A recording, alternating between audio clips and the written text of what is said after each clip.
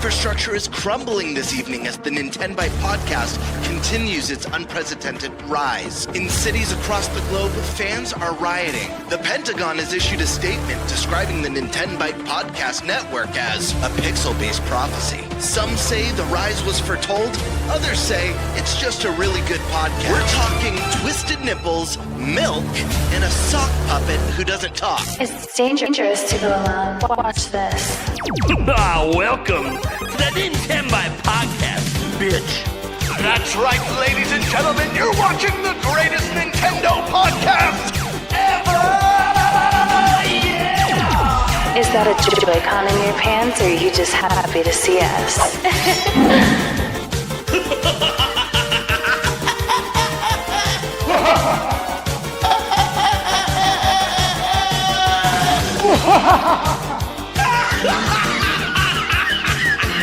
Shut up! Now feel the power.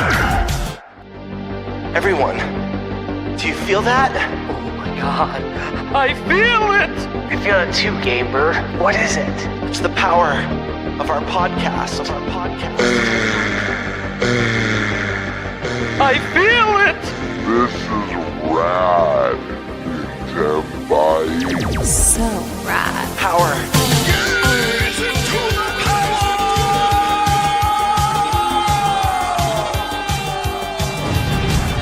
Now bask in their glory. I'm Nintendo Brian.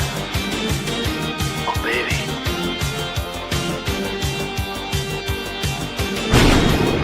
I'm Thunderstash.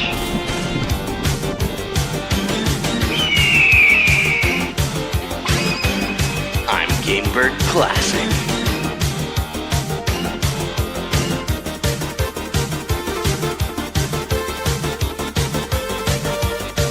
Nintenbyte rules. Let's rock.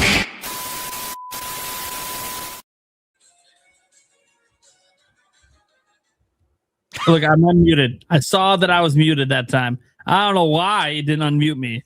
It unmuted everyone else. Whatever. Hi, everyone. Welcome to the Nintenbyte Podcast, Season 3, Episode 50. So we're 50 episodes into the season. It's getting a long season here. To see what we want to do to ever spice it up for a new season. But let's not get too far ahead of ourselves. What we can say for sure, though, is Steak 1024 wanted to start off the show before we got going here. Just wanted to let us know he rated this the creamiest podcast of 2026. Nice. All the cream. Dude. Keep it creamy. All the cream.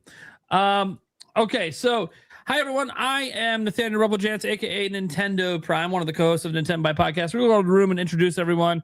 Going on. We got a bit of a topic roulette, but it's a really weird topic roulette because it's 3 dealers' choices. It'll get fleshed out as the show goes on. Really, it was just I didn't have time to make all the topics before the show started. But we do have at least one topic to get us going. You guys know we got to be talking about Splatoon Raiders and variable pricing from Nintendo. They didn't lie to us. Pro-consumer move. Oh, we'll talk. Let's go around, though, and let people know who we are and what we got going on. We'll start with our guest. For the first time in 2026, John Evo. What's up? It has been a while. I know, a long time. You haven't been on in like a year. Has it been a year? Yeah, it's been almost a full year. Oh, man. Yeah. Well, I hate Nintendo now, and you guys suck. You know, I mean, that's why I wasn't on for a year. Makes sense. You're trying to get uninvited from today, aren't you? Wait, what? You're trying to get uninvited from today, aren't you?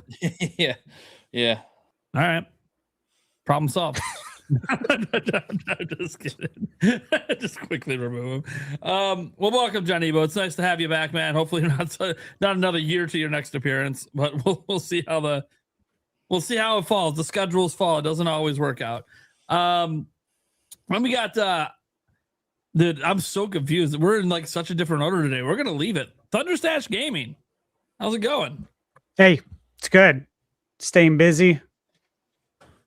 That's it. You guys know. I'm Lots busy. of reviews. Lots of reviews yeah. all the time. He just published another one recently. Was it today or yesterday? I can't remember. I saw it today, yesterday as well. Yeah, there you go. He's grinding those reviews over there, guys.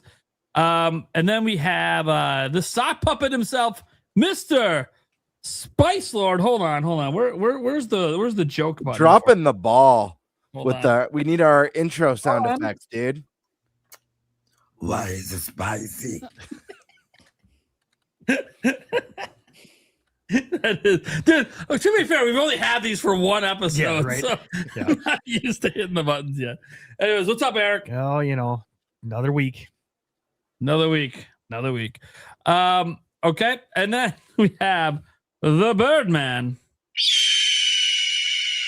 How we doing, people? It's another epic Wednesday. Excited to be here. Excited to talk to some Splatoon and whatever the hell we got going on tonight.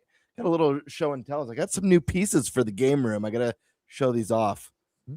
Ooh. Yeah, Pee-wee's Big Adventure. Hands out there. Mm-hmm. Yeah. It's such a good scene from the opening when he tapes his face, then rips it off and screams. So Great good. movie. And I got one more. I got a little Turtles in Time action going on. So these are going to go up this week. Very excited, but excited to be here as well. So Awesome. What the fuck was that? Pee-wee laugh. I know, but I'm like, that was so good. I swore it was actually him.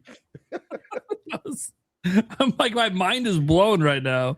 I'm Nintendo Prime, bitch. What's up, everyone? I'm Nintendo Prime.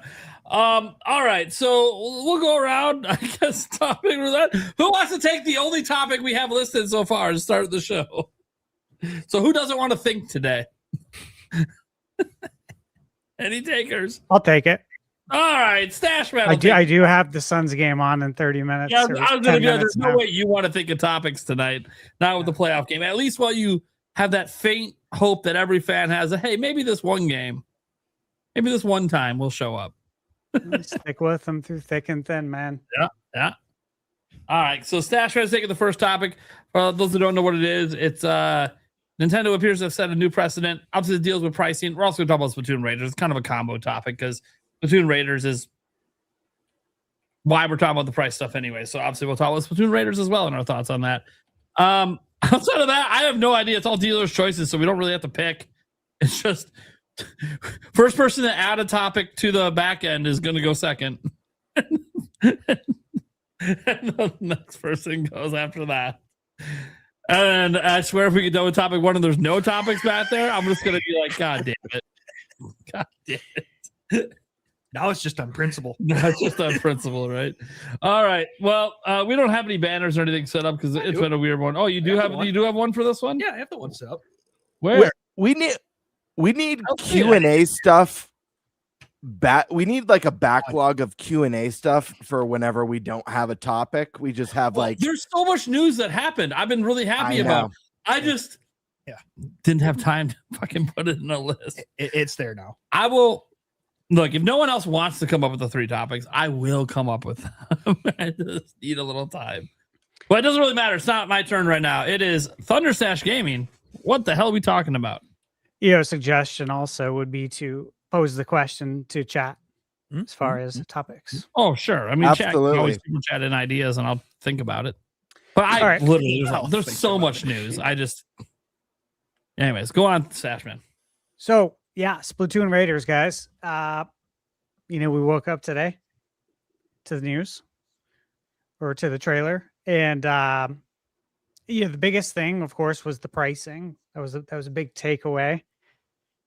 Big talking point. So first, let's talk about Splatoon Raiders as far as what we saw in the trailer. What do you guys think of the gameplay? Are you interested now? Has it hooked you? I mean, I think Bird. it looks like. Oh, my bad. No, You you're go. good. John I Evo, mean, you want to John, take it away, go. my man? Sure. I'm a big Splatoon fan. I've been playing since the Wii U, and I always loved the single player modes in the Splatoon games, and they were very short. They're kind of short. They're like 4 or 5 hour experiences. John, And can I then- pause you real quick? So Yeah. sorry. Can we get the trailer rolling in the background? Maybe have the trailer on loop while we talk about it. Hey, you're a co-host. You can do it yourself. Yeah, but I don't have the dual monitor set up. By the way, I am ordering a second monitor so I can I got it. be a little bit more professional on the channel for You're asking a question. I'm like, you literally can do it yourself. All right, it's fine. Eric's gonna get it for us. All right, John, continue. I just thought it'd be nice to have some footage going. Oh, I was thinking the same thing. Yeah, so the single player modes have always been fun, but they've only been like 4 hours, and then it also looks like the they're adding elements of Salmon Run into it as well. And I always thought it was weird that Salmon Run wasn't 24/7, like there were off times. So now it kind of looks like they're melding together Salmon Run and the single player mode and making it more of a fully fleshed out mode. And also the DLC that they've done, like Octo Expansion and Side Order, have been really good. And I don't think many people actually focus on the single player elements of Splatoon or even the co-op elements of Splatoon. It's mostly, online multiplayer. So having a separate single player, I think they call it single player focused game. Yeah, single player focused game that we could all kind of enjoy and not have to worry about multiplayer. I like it. I mean, they're doing it now, I think, to get the Japanese audience, because Splatoon's huge in Japan.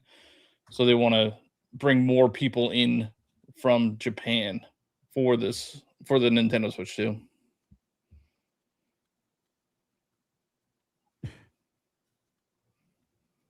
Don't everyone talk at once now. Bird? Yeah, no, I'm excited for this one. I was excited when we got the first little tease and announcement, but obviously my curiosity kind of went wild. I made a little video, I want to say a little over a year ago about this one, or a year ago, however long it's been since we got the first tease, about what kind of game this could be. And while we did get a good chunk of footage and information, I feel like there's still a lot of questions about really what kind of game this is. Obviously, what we can tell from this trailer is it is a single player focused game with local and online multiplayer options. We see that there's some sort of crafting and like upgrade system in this, as well as it looks like base expansion, maybe a little bit of base building stuff going on here.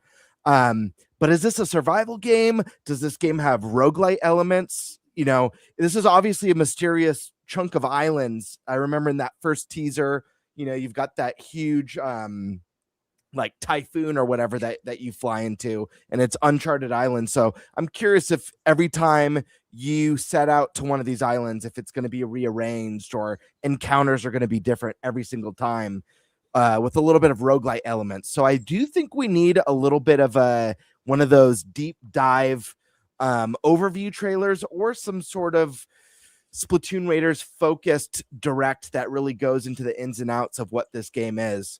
It does look like, like John Ebo said, it takes a lot of influence from a little bit of Salmon Run, which for me is my favorite mode actually in all of Splatoon. I'm not the biggest online gamer or games of service gamer.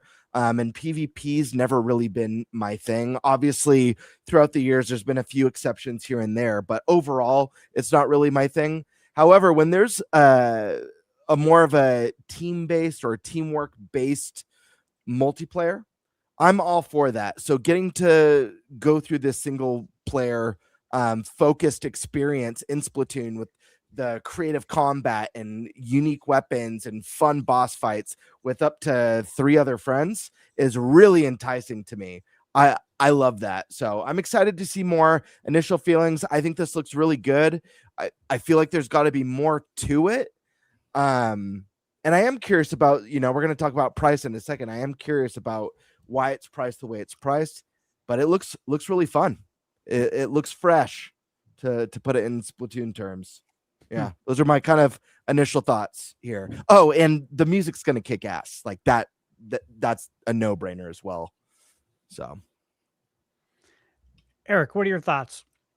Yeah, honestly, I think we're getting right to the part in this thing where, right here, when they showed this in the when I saw this in the trailer the first time, I was like, holy crap, is this like a Mario and Rabbids style game to a certain extent where, you know, the tiles and the turns and everything like that. But, you know, it's to a certain extent, looks like it has some of that feel, obviously just not turn based.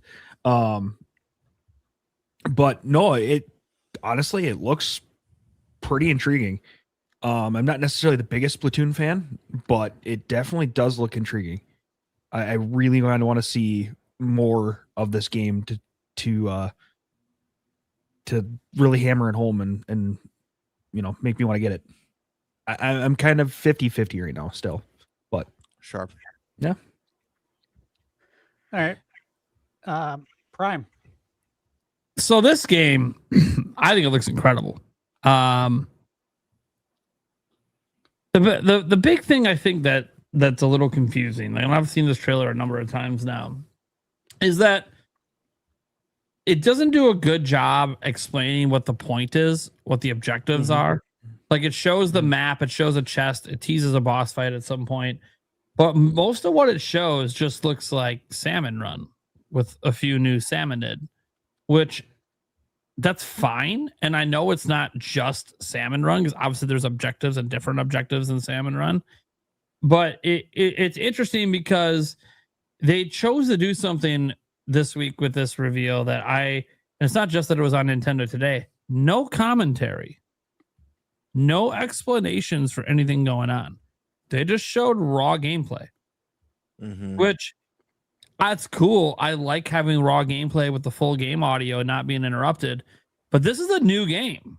This is like a spin-off game that's not like a normal Splatoon game. So I still feel like we haven't gotten the explanation that we're waiting for to like explain what the point of the game is. Like, the gameplay looks good, and you figure we should be able to tell from the gameplay, but literally it looks like Salmon Run.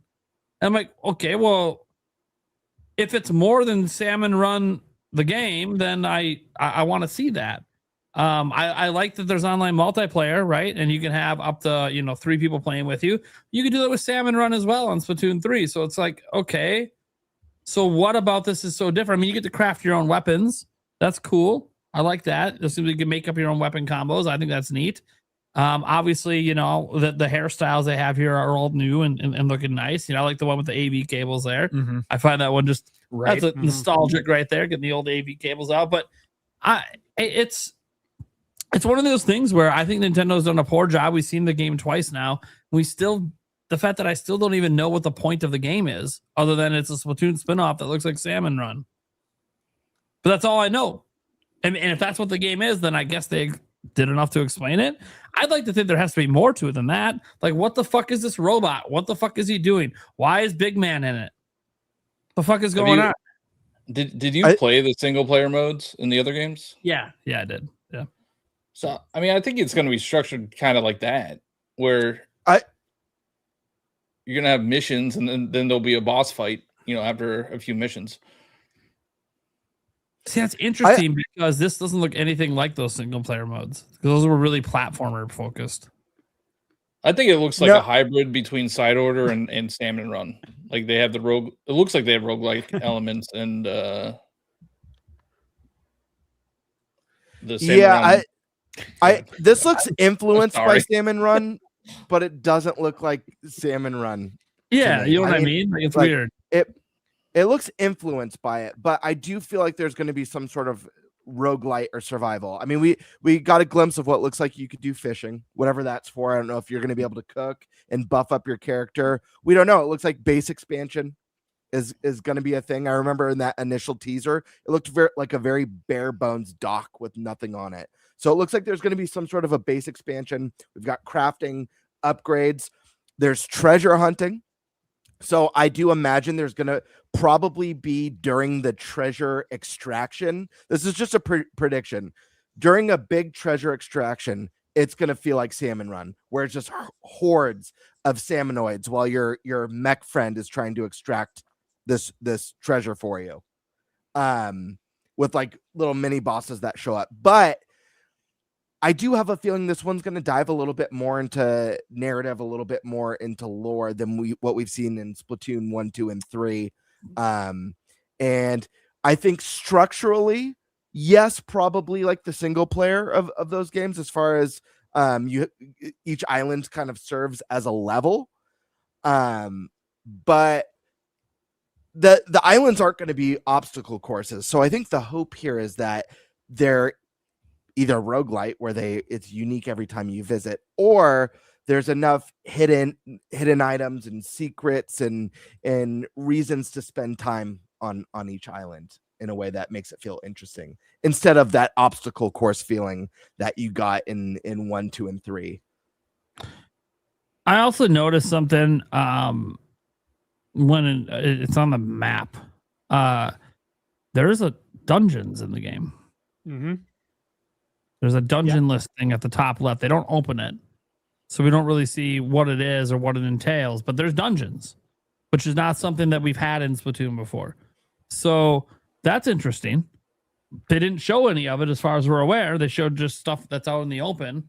So I think they're hiding a lot about this game. Obviously, we know it's coming in July, right? July 23rd.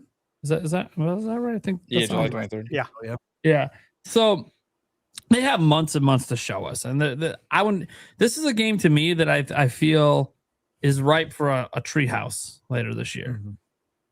Like they did one for Pocopia and the Bella Bella Park expansion. I could see them combining this with some other game they want to show off, whether it's Fire Emblem or if that Star Fox game is real, maybe they want to show that off in a treehouse along with this game.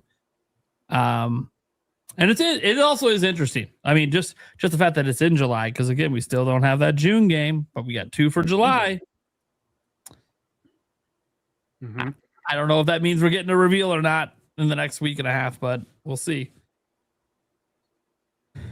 It's also notable that Nate the Hate said it was going to come in July, but I mean, guessing a summer release for Splatoon, I don't think is a tough thing to guess. Although technically Splatoon Raiders did not have a year stated with it. It was the only game Nintendo announced without a launch year, because all the other ones have 2026 listed. Yeah, I got lucky on that one. I was so worried. That was one of my most worried picks in our fantasy league. Is that going to be like a next year? Is it going to be next year? So I'm wondering, I just noticed a lot of the weapons throughout this trailer, they'll have like little keychains or charms hanging from them, or your backpack. I'm wondering if you're going to be able to do a lot of like the customization. You find, cosmetics and stuff like that you discover on the island that you can kind of spice up your outfit or spruce up your weapons and make them look unique. Yeah, I think just be a fun little extra thing. Yeah, cosmetics I think are going to be huge. I mean, they're huge in the normal Splatoon game. They're going to be big in this one too. And obviously they haven't shown what the co-op looks like in terms of online co-op when you have all 3 people with you. So you have a group of 4. And there's a lot they haven't shown. So, technically, I don't even know if they've shown a boss fight. They teased one, I think, at the end. Yeah, I think that big fish with the wings. Yeah. Mm-hmm. So I think they've teased one, but again, that to me feels like a boss fight. Well, that might be end of a dungeon kind of thing. Mm-hmm. So very curious, and obviously what all the symbols mean and all that stuff. I know there's lots of theory crafting out there, especially because Splatoon has lore. Some pretty dark lore, actually, in fact, that for some reason in each game's single player, somehow they find a way to make it darker. I don't know how. It's completely contrasting with what you're seeing on screen, but that's the point. This super dark story, but yet, you're spewing colorful paint everywhere. Have fun shooting some fish. Blah blah blah. In reality, you're in a post-apocalyptic world that's just been ravaged. But yeah, I'm just really excited for this game in general. I already know I'm going to enjoy it because I like the gameplay of Splatoon.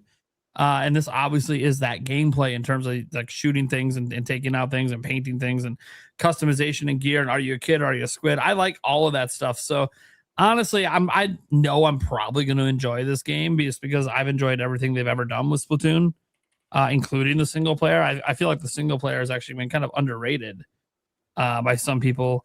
They've really stepped up. I mean, the boss fights have always been incredible in the single player, but even like this with like the last DLC they did for Splatoon 3, they really stepped it up with the content. So it's cool to see. I'm just happy they're doing a more single player, as they said, a single player focused Splatoon game. I'm just really glad that they're doing that, because I feel like whatever ideas they're putting in here, ideas they think they couldn't do in the grander mainline Splatoons, because they got to focus more on the multiplayer during development. Do you think that this kind of puts a wrinkle in Splatoon 4? Like, will we have a Splatoon 4 that has a single player and multiplayer, or are we just going to get like a multiplayer suite? I think it'll still have single player. I think this is just a stopgap. I think and again, this is my opinion. After what they did on Switch, where they released Splatoon 3 and Splatoon 2, I think they're like, you know what? Maybe mainline we should only do once per generation instead of twice. Because I don't know, like, yes, they both sold over 12 million, and you can call it a success, but the second one sold way more than the third one. And it could just be one of those, hey, maybe we don't do multiple mainline Splatoon games every gen. We just do one, because it gets years of support.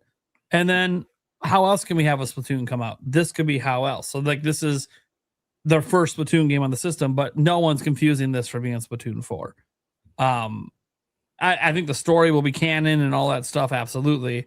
But I do think there'll still be a single player campaign and all of that. And it'll be whatever happens after this. Like, this might lead into Splatoon 4, basically. You know what's really cool about this game, and I think we've already gotten a little bit of a taste of it from this most recent trailer, is they're going to be able to do things with weapons in this game that they could never do in a mainline Splatoon game, just purely for balancing reasons. You know, they always have to think about balancing for multiplayers and how all these weapons work together in a competitive state. Whereas this, they could go balls to the wall wild with weird secondary abilities and supers. And I'm really excited to see some of the creative stuff that they come up with. I like that giant shark that they showed. Yeah. So if it's stuff like that, like, I'm down. Yeah, the shark was pretty cool. It really was. Stash, you got any thoughts on Splatoon? Yeah. There's a little bit of information, right, on Nintendo's website. I'm just going to read it. Sure. So in this single player focused adventure, first off, I just want to say I think it's really funny that they kick it off with that, and then they say, play with up to 3 friends. It's like, what are we doing? Yeah. Whiplash. Which direction are we going? But all right. Yeah. Hey, dude, I think that's cool. Secret of Mana, that three people you can play with. I consider that a single player adventure. Absolutely. But I guess, you could have friends come along and play. So that's the first thing I thought of, like, all right, we let that slide because Secret of Mana did it so well. All right. So in this single player focus adventure, play as a mechanic working with Deep Cut, a trio of swashbuckling musicians, and venture out into the mysterious islands. Customize your character, kit yourself out with mechanical gadgets and ink splattering weapons, and take on waves of enemy salmonoids as you raid the islands for treasure. So, raiding the islands for treasure. Still wondering what we're doing in the dungeons. Because that was the first thing I saw in the trailer. I was taking it slow. I'm like, oh, see dungeons on the map. That's a good sign. Got some depth there. Then it says, it's not just you out there, though, in this single player adventure. One member of Deep Cut will raid alongside you in a powerful bot.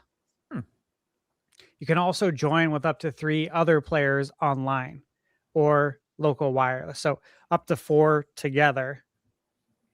Or you have a powerful bot. You're playing single player. So interesting. Look, I think it looks good. I think it looks like it's going to have some depth. I like that you can make your own weapons, that you're going different islands to find treasures. I like that they showed in the trailer. They showed the map, of course, like I think at least twice. But they showed it one time where, the clouds move away and it reveals more of the map. Of course, I'm just wondering, I wonder how big it is. How big is it, right? Yeah, we all want to know. That. They can keep doing that. They can just keep zooming out. It just keeps getting bigger. Yeah, and that's the hope, right? Because I guess to segue into another part of this conversation is it seems like the question that was being asked by a lot of people online after when the price was revealed, which again, the price is $50 digital, 60 physical, and it is on cart, which is great. That's part of the variable pricing. But the question was, well, if it's costing this much, how long is this? Could this have been Splatoon 3 DLC? And that's not me saying that. That's just folks on the internet saying that. And then there was the people that were upset that this isn't on Switch 1 because it looks to them as if it could be on Switch 1 based on, I guess, just graphics alone. Nothing under the hood. It's a very surface comment, but these are the comments out there. And I thought the discourse was interesting because, you get a positive, right? The game looks good. We weren't planning on this being revealed today. So that's positive. The fact that it looks good is a positive. And then the pricing's a coming positive. soon. Yeah, pricing's a positive. The reaction online, again, this is just like the mindset I talk about a lot, just goes immediately negative. Well, this isn't a very long lead up. Is this even really going to be that big of a game to them? And what's with the price? I mean, is there really that much there for us? Is this going to be like a few hours or something? Like everything just went like super negative, which is just so sad. But I didn't think that. I think we need to see more, obviously, and I think we will. Nate, you mentioned the treehouse. This is a perfect game for a treehouse. If they don't do that, I would absolutely presume it's going to get a big overview trailer. A nice 8 to 10 minute one. Yeah, so it needs it. Yeah, just based on what I see, I think the graphics look fine. I don't look at it and say that should be on Switch 1 for any reason whatsoever. It looks interesting. The gameplay loop looks interesting. You're going from island to island, you're getting treasure. It's always fun to do. Creating your own weapons looks fun. I want to see the dungeons, and that's kind of where we're at. There's Amiibo, of course, too. Were announced. And again, that is a common trend now with like all first party games getting Amiibos, which again, you go back to like some of these rumors about Luigi's Mansion 4 saying there's going to be an Amiibo. It's like, yes, it's obvious, man. It's obvious they're all going to get Amiibos because they're selling. It's weird too, because it felt like Nintendo was going away from Amiibo for years. It did. And now it's like Switch 2 hitting like, nope, we're all back in again. All in, every game, getting Amiibo. But if you look at what's changed, right? From Switch 1 to Switch 2, where we did have that lull with no Amiibos. And we talked about that. But since they've come back, the quality is way better. Mm-hmm. The price has also changed. They're charging more money. However, the quality is much, much better. They're much bigger as well. So something changed there. It seems like they put a halt to all the Amiibo so they could rework the quality and rework the pricing, and then bring them back out for Switch 2. Especially while Switch 1 was in its, final year there. And, demand wasn't high anymore. Like if you're going to take a break, that's the best time to take a break, right? It's like in the restaurant business, taking a break during turnover. It's the best time to do it. No one's coming in right now. Let's work on something new. Do you guys have any other takeaways? What are your thoughts on the pricing? John, what do you think about that price? I mean, I like the price because it's, probably, is it the cheapest Switch 2 exclusive now? Well, I guess not including Dragon Drive and Welcome to Dragon Drive and the whatever the heck, the tutorial thing. Welcome Tour. Yeah, it's with a retail release, like a retail physical release. Yeah. Because it has a physical copy, yeah. But I like that about it. I just wish they were more transparent on what makes their decisions. Like, so this is cheaper than Yoshi in the Mysterious Book. Mm-hmm. And it's cheaper than Mario Tennis. So it's like why is Mario Tennis $70, but the Splatoon game is $50? I just wish they would have more transparency. Of course, I want everything to be cheaper. And when they announced this whole digital is going to be cheaper than physical, the first thing that I thought was, oh man, we're going to get $70 digital games and $80 physical games. But with this and with Yoshi, it seems like we're not going to see that, at least anytime soon. Maybe for like Smash Brothers or Mario. We'll see if Luigi's Mansion does come out. If that could be a $70 or $80 game. Yeah. So it's hard to tell like what their variable pricing entails. And also, like you brought up Amiibo, the Amiibo for Splatoon Raiders. If you buy all three of them, it's actually more expensive than buying the game itself. I think the Amiibo are like $75 total, and the game is $60 if you get a physical. Yeah, it's like the Kirby Air Rider Amiibos. Yeah, they're $52 each. Yeah.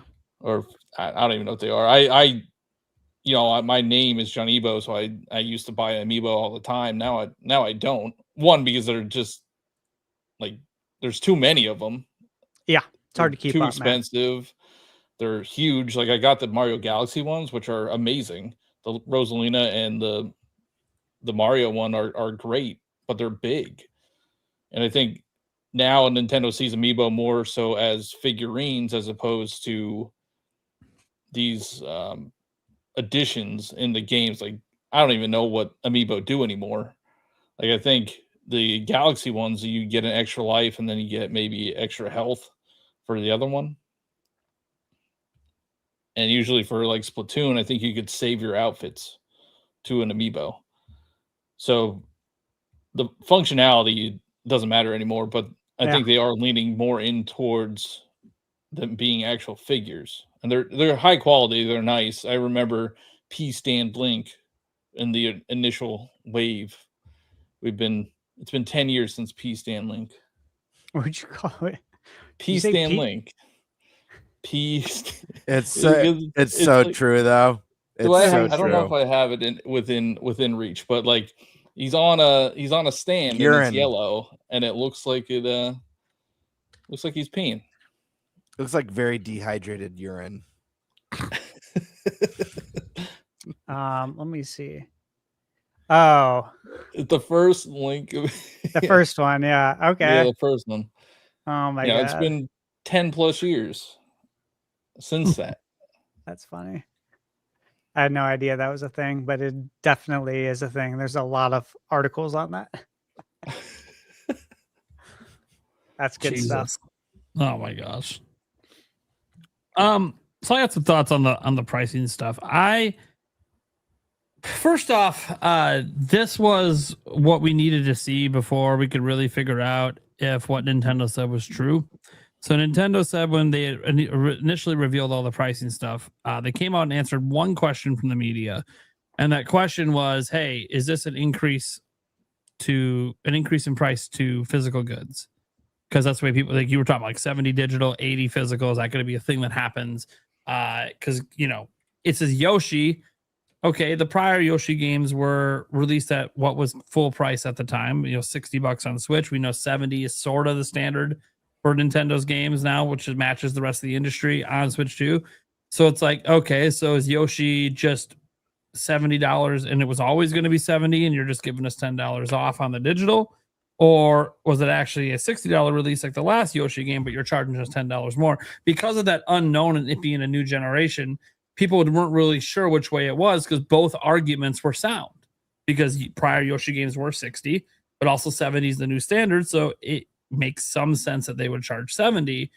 And obviously with this, we kind of got our answer is no, it was going to be it's a $70 game. They're charging $10 less because they're charging 60 for this game and then charging $10 less on the shop. And I think the logic is, I don't think, does anyone here think Splatoon 4 isn't going to be 70? I think it will be. I have no idea. Because of, I think it will be.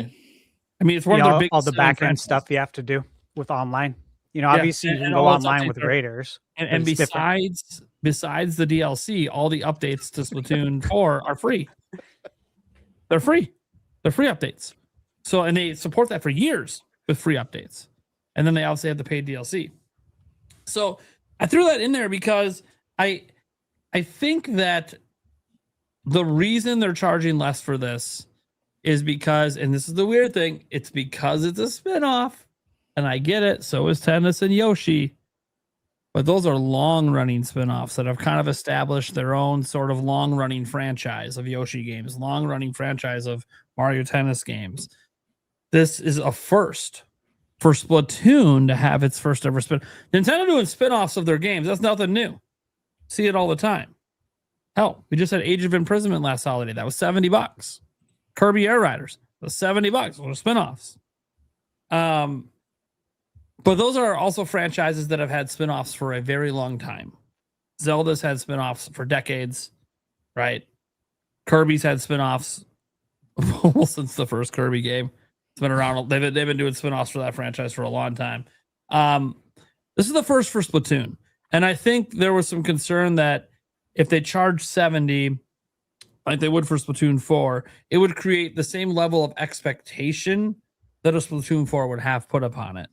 And I don't think they want that level of expectation. They want you to go, no, Splatoon 4, that's our full enchilada. That's our single-player campaign, our giant multiplayer, our years of support. We're not promising that here. We're not promising any multiplayer besides the co-op stuff, to do the single-player stuff. It is a single-player focused game. Our intent is for you to play this by yourself.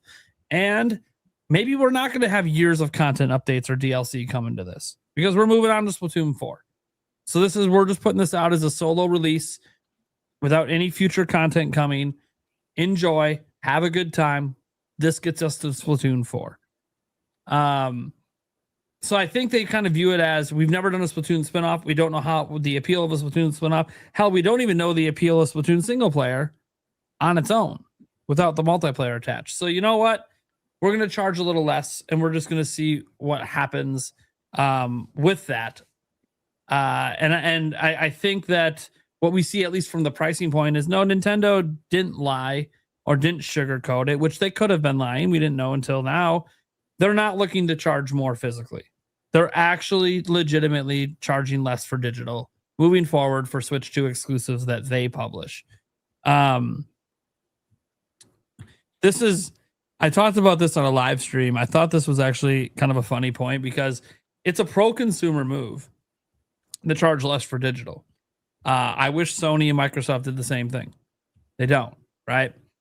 Most companies don't charge less. We know some indies do, especially on Switch and Switch 2 because the cartridges are expensive, so they charge more for physical. But that's a case where they're charging more for physical. They're not charging you less for digital because that digital price is the same price on all the shops. So they're actually just charging you more for that physical copy. Nintendo setting the precedent that, hey, we're a platform holder, we're going to charge less. It's an extremely pro-consumer move to do that because digital should be cheaper than physical, especially when you're dealing with cartridges. However, it's undeniable why Nintendo's doing it. It's because they want more digital sales than physical sales because physical is costing a shitload of money. A third, gotta remember, this is like a 20 gigabyte game, so like a third of the game's cost physically is the cost of the cartridge for Nintendo to make the fucking cartridge. They would and then there's retail cut on top. Like Nintendo might be only making like $20 off a physical sale of this game.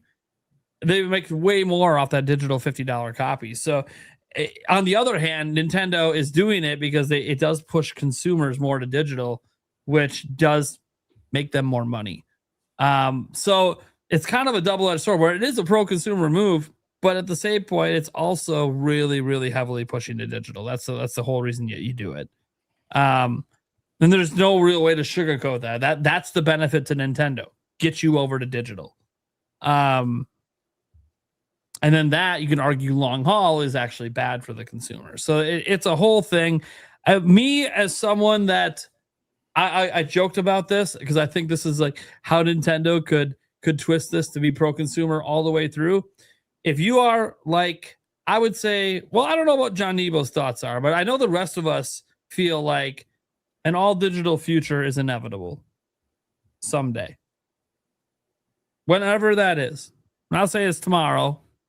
Not even say it's 10 years from now. At some point, we're not really going to have physical media for video games. There'll still always be a few floating around, just like there's like vinyls, right? Like there'll always be something floating around for physical, but it's not going to be standard. All right. A lot of us feel that way. Someday. It'll happen probably in my lifetime. So if Nintendo agrees that this is inevitable, then they're just good guy Nintendo, because they're setting precedent that all these other companies, when it's all digital only, you should be charging less. Get that $70 shit out of here. $60 tops, baby. That's Nintendo trying to argue we're the good guys. We know all digital is inevitable, and we're trying to set the standards that you should lower price. That's obviously not. They're just trying to make more money. We all know the real reason they're charging less is to make more money and move people more to digital sales. Because they probably thought this move was better for them than moving all their physical games to game key cards, because that might have been an option they considered as well to lower price, to lower costs for them. It's like, hey, we won't lower the price, but we'll just make everything a key card. Well, hey, we're going to get backlash for that. So let's just be a good guy and just make the digital price cheaper and just force more people. Well, it's not really forcing, but encouraging people to buy digital. So yeah, it is what it is. I get what Nintendo's doing. It's undeniable that it is a pro-consumer move in the short term, because they're giving us something for cheaper. And this is Nintendo, and we're not used to them being the leaders of trying to start a new trend, because that's what this is. This is the kind of thing that, if proven successful, you're going to see Sony and Microsoft copy and start knocking $10 off of their digital games. And push people even more to digital sales. So yes. So and you said you don't know my thoughts on it, but I mean I agree with you. I think we're going fully digital. I've been pretty much fully digital since, I don't know, probably 2011 when the Xbox One came out. I have a digital PS5. PC is already 99.9% digital. Most PCs don't even have a disk drive anymore. So like, and we've seen it even in our lifetimes with other media, with music and even movies are going that way. I think it's inevitable. I think Nintendo fans are kind of holding on, like they're like the last crusade, really. Because you don't see. I don't know. Maybe the internet's like rotting my brain or something, but like you don't see PlayStation people complaining when PlayStation releases a digital only PlayStation. But like if Nintendo were to release a digital only Switch 2, like people would be losing their minds. They're already losing their minds with game key cards. Like it. Dude, if the Switch 2 Lite is digital only, the internet is going to act like Nintendo's the most evilest son of a bitch. And I'm going to be like, where the fuck were these complaints for the PlayStation 5 all digital and the Xbox Series S? Why is Nintendo the devil for doing what everyone else is doing? But we know that's what's going to happen. They're going to be treated like, they're the Antichrist. They're the ones that brought on the digital future. It's like, fuck, you been paying attention to the whole industry?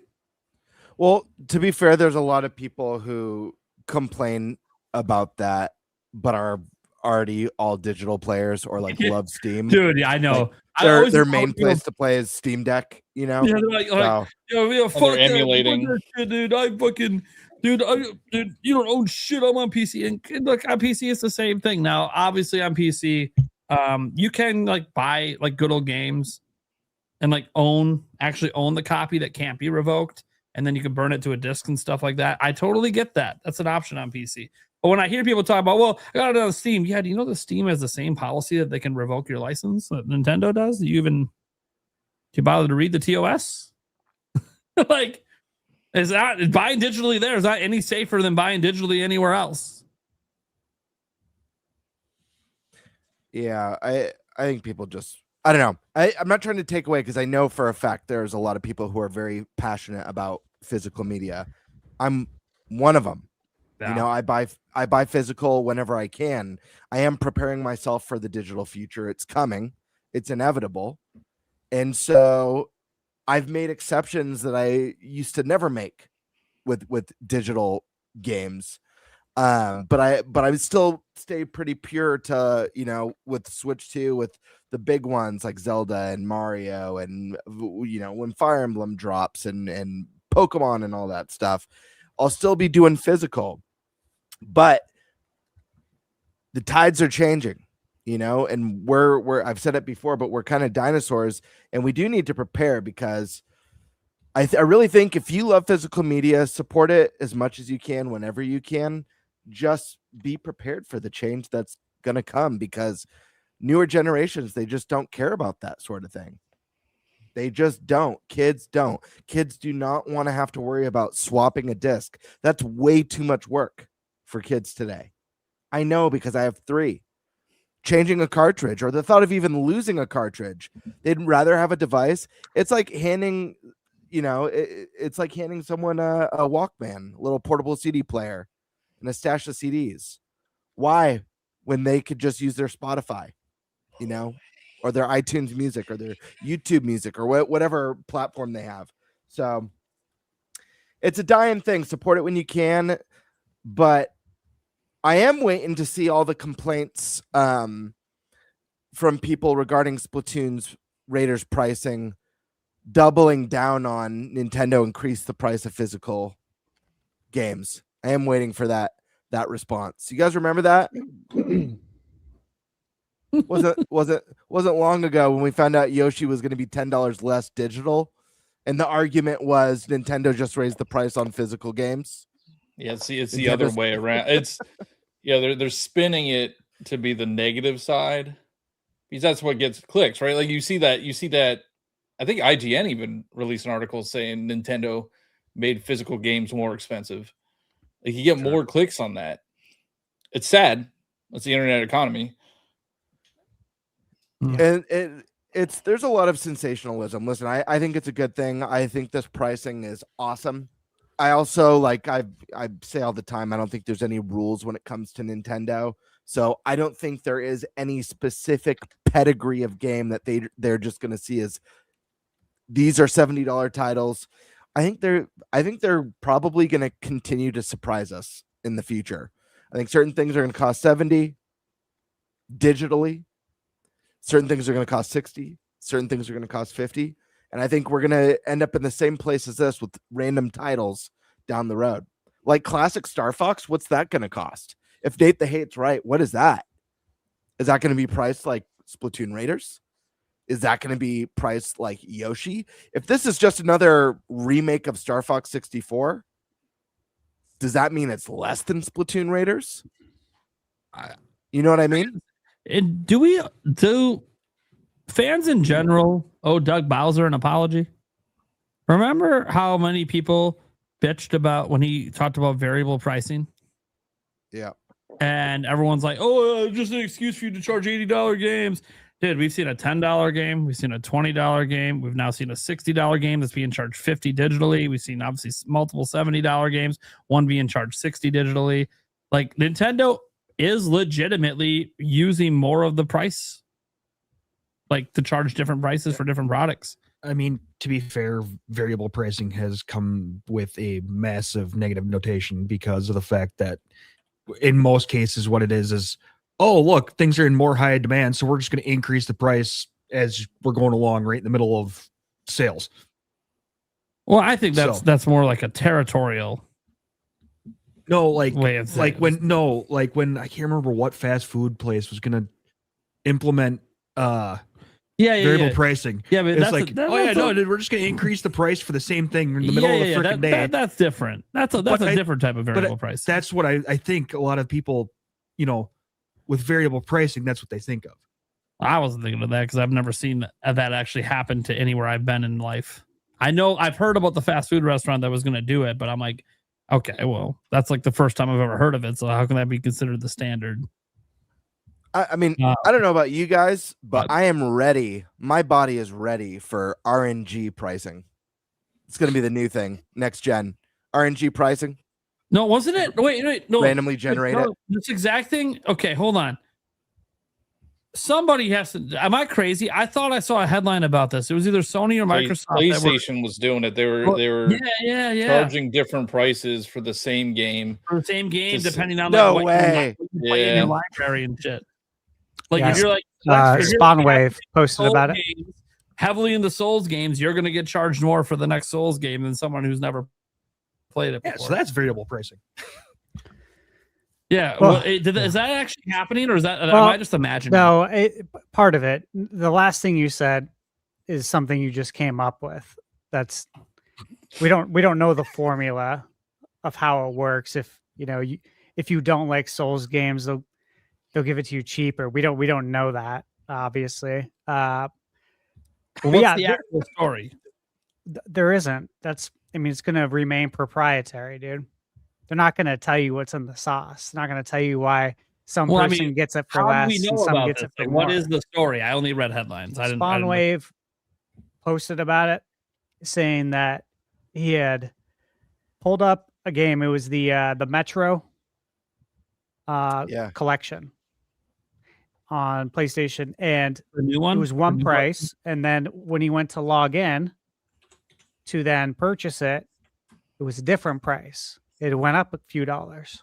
It was like $6.99 or $5.99, and it went up to $7 or $8.99. Obviously, still an absolute steal, but that's still bullshit. Yeah, though. Yeah. So they're calling it dynamic pricing. Yes. Oh shit. Sorry, that's what I meant by variable pricing, dynamic pricing. Yes. Yeah. So this is AI. It says where prices and discounts for games vary between users based on factors like account history, location, and behavior. Yeah, that's what I thought. Because I thought when I read behavior, I'm like, well, behavior would be what have you play. Mm-hmm. Location, I could see a company doing. I could see a company. Well, they already. They kind of already do it. Location. It's right, but like in California, I'm in California. It's minimum wage is higher here than a lot of states around the nation. But the pricing of physical games remains the same. That'll be why but I could see them being like, oh, well, minimum wage is higher in California. So they do that, charge like $3 or $4 more bucks. They do that for like groceries.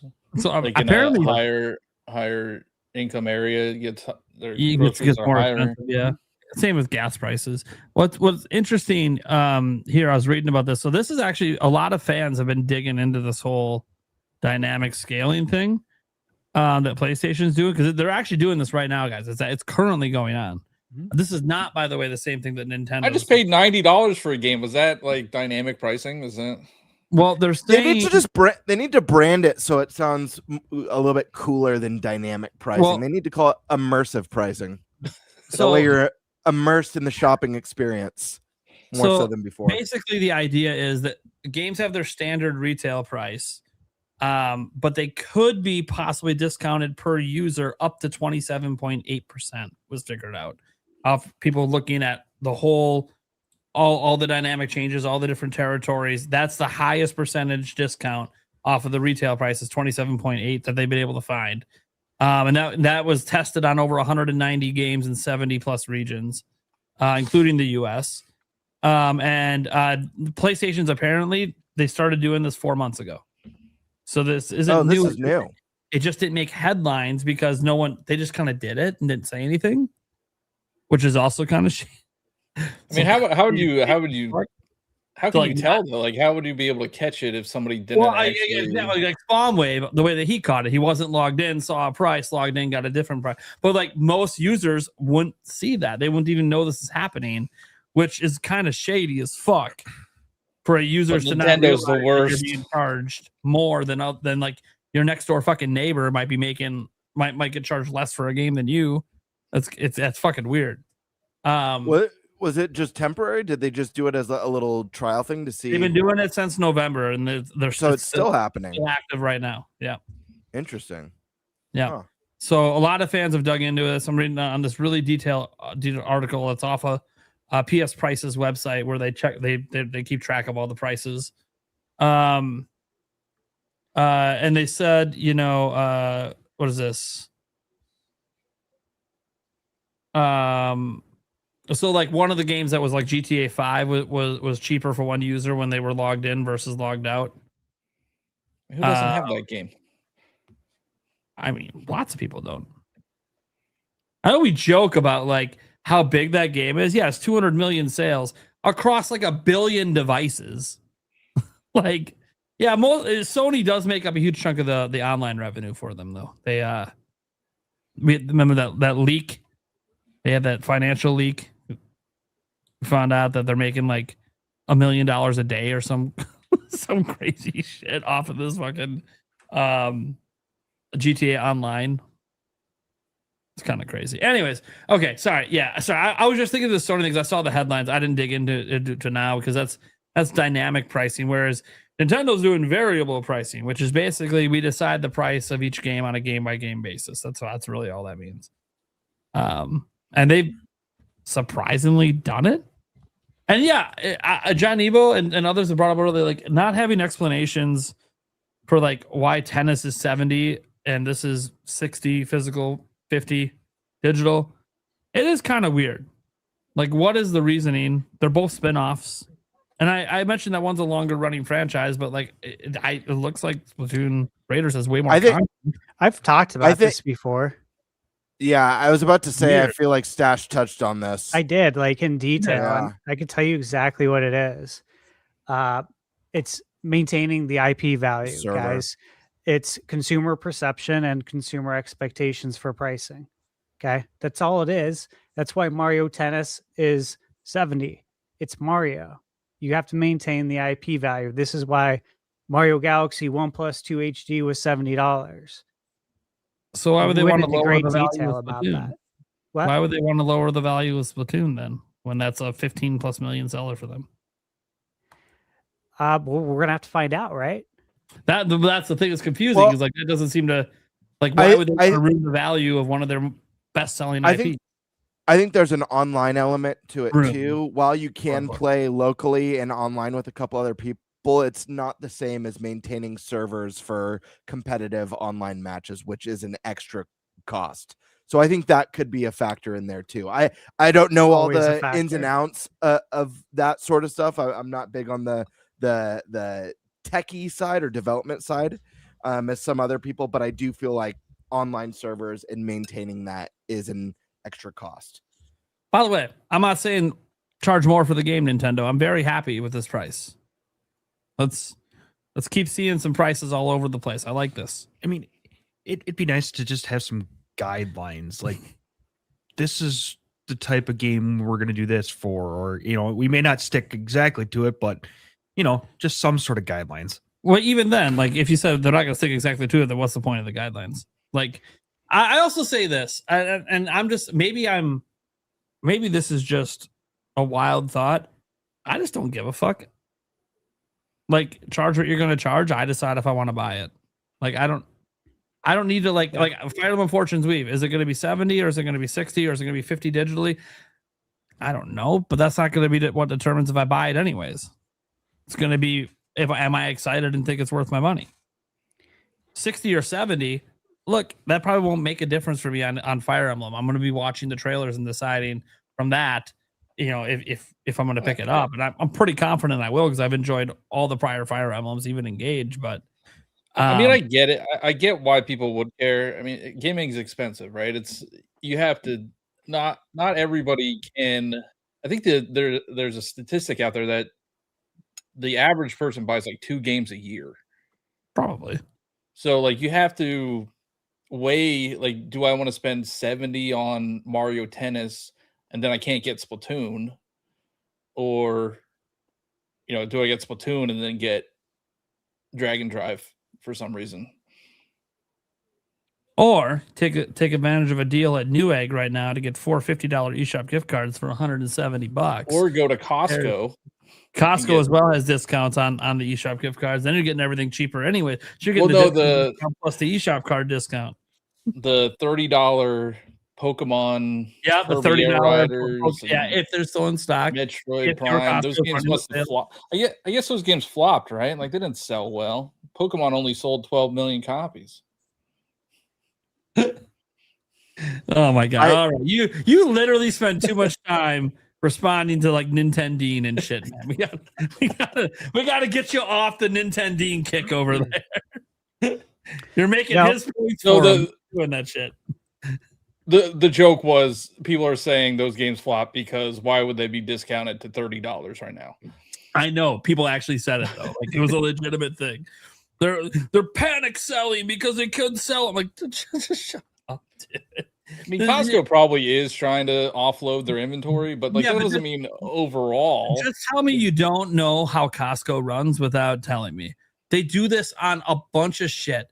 Like, is PlayStation 5 in trouble because was it the last Gran Turismo game? They also did the same thing too and charged $30. Like, Costco does this all the time because Costco has a rotating inventory. They're trying to always keep things fresh in there. So when the members come in, because it's a membership place, there's something new in the store every single time you go. Every week you go, there's something new in the store. How do you think they're able to do that? It's not because they're able to sell everything that's in the store at the MSRP price. Sometimes they fire sale, get it the fuck out. Like, let's say they want to bring new games in, right? Let's say they want some newer Switch 2 games. They want Yoshi coming up in there. They want Tamagotchi Life in there that just came out last month or last week. Like, they want these games. Well, we got to get rid of the old inventory first. So mass discount it, then we'll bring in the new ones. Like, this is just what Costco does. It's not new. And to explain how this is not like because it's not selling well, not every Costco is offering the discount. It's all localized depending on who needs to get the inventory out of their fucking store. Walmart does the same thing all the time. People will post on X or like they'll have like Switch Reddit groups, right? And they'll post pictures of their clearance section. I usually see it on X. Yeah. And they'll post pictures of their Target clearance, and then someone will be like, I went to mine and they don't have any of those on sale. This is like so normal. Yeah. Like, what planet are you living on that you don't know this? Yeah, it's like you noticed the one game that wasn't on a massive discount that was in there. Oh, it was Mario Tennis, and that's the only one that they're talking about that actually released this year. It's all the games that are on sale were last year's games. I think, guys, that like Mario, Zelda, that's going to be obviously on that, always going to be on the high end here. And we talked about this. We did a whole podcast on this. Mm-hmm. We talked about each IP and what we think it's going to cost. Yeah. So everything's unfolding the way it should. No, I get it. I mean, it's the Mario tax. I get it. It's not like Mario tax, Zelda tax. I do understand like the overall concept of it. I don't know about Yoshi being 70 or 60, whatever it is, but like we're having Rhythm Heaven coming out in July as well. And I think that's 40. July. Yeah, that game's 40. To be fair, it's also just a Switch 1 game. It's not a Switch. Yeah, but Tamagotchi Life just came out, and that's 60. So it's like, sure, Tamagotchi. I don't know. What are you doing? Like Tamagotchi Life is high. Tamagotchi Life sold 7 million copies on 3DS. Yeah, I know. I understand. I get that. Seller. But like, I wish they would just say that. Like, our heavy hitter sellers are gonna be 70. I mean, our spinoffs are gonna be 40 or 50. Then they're locking themselves into something that they don't want to be locked into. Guys, do you think it's possible that they're also obviously variable pricing to this degree is new for Nintendo? Obviously, there's been to some degree variable pricing with titles, but to this degree, it's pretty new for them. Do you think there's an element of experimentation here as well to see kind of how the market reacts to it? Yes, because they do have all the data on this stuff. So I gotta assume that part of this is them just kind of learning the market right now. Yeah. If you announce it, everyone will hold you to it, and now you've given the consumer an expectation. And if you don't meet the expectation, so if you release the next game and you want to price it higher, people will throw a fit and they'll go into chronic complainer mode. So you just don't even say anything about it. Just like with Sony, you don't say anything about the dynamic pricing. Tell everyone to F off. It's none of your business. You don't have to say anything. I really don't think we're going to see an $80 game. I will say, though, with the dynamic pricing, and I'm very curious on this front, and this is obviously something we're not going to know for a while.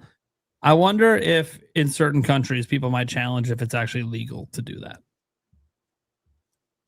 Is it legal to charge your customer on the same shop? So we're not talking about going to different stores in different territories. The same shop, a different price than the person right next to them when you're both buying it brand new. I think there is some precedent there to maybe challenge it legally, to be like, is this even legal? Can they do this? Can they come into my house with the only shop available on their whole thing and change the price just because I bought a prior game in the franchise? I'd be shocked if the legal department didn't look into this before it was greenlit. Absolutely, I'm shocked. sure. I don't know that Sony ever went to get greenlit. They said their store, we do what we want. Remember, they didn't announce No, this. I know, but when you're making internal decisions like this, the legal department will review it. Your internal you legal don't just department. There's no you way don't in hell wing they it did and that. you don't just wing it and risk a massive lawsuit. Yeah, but here's the thing: they're probably going to make more money doing this than what they'll pay out in a lawsuit. So it's probably going to be beneficial for them in the long run. The thing is, I don't think they are the ones that get sued. I don't think that's what happens. I think this is an EU issue. EU believes heavily in consumer protections. Look at the changes that have been forced because of them. Apple is now all USB-C because of Europe. I think it's more of a thing that, like,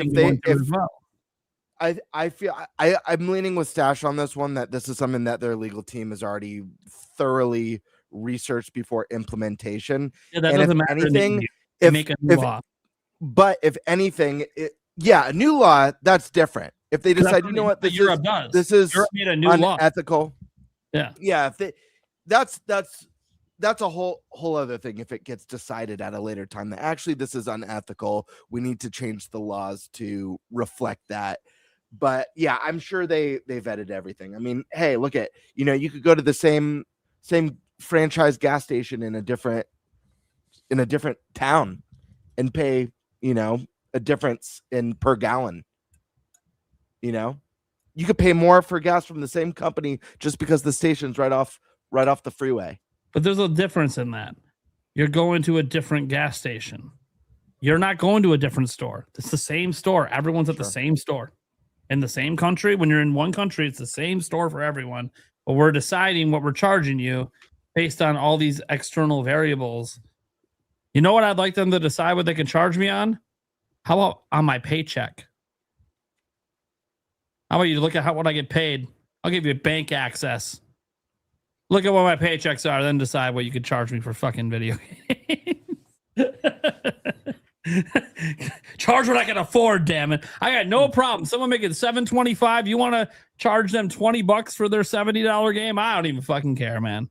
Like, dude, that guy is surviving off fucking ramen noodles, not even with water, eating them dry. All right? I'm cool if you want to charge him $20 for your $70 game. But no, it's one of those things that I do wonder, because Europe's the place where, like, they push back on a lot of this stuff. All the age ratings have changed on mobile apps because of gacha mechanics. Why? Because Europe made a new law that said, no, that shit's for adults, not children. And it's been, like, very consistent in Europe. Like, anything that comes up that they view as anti-consumer, like, yeah, their legal department to go through, oh, this isn't legal now. Like, no, but that doesn't matter. If it's ever determined that it's anti-consumer, Europe might check them. But we'll see. Like, Stop Killing Games is an attempt to check companies being able to shut down games like Concord out of fucking nowhere. Like, hey, why do you get to do that? We spent money on this. Why do you get to just jack it away from us without warning? When we bought the product, you didn't tell us we only get 2 weeks of support. And it's not just about that. It's obviously for other online games that get taken offline without any warnings. And even if there are warnings, there's no ample way to allow like the people to keep playing it by opening it up and let them host their own servers. That's been a solution floated out there. Like, hey, if you're not going to host the servers anymore anyways, all you got to do is let people host their own servers. Problem solved. People do it all the time on PC. They hack things anyways, but for a console, you're kind of fucked for the most part. So that's what the Stop Killing Games is trying to get taken care of. Is it going to work? I have no idea. I mean, they're doing proceedings right now. I've been paying attention to it a little bit because usually, guys, what happens in Europe just gets adapted worldwide, just to avoid further litigation and policy changes, which could end up wrapping other things into those policy changes that you don't like. That said, I'm good on the pricing, Todd. Are we ready to move on to our next topic? Yeah. Yeah. Cool. Well, Birdman's not here, so I guess I'll go. And let's go with another kind of a, you know what, actually, let's save that one. So we're going to be going over fans are suing Nintendo. I think it's an interesting conversation. We'll talk about that one and go over the original source on it.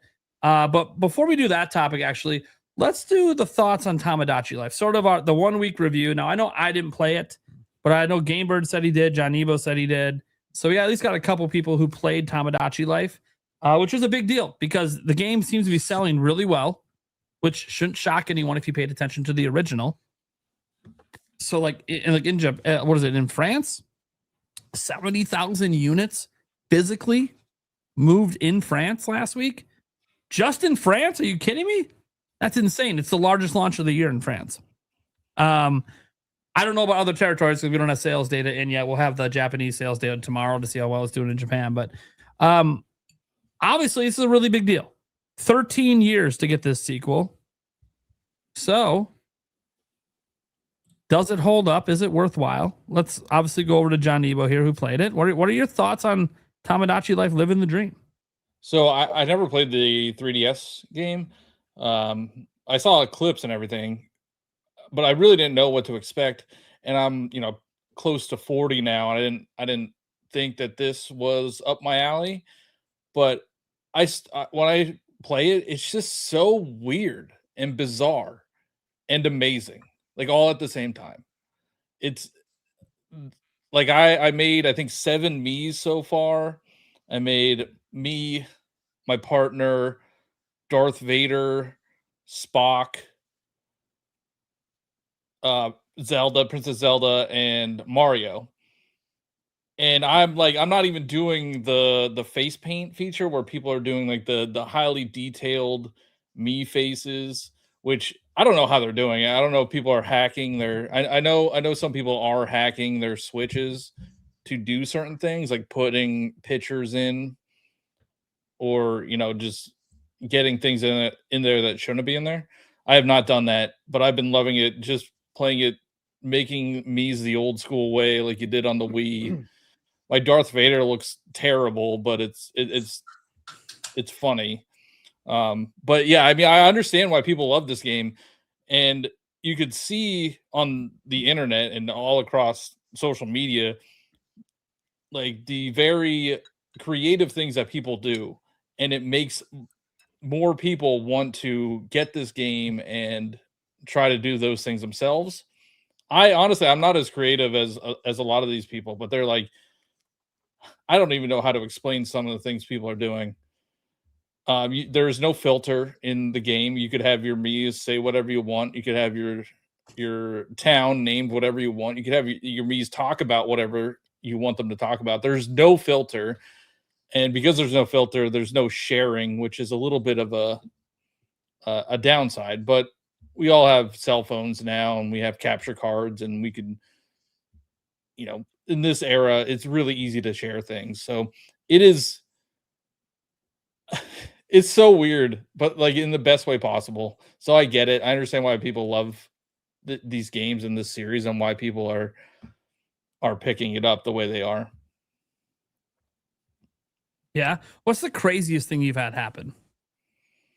So I have me and my partner Mies in there, and we are living together in the game, but Darth Vader is trying to make a move on my partner. He's telling me that he wants to confess his love to my partner, and then also he wants to move in with my partner. And I'm like, bro, what are you doing? Making a move. Yeah, he's trying to make a move, and I keep saying no, and he keeps trying to make a move. You don't see a ring on that finger? Exactly, and we moved in together before we were even technically dating in the game, which was kind of weird. I don't know why you would move in with somebody. Not even dating. But you can make like town lingo. So I have Gandalf in there, and we talk about Lord of the Rings, and everybody talks about how they love the Lord of the Rings, and I also. There's a question where they ask you like, what do you think you can win a competition at? And I put tax return preparation, but now everybody else is saying that they're better at preparing tax returns than I am. So you can do whatever you want in this game. It's great. I get it. I understand it. I understand it now. I understand it now. There it is. Oh man. So Birdman, man, what's been your general thoughts on Tamagotchi Life? You guys are our resident Tamagotchi Life players here, so yeah, no, I agree with a lot that Janibo said. I'm loving it. Generally not my type of game. My daughter was super excited for this release, so we've both been playing it, side by side and sharing our Miis with each other.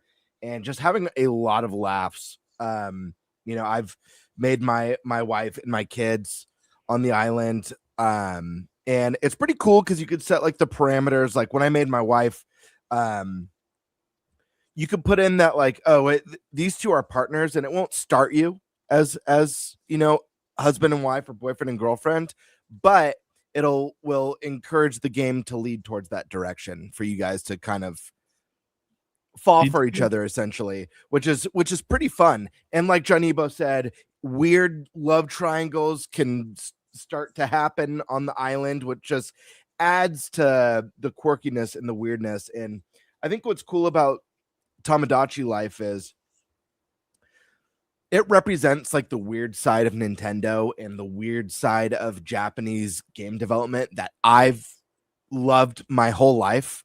Games like this, games like WarioWare, where you have mini games of like, plucking nostril hairs and shaving armpits, really quick to a timer, or games like Katamari that are really weird, or even Yakuza, a series that I love so much. So like Tamagotchi is a full embrace of the weird side of Japanese game making, and I love everything about it. On my island, I've got me, my wife, my kids. I've got Pee-wee Herman was the first non-family member that I added to the island, which has been hilarious with all the weird quirks. The way, as you level up your villagers or islanders or whatever you want to call them, your city folk, you can give them unique quirks like how they start sentences or end sentences, or things that they might say in their sleep while they're dreaming, or the way they walk or the way they stand. So everyone on my island walks with a different walk. Pee-wee Herman has like swagger, like he swings his hips and his arms and stuff when he walks, and he walks at like a higher pace. So he's just like going around the island like this. And I've got, who else do I have on the island? I have Beavis and Butthead on the island. And I have it to where they're like not becoming friends with anyone on the island. So they treat everyone like crap except for each other, which is really funny to watch unfold. I also made Gollum from Lord of the Rings. And and he ends every sentence in "my precious," and I've made him as creepy and as weird as possible. But yeah, again, this is a testament of exactly what I love about classic Japanese game development, and it's really just about all these weird scenarios that unfold. There's really not much to the game outside of designing your Miis and doing a little bit of like, terraforming and island designing. Really, it's just a fun sim where you can watch these interactions unfold, and it will have you smiling from ear to ear. It gets weirder and weirder and weirder, and just when you think it won't get weirder than this, it gets weirder than that. And it's from the characters interacting, or a character having a dream and you entering their dream to see what they're dreaming about. Really fun stuff. There's even some little mini games here, and it's fun. Like, you might spend a ton of money on outfits for all your characters, and then you give a character a new pair of shoes and it throws them into depression because they absolutely hate the shoes. Oh, and you're a deity too. Like, they all address you. You choose a name that you, as like the creator, are spoken to as. So, you can go full narcissism there, depending on who you are. But yeah, they call me Your Majesty every time. Yep. And my daughter and I, we've sent Miis over to each other, and when you send a Mii in multiplayer, it'll have their voice, their personality, their traits, their outfit. So it's not just a blank slate. It's like the actual character is getting copied to your world, which is really neat.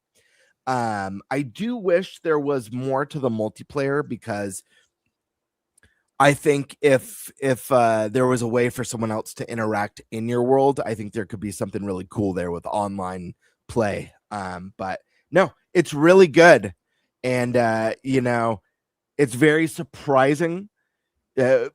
Last week we talked about our fantasy critic, and I'm sitting here in a world where one of my most anticipated games of the year that I thought was going to score really well has settled on a 78. The game I'm talking about is replaced, and Tomodachi Life is now settled at an 80 on Open Critic. What a wild world. But you know what? All power to it. I'm really excited to see things like this exist. I think this is good for the industry. I think it's good for humor and creativity. And it just makes me think about when Sony kind of cut off a lot of its Japanese studios, made me really sad as someone who appreciates this weird side of game development. So to see a game like this thrive and do well, really, really cool. I hope it sells, and it's going to be so much more interesting. It's going to be so much more interesting now in a world where like social media is so much bigger now. It's like such a huge part of people's lives. So, I don't know about you, John, but the number of clips that I have, because if you guys hold that record button for like a few seconds, it records the last 30 seconds of gameplay. The number of moments that I've like, oh my God, I've got to capture that. That's too good. I've got to show that. Oh, and I haven't done it yet, but I will be adding the entire podcast crew to my island. Just so you know, there will be a version of all three of you guys on Big Dumb Bird Island. Yeah, I didn't know you could. I guess I didn't try. I didn't know you could capture using the capture. You just can't send it to your phone. You can't share it. I think you can't share it. Yeah. So I do have a bunch of stuff on my phone that I just recorded like off screen on my phone because I thought it was funny. But yeah, there's so many moments like that where you're just like, oh, this is too weird that I need to record it and need to show somebody. I unfortunately don't have like somebody that will play with me in my house. So like I won't be able to share Mii's to another island or receive Mii's from another island. That was a little bit disappointing for not having those features, or even having, I think the original one, you could share a QR code and then you could just scan in a QR code and that Mii will be there, and they don't have that feature. And I mean, I get it. I understand it's the TTP concept I don't know if you know what that is, but it's time to phallic object. And I could tell that it would be immediate. It was probably immediate. I mean, I'm sure I've seen stuff online that like it's definitely inappropriate that Nintendo would not want to have on their servers. Like, so basically a Tears of the Kingdom situation. Exactly. You just know Nintendo was seething over But all this that. one's even harder to monitor because there are no filters. You could do whatever you want. You can say whatever you want. It'll ask, what do you want to, like, if you're trying to become friends with another character on the island, it'll ask what you want to talk about. You can literally write anything. It doesn't matter how graphic it is. I've tested it out, so I know. Birdman, they'll say it too. Like, it's not like it's just text. They will say it. Did you play the original Game Bird on 3DS? Very little, but yes. Yeah, very little. Yeah, I bring that up because one of the features that I know I've seen people complain about, because I haven't really, well, I played the original. I didn't play this one, is that they didn't bring back like the ability to make your own songs.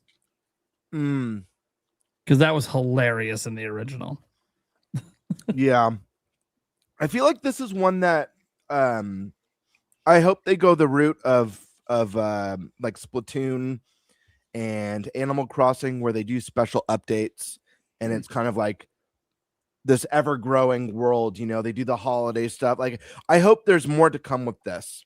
You know, they could add festivals, like, you know, holiday festivals that come to your island, and you know, they can do that's something that they could definitely bring back, where you could create your music. I hope that happens. I'm not aware of any plans for added content down the road or special events, but I feel like it would work really well in Tamagotchi. If anyone knows of any mention of that, let me know. I haven't heard anything personally. It's also really cool to see what the people online are doing. Like, I'm sure the people that are in the chat that have played, they probably have a completely different experience than we've had. And that's what makes this game so special. I've seen people just make Pokemon. They just like draw a Pokemon as pets. So they're like catching Pokemon on their island. And I don't know, it's very fascinating. I think it is selling really well already. Yeah, well, the Japanese numbers tomorrow, those will probably be really big. I know the France numbers, like you said, were big, massive, huge numbers in France. When I went to pick pick on that, Switch 1, so like that audience is still big. When I went to pick up the game, because I got it physically, like I said earlier, I support physical until I can't anymore. But I went to Target first. That's usually where I'll grab games, just so close to me. Target was sold out. So they didn't have any copies. So then Best Buy's right next door. I went to Best Buy. Best Buy was sold out as well. Then I went to GameStop. GameStop had it. So, I mean, I don't know what their, allocated stock was at those stores of Tamagotchi. It is a big seller, but it also feels like kind of a niche title as well. Very weird. But it's always a good sign when they're like, "Oh yeah, we're all out. We ran out already." On launch day, that's always a good sign. So, yeah, be very curious what the numbers are on this. We're not going to hear numbers from Nintendo for this, guys, until unless it's setting like some sort of records, then they'll say something this week. But otherwise, I don't think we'll hear anything until not the next financial meeting, the one after. That's for this fiscal quarter. That's when we'll get the official. They might put something in there in the. Yeah, it's if it's doing for the fiscal year. Yeah, I just don't think they will, because it didn't launch in the fiscal year. It launched in the new fiscal year. It's April now, so new fiscal year for Nintendo. So like this May fiscal year update should be just for everything through March. Shouldn't include anything from April. And by the way, that doesn't mean they won't shout it out. Sometimes they have like extra news, or they'll try to hype people up for the future, and they'll be like, "Hey, Tamagotchi Life is already like a multi-million seller." Blah blah blah. Sometimes they do stuff like that. Do you guys think this one breaks 10 mil? Yes. I think so. What the one on 3DS was like 7, right? Yep. And that was their worst a big selling deal handheld ever was 3DS, which is crazy to think because it sold 75 million. But and we had 150 switches out there, and and Switch 20 Switch 2s. So like, I think I feel like it's really hard to break 10 right now. For the question is, will it have legs? Does it have legs beyond this month? If it's got a little evergreenness to it, then I think it can hit 10 mil before the end of the year. If it doesn't, and it's really just going to be this first month pop, everyone that wants it's buying it now, I think it probably settles more like 5 to 6. But I think there'll be a little evergreenness to it. One, because I think Nintendo will keep it promoted on the Switch 1 eShop for a bit. And two, I think it'll be one of the last couple of releases Nintendo has for Switch 1. So I think that'll also lead it to be featured on the Switch 1 eShop for a much longer period of time than usual. I'm telling you guys, I'm telling you, do the seasonal updates, have a segment in the middle of a direct where it cuts to like the me of like, one of the Nintendo people. Yeah, doing the like little breaking news. The me news. It's super weird and off-putting. Yeah. Announce like a special event coming. Bunch of new clothes, outfits, all that good stuff. Here's Hugh is getting rejected by a third woman. Yep. Fucking Hugh Morris. He's gonna live down in infamy, man. Loves one chick, fucking 2 minutes later is in love with a completely different one. All right, Hugh. Everyone, and by the way, wasn't he the one on the Ferris wheel? All 3 women wanted him. They're fighting over him. Something like that. Yeah, I think so. Who are you gonna pick? You. Anyways, yeah. Look, does anyone else have any questions for this game? I'm not really into this kind of game, but I know that there's a lot of people in the audience I see talking about it that have been playing it. So this is like the one time we're gonna be talking about it, unless there's like a huge update in the future. Yeah, why not Chewbacca? Come on, guys. Chewbacca's like I was trying to spread out my IP. Oh, okay. Also, I have to have women. I feel I need to add more women to my island because right now I have like 6 dudes and 2 women. So Princess Leia, get her added in. Oh man. Well, I can't have. Oh yeah, I guess. Well, you could like Game Bird was saying, you could tell them who is related to who. So like I have Darth Vader, so I could say that Leia is the daughter of Darth Vader. Just so nothing weird happens. You never know what's in the hookup. You turn to your island, dude. Why is Vader and Leia getting whoopee on? Why is Vader a man whore? I will say one last comment. Like, it is genuinely funny. Like, I find myself actually laughing out loud for the dialogue, not just the stuff that I put in there, but like the me news is funny. They do these interviews with the me's, and they're like, why are you talking to me? I don't know what I'm doing here. It's just like, it's the kind of humor that I enjoy. There goes Vader waving around his saber again. Does he call the saber the Schwartz? Though? Yeah, right. It's the Schwartz. It's the shorts. Oh, there's a new one of that coming out, isn't there? Yes, there is. There's a new Spaceballs coming. Yep. Spaceballs, the new one. Yeah, the new one. Yeah, Spaceballs, the new one. The old one, but new. Words right out of Mel Brooks' mouth. Yep. Can't wait for that. It's gonna be great. Okay, so no one else has any other questions for Tomodachi Life? It's kind of a hard game to describe. It's just you're living life and funky things fucking happen all the time. All right.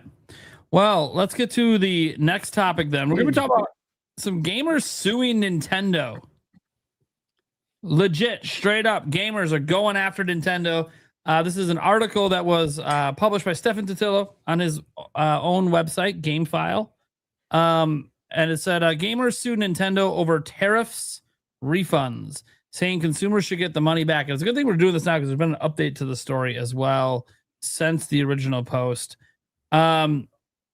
So just to kind of read and just do the full rundown, since this is the originating source here. Two gamers have filed a class action lawsuit against Nintendo, alleging that the company will be unjustly enriching itself with any refund it secures from the U.S. government over widespread tariffs last year, among other things, hiked prices of Nintendo hardware and accessories. It says, unless restrained by this court, Nintendo stands to recover the same tariff payments twice, once from consumers through higher prices, again from the federal government, through the tariff refunds, including interest paid by the government on those funds, the suit says. Nintendo sued the U.S. government to secure a tariff refund in March after the Supreme Court struck down the tariffs a month prior, saying they were illegally implemented by President Donald Trump.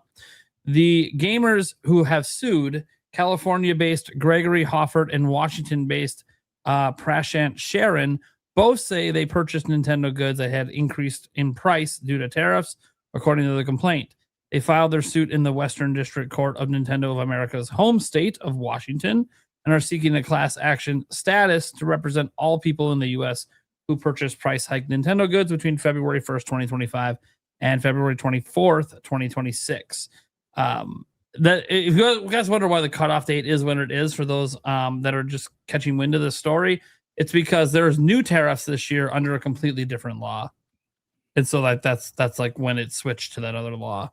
So like the tariffs didn't really go away. They just moved it to a different law. But all the prior money that the U.S. government gathered from tariffs under the old law was technically gathered illegally. So that's all getting refunded. That's kind of what's going on here. And they're saying, fans here are saying the refund should go to consumers. They shouldn't go to the companies. That's the argument. All right. So there's been similar class action lawsuits pressing companies to pass on tariff refunds. There's one currently right now against FedEx, UPS, and an eyeglass importer, Essilor Luxottica. I don't know. I've never heard of that brand for eyeglasses, but either way. So there's already other lawsuits going on just like this. The tariffs were announced in early April, and by mid-month, Nintendo had announced a $5 price increase for controllers for Switch 2. In August, it raised the price of the original Switch. In the suit, the gamers cite comments from Nintendo executives connecting tariffs to price increases. In May 2025, a month after the tariffs were imposed, Nintendo CEO Shintaro Furukawa told investors, our basic policy is that for any country or region, if tariffs are imposed, we recognize them as part of the cost and incorporate them into the price. Nintendo's March lawsuit, along with tariff recovery suits from hundreds of other companies, was immediately put on hold pending the implementation of a refund system. The U.S. government announced that they are beginning the refunds. They announced it earlier this week. Companies could receive as much as $160 billion. In March of 2026, after Nintendo filed its lawsuit to recover the tariffs, I asked the company if they plan to pass the refund on to consumers who paid increased prices. The company's response acknowledged the existence of the lawsuit, but avoided answering the question by just simply stating, we can confirm that we filed a request. We have nothing else to share on this topic. Even a promise to consumers may not have spared Nintendo this week's lawsuit, as FedEx previously promised to pass its tariff refunds to consumers, but they're being sued anyways. And then there was an update, and not the update you see on screen from Pokemon Fan. I'm not sure on that one, because since Paul Gale's married with children, that's a little strange to see there. But hey, it is what it is. Whatever fantasy you want to have on your island, you're welcome to have, Pokemon Fan. Anyways, so apparently Stefan Dittillo asked Don McGowan, a former chief legal officer for the Pokemon Company, who now runs a consultancy called Extreme Grown Up Services, what he made of the class action suit. His take: I have exceptional difficulty seeing how this is a valid lawsuit. There's nothing distinct between raising prices because of tariffs and raising prices because you just want to make more money. There's no legal obligation to keep your margins low. Nintendo didn't receive tariff funds as a fiduciary or with any legal obligation to return them to the consumer. He added that he was sympathetic to the plaintiffs, who he thinks may not realize that to him, they don't have a case. I have a lot of thoughts on this, but I'll go last. Who wants to talk about this first? Because this is interesting. What are we thinking about this lawsuit? Let's have Eric go first, man. What are you thinking on this, Eric? Man, it's just a fucked up situation. It is all it is. I don't know. I can see both directions. It sucks. I hate it. Do Do you think the lawsuit's gonna Probably work? not, just because of how shit works. It's all company. Yay. So Okay. All right. Short and brief. uh-huh. Stash looked like you wanted to talk on this one. You got some thoughts? Yeah, I think it's stupid. I think they're gonna lose their ass off. So, maybe where do you even start? How stupid this is. I knew you were gonna say this. So I'm like, dude, just pop off. Let's go. So, Nintendo didn't charge anyone a tariff fee, right? They never said we're charging you a tariff fee, ever. They adjusted prices based on increased cost, like any business would, like everyone at the grocery store did. All of the groceries went up in price. Think we're gonna get a refund on that from Fritos and from Cheetos and from Pepsi? No, dude. Get the fuck out of here. This is so stupid. Like literally so stupid. But it's amusing because I'm always talking about how we're living in idiocracy. Like the movie, and yeah, we're not watering the plant for Gatorade yet. Yeah, but you know, Need the electrolytes. I'm seeing it play out. So like it's amusing from that standpoint. It's like another way it's amusing when it comes to these sort of things is when someone thinks that they can like steal games from Nintendo. You know what I mean? And not get in trouble for it. Like we saw that guy who was telling Nintendo to bring it on and that you have nothing on me in court. We all remember him from like a year ago. The Nintendo fucking destroyed it. Yeah, like I love that because it's like you're so stupid, dude. Like, oh my god. How could Yeah, you- to tell a multi-billion-dollar corporation you ain't got shit on me. Oh, really? Here's all the receipts. You're fucked. Now you owe us lots of money. Have a good day. Yeah, like look, fact of the matter is like once you buy the product, the transaction's done. There's no legal requirement that says if costs go down later that you must refund the customers. Nintendo never said that they were going to do that. Yeah, at least FedEx technically did say it. That adds a little more beef to that lawsuit because they did say, I looked it up. They did say it out loud. So there's a little extra beef with that one because they did make a promise. Yeah, exactly. They made that promise. And there's a little extra to that now. Now I wouldn't say whether or not they're going it's to win stupid. that. Yeah. Yeah, they might But it's worth come doing to this some sort of settlement. because they said it publicly. It's like, okay, yeah, if they haven't done it, then yeah, okay. You should hold them to their word. That is something you might be able to do something about legally. I don't. This Nintendo thing, I don't know that. Well, if you can afford to do something legally. Well, I mean, yeah. Technically, the lawsuit already exists. That's the whole. Yeah. But Yeah, but look, man. Let's say hypothetically, this case went through.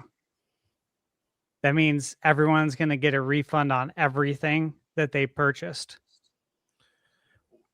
Because of tariffs. So anytime prices went up, now these companies someone's going to try and sue them. Yeah, You know, it's like- a little. It's a bit silly, and the only thing that went up post tariffs was the cost of accessories. Correct? I mean, was there anything else other than Switch I know the One. Pro controller. Okay, so these people bought a Switch One or accessories. after, or okay, so they just want their $5 back. The accessories went up like $3 to $5. They just want $5 back. That's it. Well, if they They're bought a suing Switch for One, $5. They bought How a much Switch does Switch One. One It's a cost? little more. It's a little more What? than that. This is what I'm 50 talking about. bucks? This is how stupid this is. $50? Yeah, and never mind that after the lawsuit. Let's say I don't think that's the point, though, right? I Let's say understand. Do they still have their receipt? I understand. Like it's these two people are trying to. If they win, that's a big if. It sets a precedent, and then everybody would get a refund. So it's not $5; it's $5 per accessory that was sold. So, I mean, I understand it is like I agree with Eric. We live in a capitalistic hellscape. Like taking on a big corporation for this it's near impossible. I understand being frustrated that we had to pay these tariff costs, and then the company gets a refund for those costs that they didn't even have to pay because they built it into the price of our product. Like that is frustrating. I understand where they're coming from. Yeah, I understand that too. But I think Stash has a very strong point of like, there was no promise of a refund. There was no mention of anything of this sort. And if every company would have to do it, food.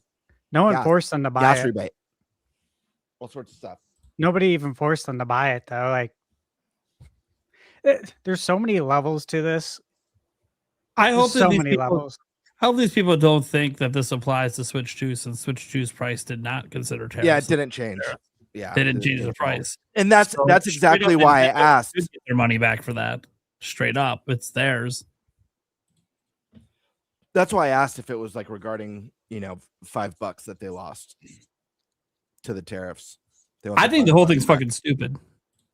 This entire lawsuit is stupid. And this isn't because I have an issue with consumers fighting to get money back. That's totally fine. I think this lawsuit's going to get tossed out. I don't care if they get the required signatures or not. I think the moment this goes to any judge or any court, it's going to get thrown out because it has to have a legal precedent. And the legal precedent doesn't exist for this. You can be like, well, you can start a new legal precedent. You could try, but you think about this, like the precedent, as like John Evo said, we're trying to get it so everyone gets refunds for all these products. Yeah, that just means that's all the more reason for all the companies to band together and fight against it. And good luck fighting against all these that's $100 million corporations. They're not going to let this. That's the problem, right? Like that's the issue. Well, the issue is that not just Nintendo; it's every company that paid tariffs. That's the issue. The issue is the tariffs existed at all. Yeah, exactly. At least to the extremes that they did. Tariffs always exist in every country. I'm not opposed to tariffs existing, but the fact that these tariffs were illegal. Well, the problem is that these tariffs happened at all. Now, obviously, I mentioned earlier in a prior story that like the tariffs, the reason you haven't seen prices go down, even though this was found illegal, is because they just re-implemented the same tariffs. They're just doing it under a different law. The law they did it under is what was illegal. That's what made all the money they collected during that period illegal. That didn't stop them. They just found a different law to put it under. That was always going to be the case, but they can't retcon the law that they had it under before. So they are being forced, the government is being forced to refund all this money. I find it interesting going after Nintendo, considering that the Switch 1 sales fell off a cliff, so they didn't sell a lot of those last year after the price increase. And the accessories never really were top sellers ever.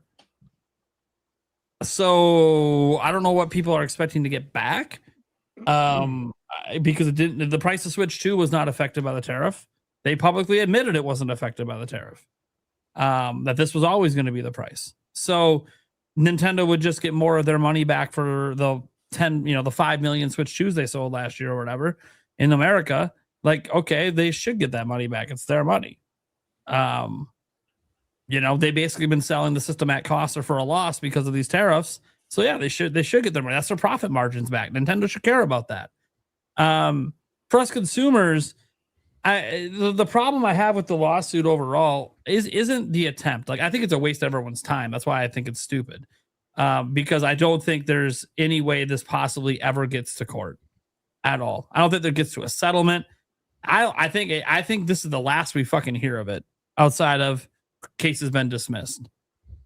Either because it doesn't get enough signatures to go forward, or because even if it does, it doesn't go forward because the judge just throws it out, because the class action has to get approved to go forward by a judge. So I don't think it'll get approved in any of the cases besides maybe FedEx, just because FedEx said publicly they would pay money back to the customers. That's a different kind of lawsuit because now you're just holding FedEx to what they promised. Nintendo never promised anyone their money back. Nintendo never said, hey, if these tariffs get rescinded, you're going to get your money back. Oh, the way, if these tariffs go away, we're going to charge less for our stuff. They never promised any of that. They should just do good. Nintendo should just do some goodwill, and do a settle for $5, whatever the extra. I think send everyone a $5 coupon. Yeah. And that's big. Honestly, like I could see them sending out emails to everyone who signed up. Say, hey, $5. Give me platinum shop coupon. No, they're going to be like, we have 150 million people. We're going to do 100 gold coins to everyone's account. That's what you get. That don't even work anymore. Don't even work anymore. You can't even redeem them. You just get to stare at them. But no, like just settle for $5 would be a Giga Chad mood from Nintendo to be like, hey, look, like this lawsuit's ridiculous. You ain't getting shit back. But you know what? We'll throw a bone and give you some free digital currency. Well, if they get $5, they're going to make way more because people are going to. You're going to spend more than $5. You're going to buy more than a $5 game. Yeah. So I think one Nintendo's not going to be a good guy, Nintendo, and do that anyways. And I don't think this suit's going to go anywhere. I don't think any of the suits besides the FedEx one have anything to stand on. And again, a lot of it is just because tariffs, there's nothing in the law saying that companies charging more for their product because they're being charged tariffs means customers get discounts if the tariff goes away. There's no law to do that. You paid the price you paid. You, as a consumer, and this is, I talk about this a lot because this sort of thing bothers me that the lawsuit even exists. Where's consumer responsibility? If you had a problem with the price, why did you fucking buy it? So I'm saying no one told you have to buy this. This is an optional entertainment. They're not going to give you a discount on the fucking groceries that you overpaid for last year. Yeah. How the fuck are you expecting a discount on an optional entertainment medium that you knew the price before you bought it and you bought it anyways? Like if you buy a car and next week that car is $10,000 cheaper, you're not getting $10,000 back from the one you bought this week. No, you already drove it off the lot, man. It's already depreciated. You're done. You're stuck with whatever you agreed to. When you buy a product, people don't think about this. When you buy something and you swipe that card, you give them that cash, you have completed a contract, a purchase agreement. You don't get your money back just because the corporation now is going to make even more money. Congrats to the corporations. You still spent your money. They get to keep it. Like if you were against the tariffs, cool. So if you bought a good that went up because of the tariffs, that's on you. Unless it was an essential. I understand. Like if you need gas to go to work, you got groceries. Yeah, there are some things that are essentials. This is a non-essential.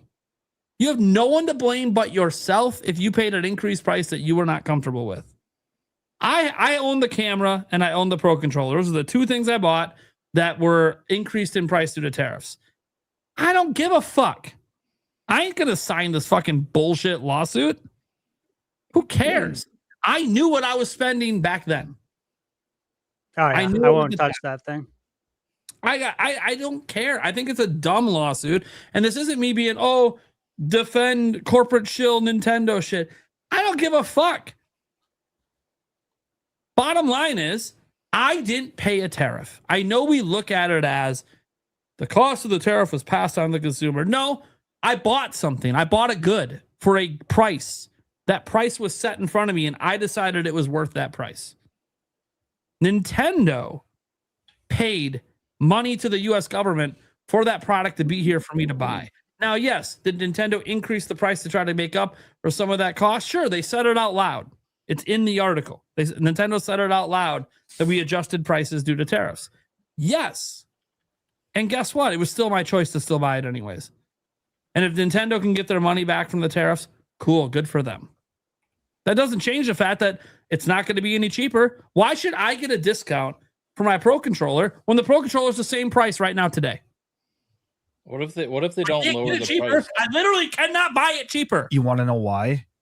It's because it's already been proven that people will pay this. So why would they now that the tariffs are off, why would they reduce the price? Well, the tariffs aren't off. That's the thing. They just moved it to a different law. So technically, the tariffs are still there. Yeah. I've been keeping up on it because I've been wondering about the console price. We're gonna get another one. Oh, and under the tariffs are done, maybe they'll stop increasing the prices. Then no, they just put the tariffs back up with a different law. And apparently, this one that's under now is going to be very, very hard to try to show that it's illegal this time.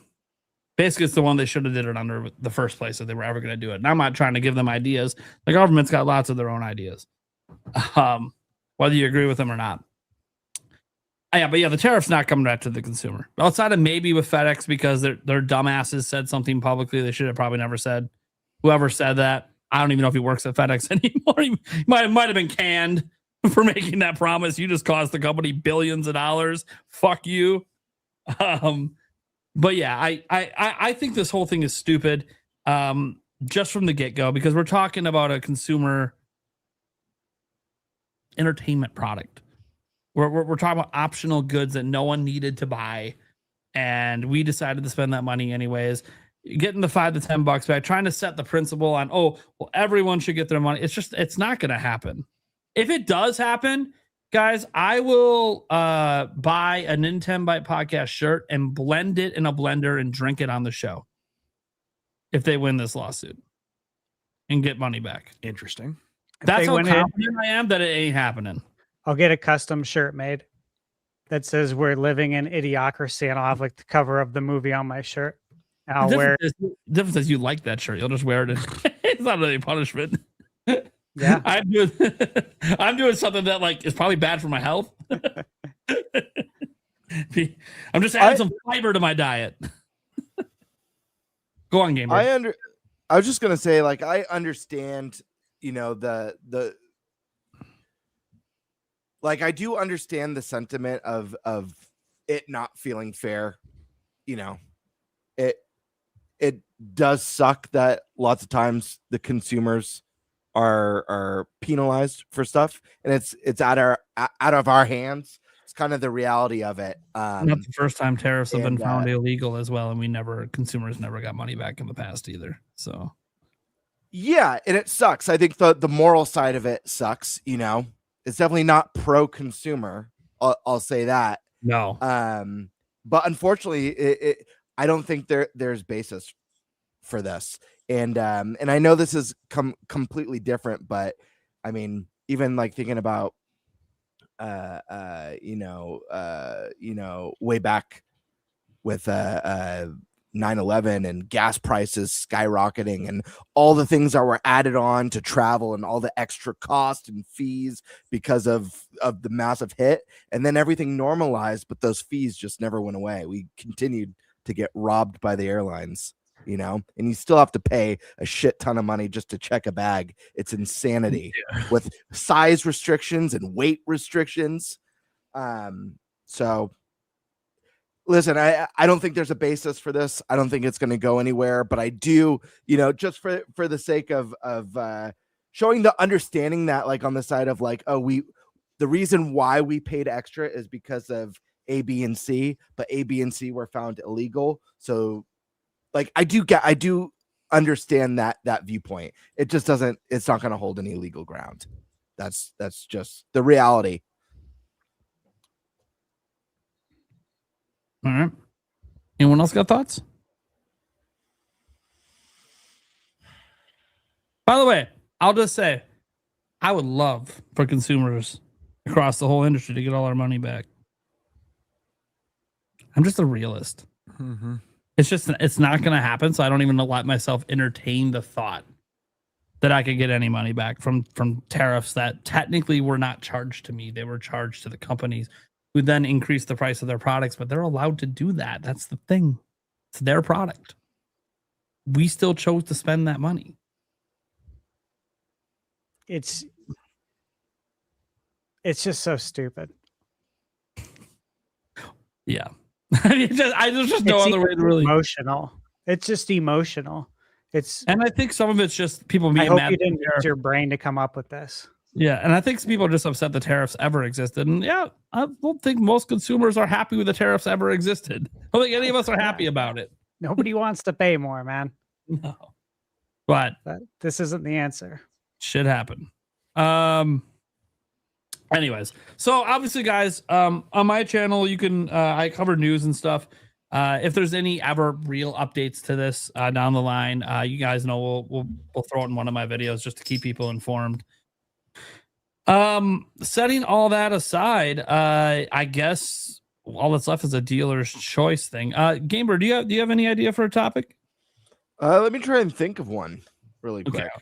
Give you a moment. While I do that, gotta ask John Nebo, what are your top 3 favorite games on Switch 2? Top 3 favorite games on Switch 2? Oh, man. 3. I'm going to go with Pocopia. Really love that game. 2, Donkey Kong. And 1, Hades 2. Woo! Hades 2 getting the number 1 spot. Look at that. Hades 2 was my personal game of the year pick last year. I'm actually playing some games that I'm really liking right now. Like I've been playing some Mouse PI. That's super fun. And Pragmata has been really good on the Nintendo Switch 2. And Vampire Crawlers. That just came out, I think, yesterday. And I've already put like 4 or 5 hours into it. I saw your post about it. Yeah, I can't like complete anything. I don't know how you guys do it. So, you know, my busy season ended last week, and there was like 4 games that I wanted to play. It was or 3 games I want to play. I want to play Tomodachi Life, Pragmata, Mouse PI, and I'm like, how do I do this? How do I balance this? Like I think I'm like 75% through Pragmata. I'm only like a couple hours into Mouse PI, and I probably put like almost 10 hours into Tomodachi Life. So I just need to beat something. Mouse PIs, well, Pragmata actually for 75% through, you might as well finish it off. Yeah, I'm close. I think I have one more area, and then I also never played Resident Evil 9. Because I'm a little baby and I was scared. But now that I played through Pragmata, I kind of want to go back to Resident Evil 9. Cool. You brought up Mouse PI. It's reminded me of a super chat we had earlier. How about that IGN review for Mouse PI? What the fuck, right? Stash, you got any thoughts on that one as a fellow reviewer? Got any thoughts on that? You know, I don't want to like get involved too much with it. I didn't post anything about it. You know, obviously a lot of people did. A lot of people have their thoughts on it. And did you review it?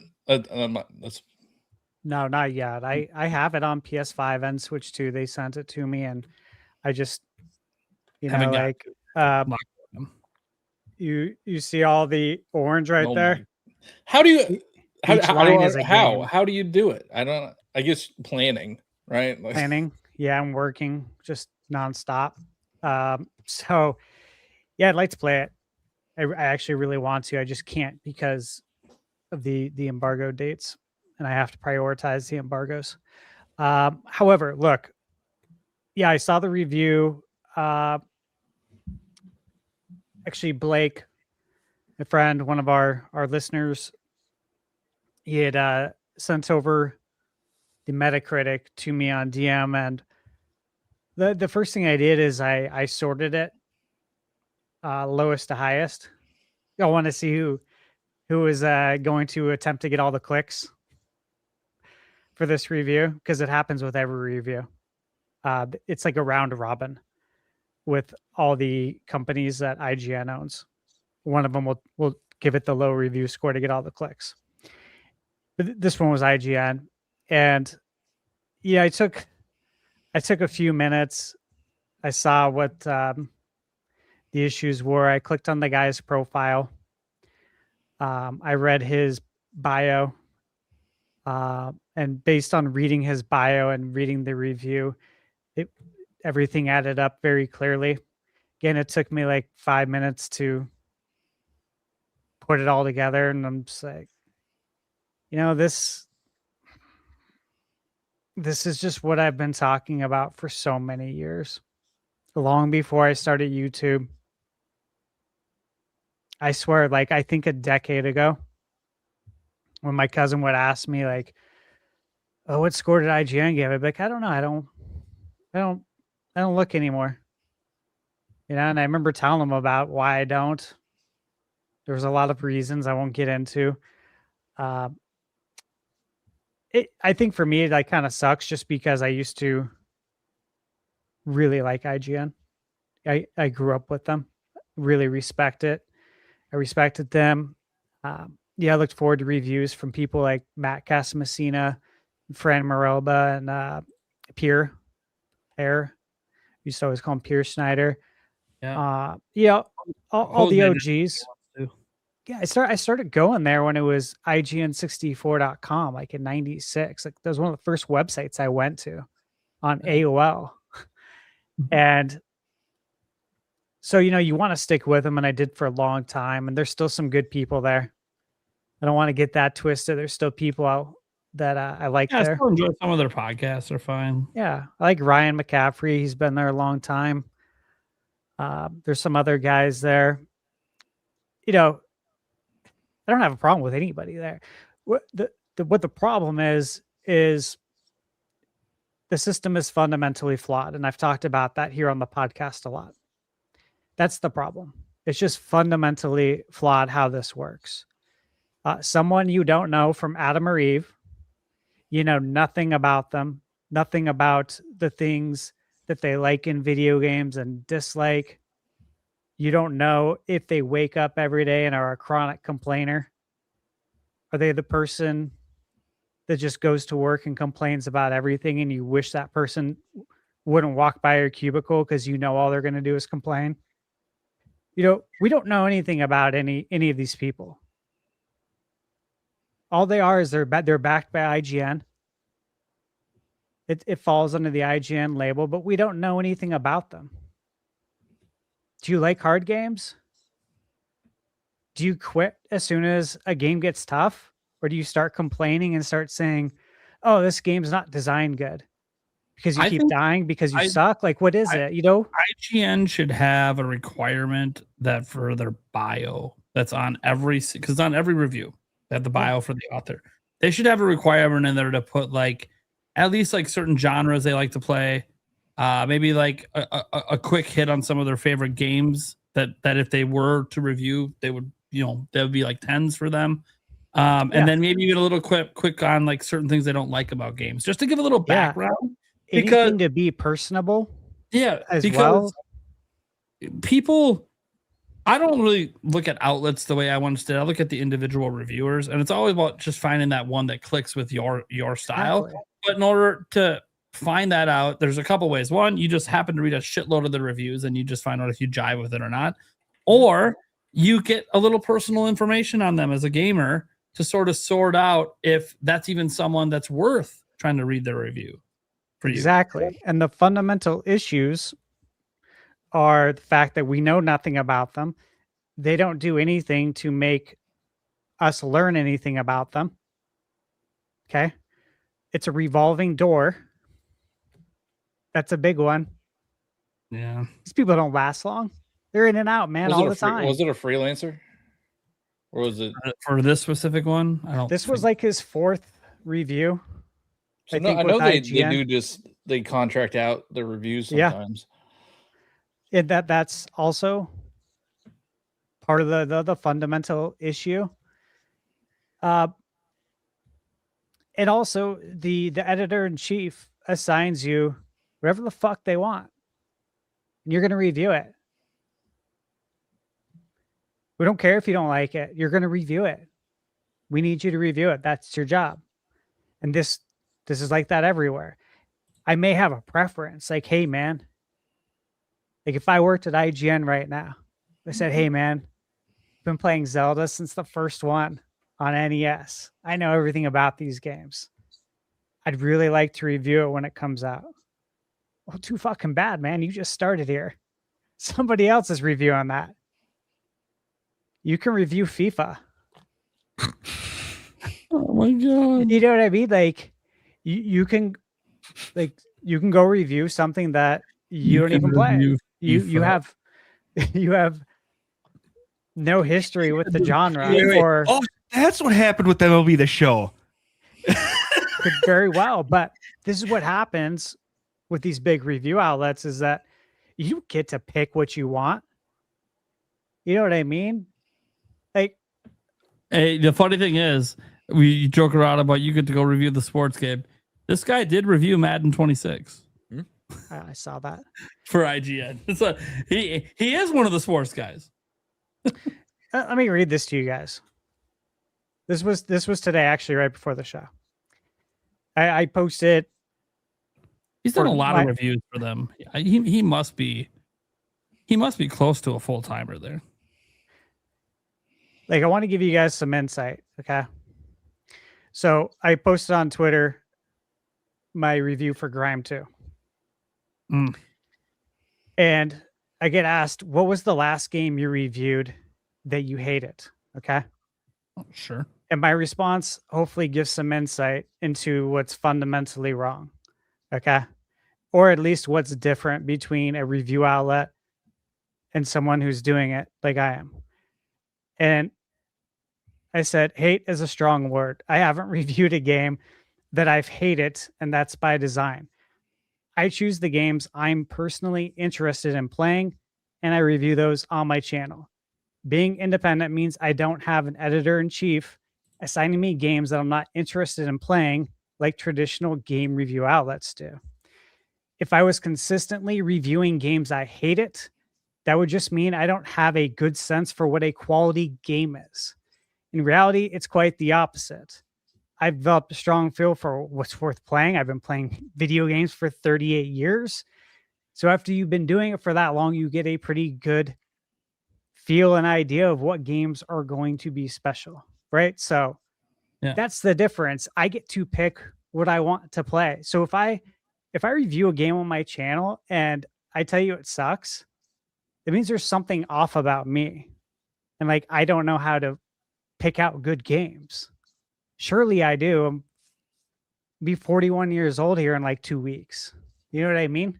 Yeah. The only thing I will say is outside of the really rare case where they pull the rug on you, like the one Alien game where everything before launch was a lie. That's a little different because then that's not something wrong with you. They're a fucking scummy ass company is what that is. Yeah. Well, like I went to the event, the Bandai Namco event that was out in LA to play. What was it? Can't even remember. I reviewed it earlier this year. Did you guys remember? They remember anymore. There's so many of them. Yeah, that's the Souls game. And it was really good with what they showed us. And then when I played it, it was a performance nightmare. And it was uninteresting. And, what we got shown was curated. And so, yeah, when I reviewed it, I'm like, there's no way I could recommend this. No way. You know what I mean? Code Vein. Was it Code Vein? Code Vein 2. Yeah. Thanks, man. Yeah. So it's like, sometimes I think people think that someone decides for me what games I'm going to play. I work for myself. Let me ask you, why would I play a shitty game? Sometimes I get asked, well, you recommend so many games. Yeah, because I follow these games for several years and I know how to pick out good games. Why would I play a shitty game just so I can give a shitty review and look balanced? That's stupid. And that is an absolute waste of time. Now, over at IGN, they have no choice. Yeah, they got to review everything. If I'm if I'm in that seat at IGN, I got to review what's ever put on my desk. And with this guy with the 6, again, like all the things he was complaining about, I thought was cool. Like all the cheese references. It's like, that's the whole theme, bro. And it's like it's not that serious. Like the story, it's like it's a about cartoon. fucking mouses, dude. It's a mouse that's a detective. What the fuck are you looking for? It's Shawshank It's Redemption? a boomer shooter with mice and cheese jokes. I don't know what part of this did you think was supposed to be super?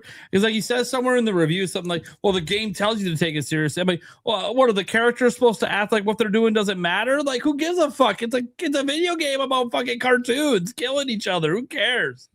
Like, what are the complaints with something like, well, he's a cop or like he's a detective and he's killing all these cops. How could he get away with this? It's like, it's a fucking video game. You're thinking too hard, dude. Well, hold on. Let me just read this, okay? And again, like, guys, I'm not trying to like rake this guy over the coals or anything. I have nothing against him. This is only to just basically show you what I did. When I looked at the 6, I read some of the things and I'm like, let me see if I can find out anything about this guy. Just to see if anything adds up. Okay. This is a short bio. I'm not going to say his name just to be nice, but it says blank, first name, last name, is a Pushcart Prize nominated fiction writer and essayist who has been covering games since 2013. Stash could barely get through that first sentence. His fiction and essays have appeared in Your Tango, blah, blah, blah, a couple other things. He's a co-founder of and editor-in-chief at Skybox, and his games writing has appeared in Rolling Stone, IGN, PC Gamer, which PC Gamer has been trash for like a decade at least. Unwinnable, don't know what that is. Digital Trends, we know what that is. A couple other ones.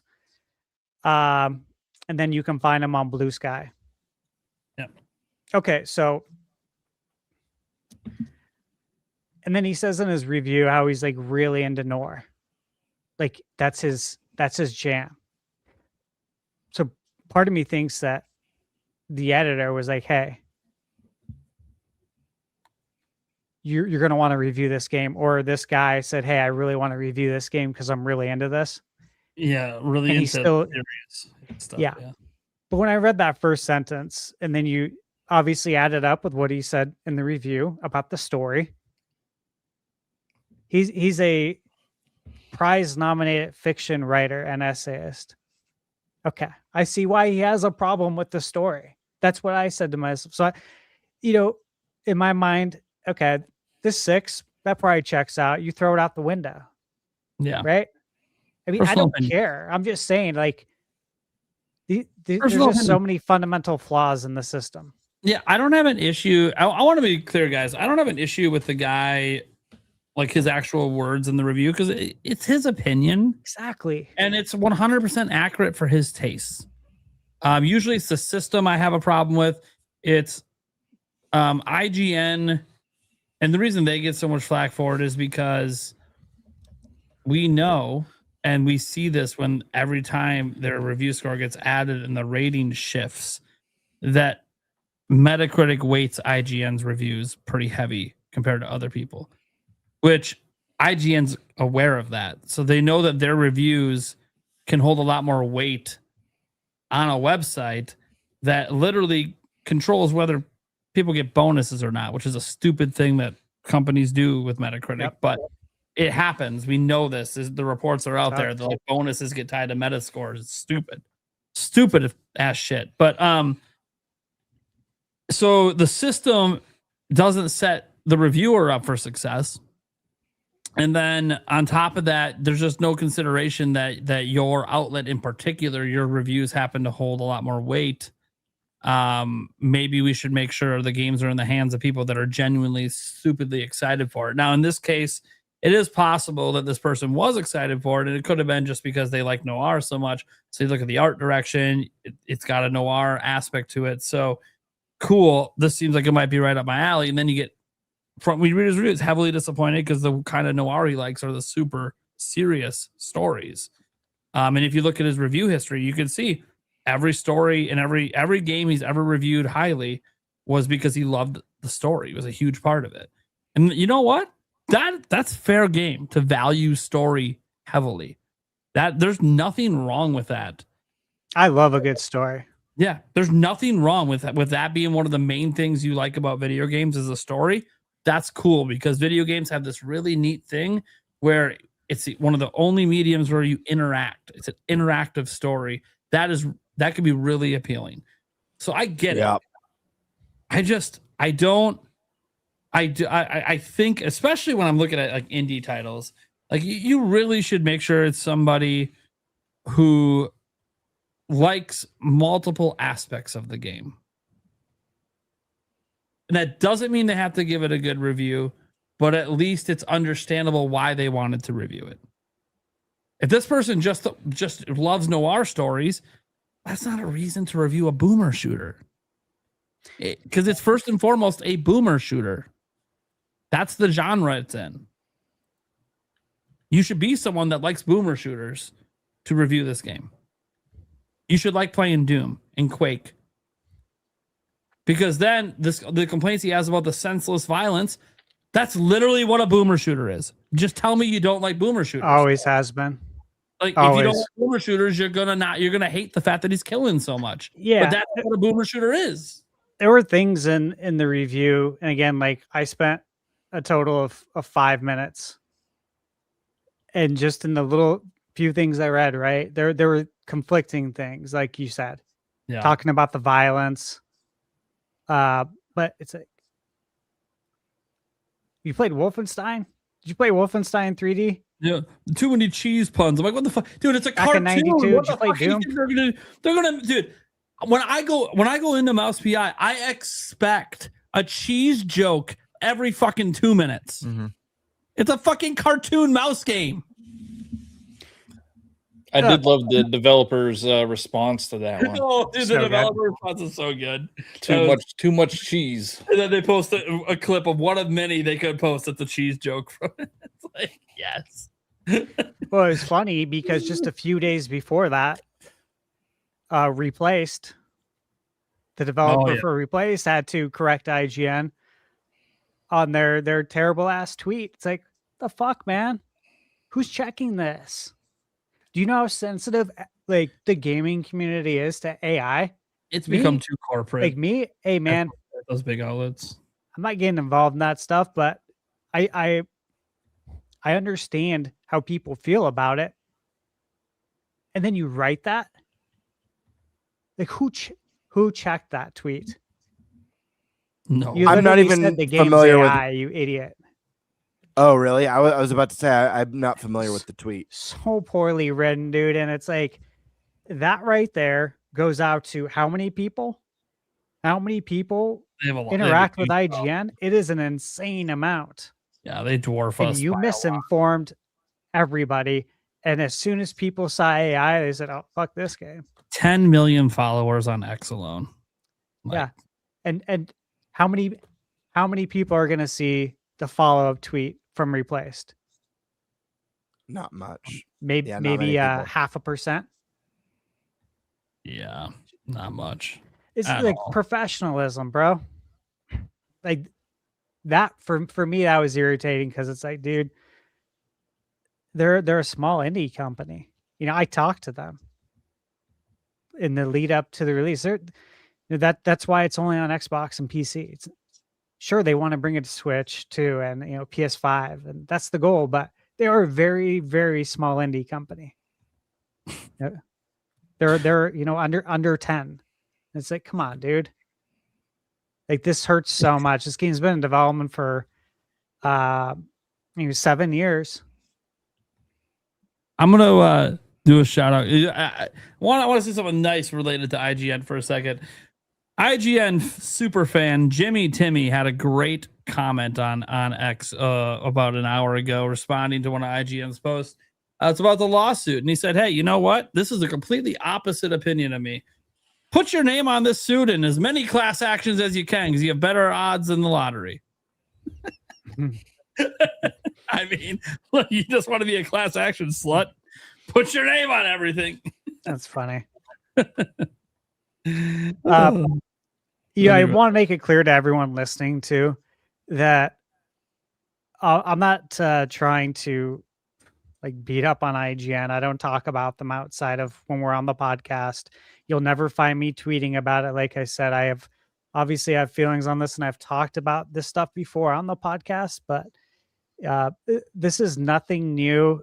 It's not just IGN. It's all the big outlets. It's fundamental issues with the system. And ultimately I bring up IGN because they're the biggest one. Yeah. They've been around forever, and I grew up with them. I grew up conversing with people in the IGN forums. Yeah, dude. So like I do it because I used to have a ton of respect for them. And, I really enjoyed them. And so it's upsetting in that sense to see something that you used to really value. They keep like in your mind fucking up. You're just like, come on, man, I want you to be better than that. So I hope everyone understands that's where it comes from. It honestly comes from a, point of caring. Wishing they would be better. Yeah. That's all it is. More care in your coverage. Yeah. Like I had a dream of working there, when I was younger. Yeah. And I wouldn't even fathom that. NBC. There was a time I wanted to be co-host. I'm like, oh, dude, this would be fun. Yeah. Yeah. So. All right, Birdman. What are we talking about? What's our final topic? Yeah. So we've discussed a lot of news today, so I thought it would be fun to maybe spark our imaginations a little bit and kind of. Why do you look stressed out? It's nothing crazy. Chill, dude. Let me get the topic out. And I'm gonna pull up anything. I know, but you had a reaction. You had a physical reaction to me speaking. I'm gonna pull something up. There was a few quotes that went around from Miyamoto recently. Not going to talk about his reaction to the movie or the movie reviews, but there was something else that he had said that I think would be more interesting to discuss. Let me pull it up really quick. Here we go. And this is on Polygon right here. But the Super Mario Galaxy movie. Bird, we should have spoiler warned. Oh yeah, spoiler warning. Sorry. The movie's been out for a couple weeks. People are. Yeah, I know, but still. It's not out in Japan yet. Yep. Tomorrow. Well, if you're in Japan, close your eyes. Don't read. Don't Spoilers. You don't want spoilers for the Mario Galaxy we run away. I know what the topic is now. Yeah. Get the fuck out of here. All right. Spoiler alert. The Super Mario Galaxy movie reveals that Peach and Rosalina are actually sisters who were separated when they were very young. In an interview with Japanese outlet Nintendo Dream, translated by Nintendo Everything, Miyamoto said that while he is generally reluctant to lock his iconic characters into specific story, he hopes that future games featuring Princess Peach will preserve and build upon this detail. I find this a very interesting remark right here. And he says later on in this interview that the whole reason why they don't like to do like these deeper lore on the characters is because they never know what the next Mario game is going to be, and they don't want to limit themselves, with creativity and imagination. But this detail is very interesting. I love the character of Rosalina. I've loved her since Galaxy. I think she's been a very underutilized character outside of course, Smash Brothers and Mario Kart and Mario Party. Now that we have official canonical lore that ties Rosalina to Peach, what does this mean for Rosalina in future Mario games? Potentially a new Mario Galaxy, but I think what's even more interesting is given that this character now has such an important tie to one of the biggest Mario characters of all time, what are the odds of a Rosalina game? That's the bigger question I have for you guys. Princess Peach got Showtime. Luigi's got his mansion. Mario's got his own things going on. Rosalina, could she potentially get her own game? Could there be a Peach and Rosalina game? What do you guys think on this? And if there was the possibility of a game starring Rosalina, what kind of game would you guys want? Let's start with Prime because he looks really annoyed with this topic. He looks miserable. We're starting with Prime. Someone hates fun. It's fine.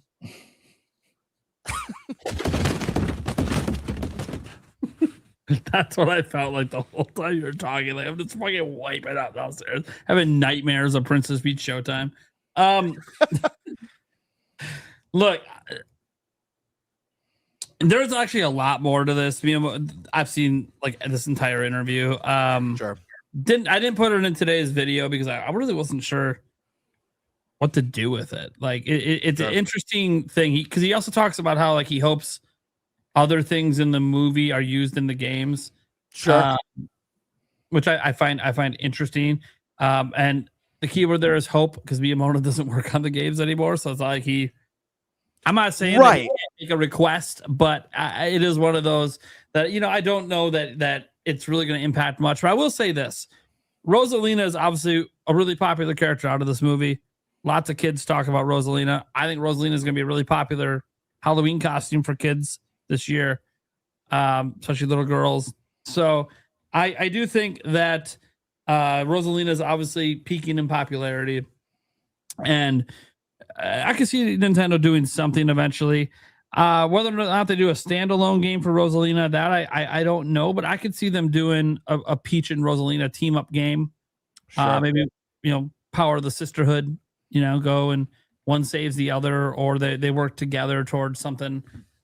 Because obviously the idea that Miyamoto's talking about is, hey, future games that play on the fact that they're sisters. Well, I would say a Peach game that stars Rosalina in it too. So a Peach and Rosalina game could definitely do that, and then make it fully canon in the Mario gameverse that they're sisters.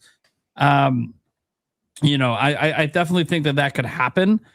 The reason for all the faces isn't because I don't think it's possible. It's because I don't care.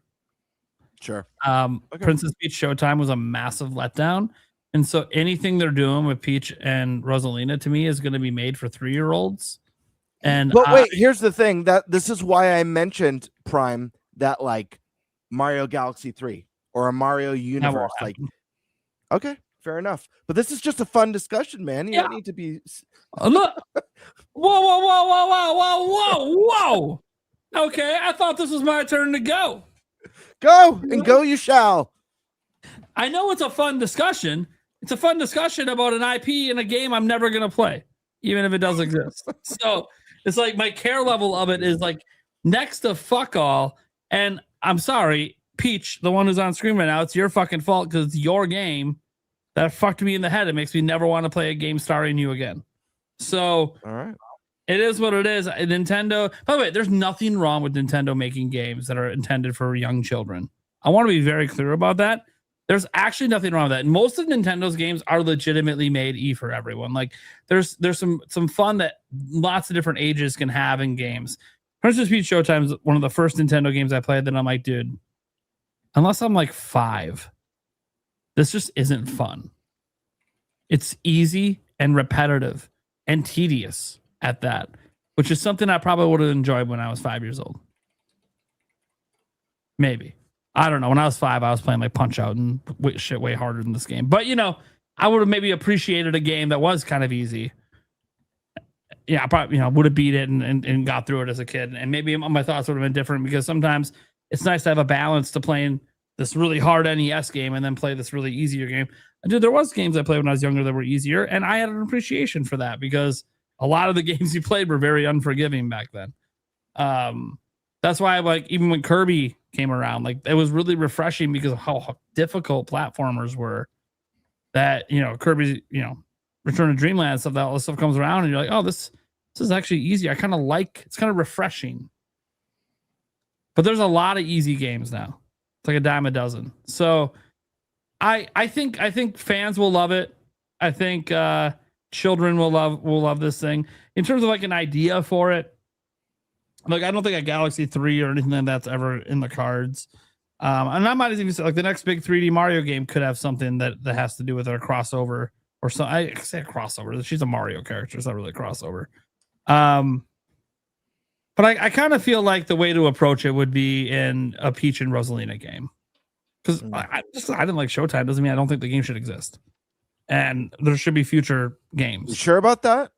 Yes, I'm sure about that. Look, not everything made has to be for me. I just won't make the mistake of buying the game again. There's a difference. But there are plenty of people that enjoy the game. Zoo, you guys know him. He loves Showtime. Cool. Oh, Happy. wow.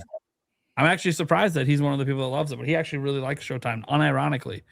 Nothing wrong with it. I thought I'd like it too. The whole theater aesthetic. And yeah, the first hour of the game, I'm having a blast. And then it's the same hour every hour for the next 20. It doesn't get any better. It just stays. What you experience that first hour is what you're going to keep experiencing. And I know some people are like, no, yeah. Okay, I know about the stuff in the basement. I know about the final. Guys, I beat the game because I forced myself because I spent the fucking money on it. There's got to be something redeeming in this game. No, it's just garbage all the way to the end for me because it's just too easy. It's basically a spam one button, I win kind of game. And I'm good with that. I get enough of those in like mobile phone games. A few times I boot them up where it's like you just tap and win. So I'm good. That said, I do want to see something happen here. I would love to see Rosalina come back in a big way. If it's in a big 3D Mario game, that's badass. There's a lot of things you could do with that story wise. I know they don't usually put a super heavy story in the games, but there's something you could do with that would be kind of cool. And if Nintendo wants to include that in the next big 3D Mario, I'm not opposed to something like that. What if we're not saving Peach? What if we're saving Rosalina? Just like the movie. And that's when we find out they're sisters, is throughout that adventure, just like in the movie. Sure. Could happen. But yeah, I'm gonna leave it at that. I know it'd be kind of a negative Nancy and someone else have a much more positive take than me. But I just don't care because I'm not gonna play it. Unless it's a big 3D Mario. Because I just got a feeling if Rosalina comes back, it's going to be in like a little kid's game. And all right, that's fine. I'm just not a little kid anymore. All right, let's go over to John Ebo.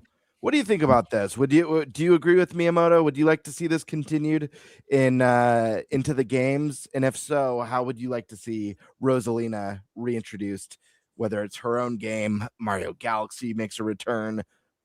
What are your thoughts on this? Well, I'm gonna try not to be as negative. Yeah. I also did not like Princess Peach Showtime, but I'm also a 40-year-old man that game is not for. So I get it. I would love to see what they could do with like an RPG style game, like a Super Mario RPG, bring Rosalina in to a sequel to that. Or, even have it be her own game. But yeah, now that they introduce this plot point that is like the only one in the movie, like they kind of have to continue it, because if they don't, people are going to be confused. They're going to be like, wait, I thought she was, I thought they were related. Like, why aren't they interacting with each other? I mean, I do think that we're going to see Rosalina in the next big 3D Mario game. Like I don't know if we're going to get a Galaxy 3 or if we're going to get a brand new thing, but I do believe that they will. I see the movies as a giant marketing platform because they introduced we have Peach, we got Peach, and then we got Princess Peach Showtime like right after, or it was like maybe a year later from the first movie. I can't remember, but I think they used it. And if that Star Fox game is real, they're clearly using the movie to market the Star Fox game. Maybe Rosalina shows up in a Star Fox game. Who knows? Maybe she's the giving all the missions. But yeah, I do think we'll see Rosalina again in like a mainline story. It would be cool to see her have her own game. I mean, I'm always for a Souls-like. So get a Rosalina Souls-like game. That'd be pretty sick. I like where you're going with this because I have a few interesting types of games that come to mind, but continue.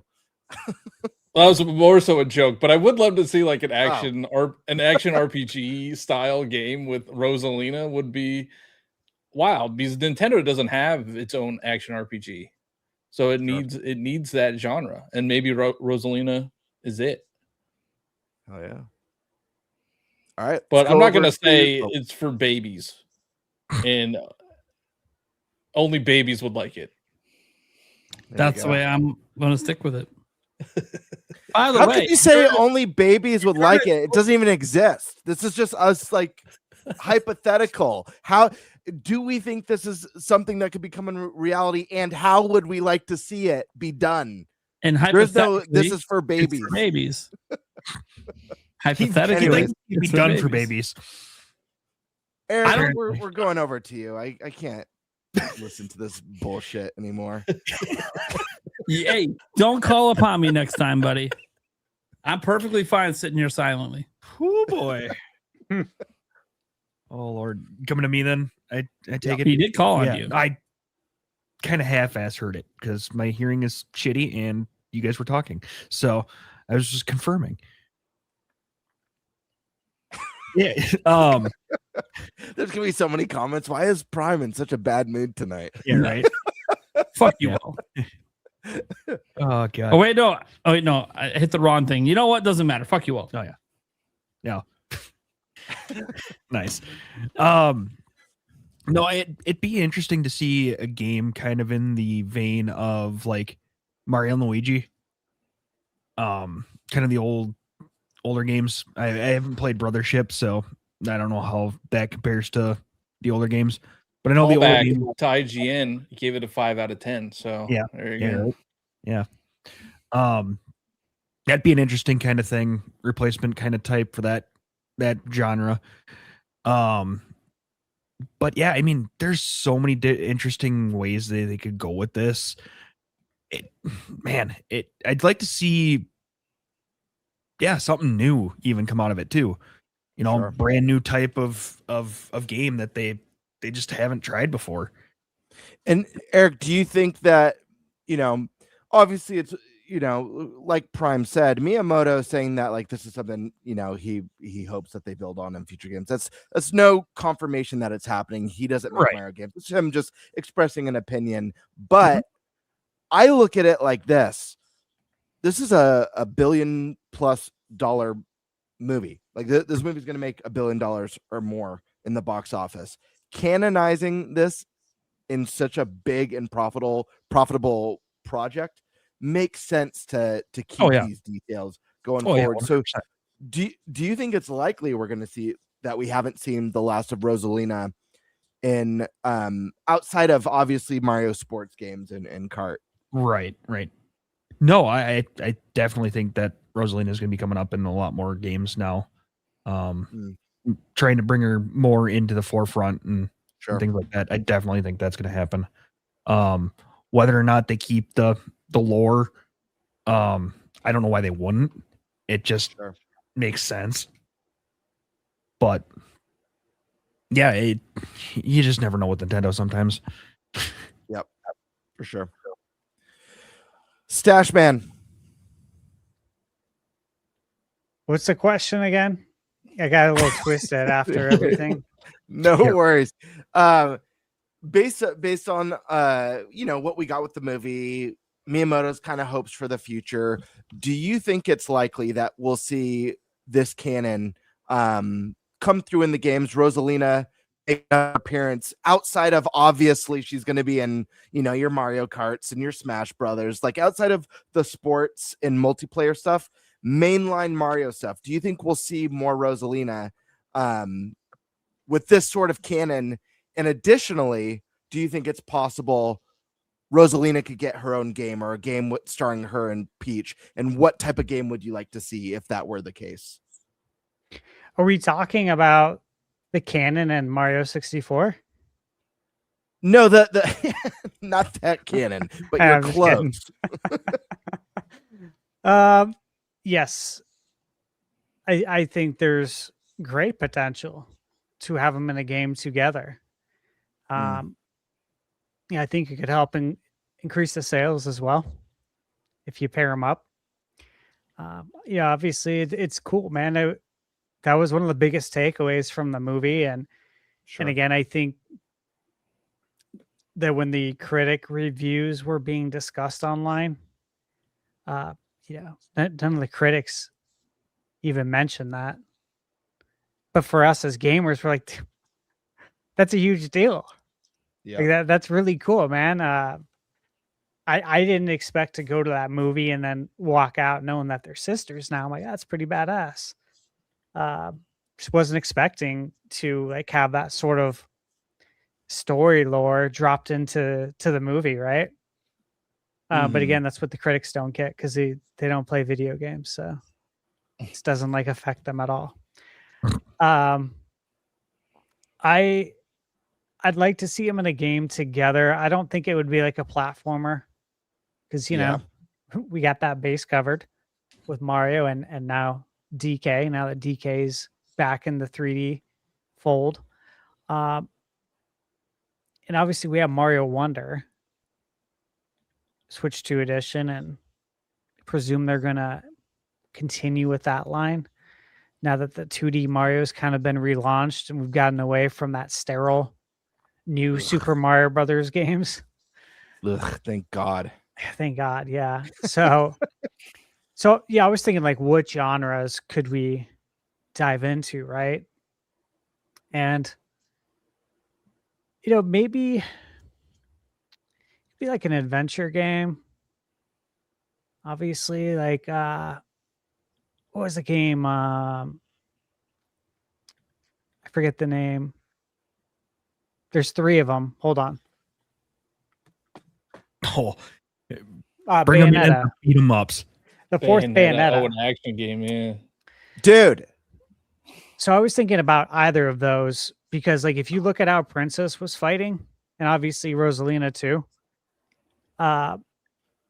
they got some kick-ass moves out there. They're beating the shit out of people, and I'm like, huh, yeah, I could see that action element. So I could see something.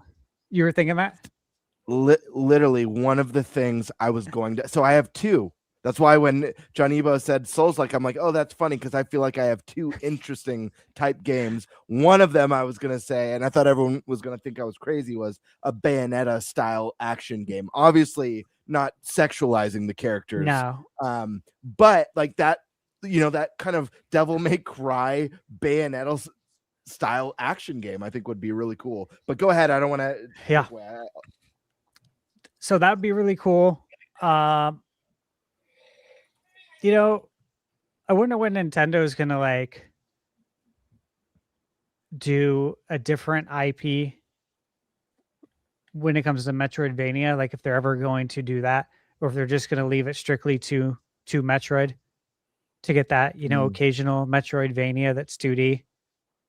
Nintendo hasn't dove into the roguelite yet, and that's really taking off as a genre, so that's a possibility. So I was just trying to look at like what would be some candidates, like where we can some gaps we can fill basically in Nintendo's genres, right?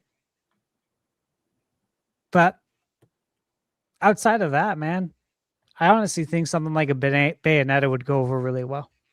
Yep. Give me a Double Dragon style. Oh, I'd be badass. Yeah, I'm gonna bounce beat 'em up. Yeah, oh yeah, I'm gonna beat 'em up would be really cool too, obviously. But yeah, I'm gonna echo 100% what Stash is saying right away. I thought of 2 games. Bayonetta came to mind. Just how cool that would be to play something that's super fast action combat. We already know Rosalina and Peach have some really cool abilities. Obviously, they can pull from the Smash stuff, but also get creative in the way that Nintendo does. But there's another game that I would love to see a Peach and Rosalina game kind of based on Mortal Kombat Shaolin Monks. Anyone familiar with Shaolin Monks? Yeah. It's a story-driven, somewhat 3D beat-em-up adventure game where you can play as Liu Kang or Kung Lao. And you could do it 2-player or choose one of the 2 characters. I would love to see something like that with Peach and Rosalina. I think that would be rad.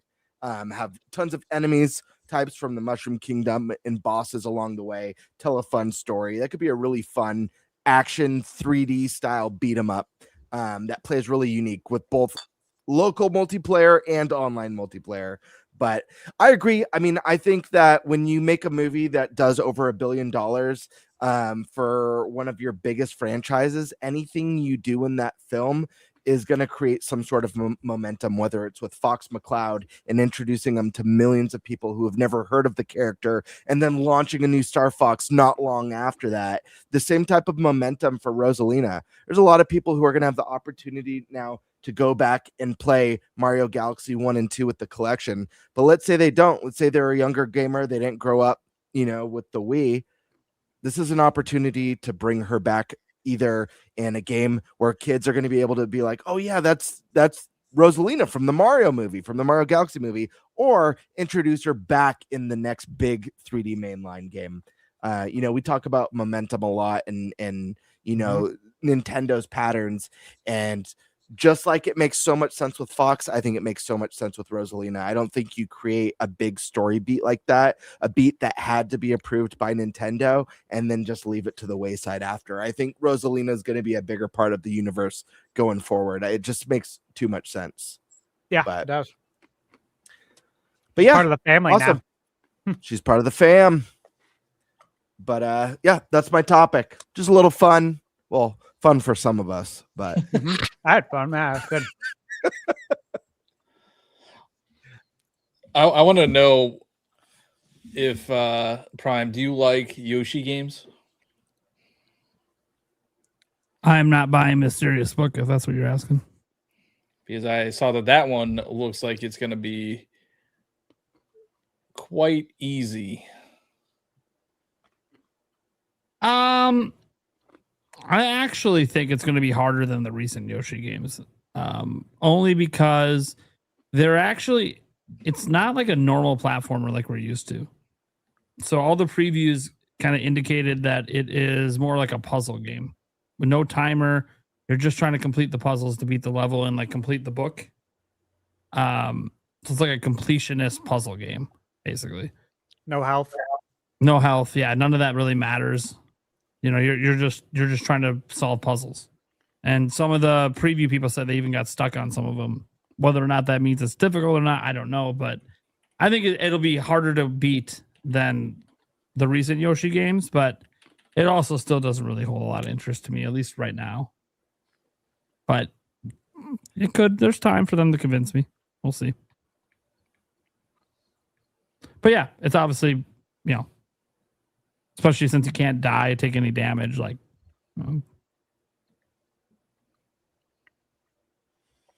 I'd love to be wrong about what I always say, that Yoshi peaked in 1995.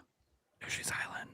I really want to be wrong about that one of these Woolly, days. Woolly World is really good. Woolly World is probably the best one that I can remember outside of. And I think I reviewed Yoshi's Crafted Island, World. yeah. It's one of the few reviews on my channel was Crafted World, I think. That was one that came out on Switch, right? People don't Yeah. like that one. Yeah. And my review was pretty positive, but it was mostly it's meant to be like a family game you play with your kids. Yeah. For what it is, that's fine.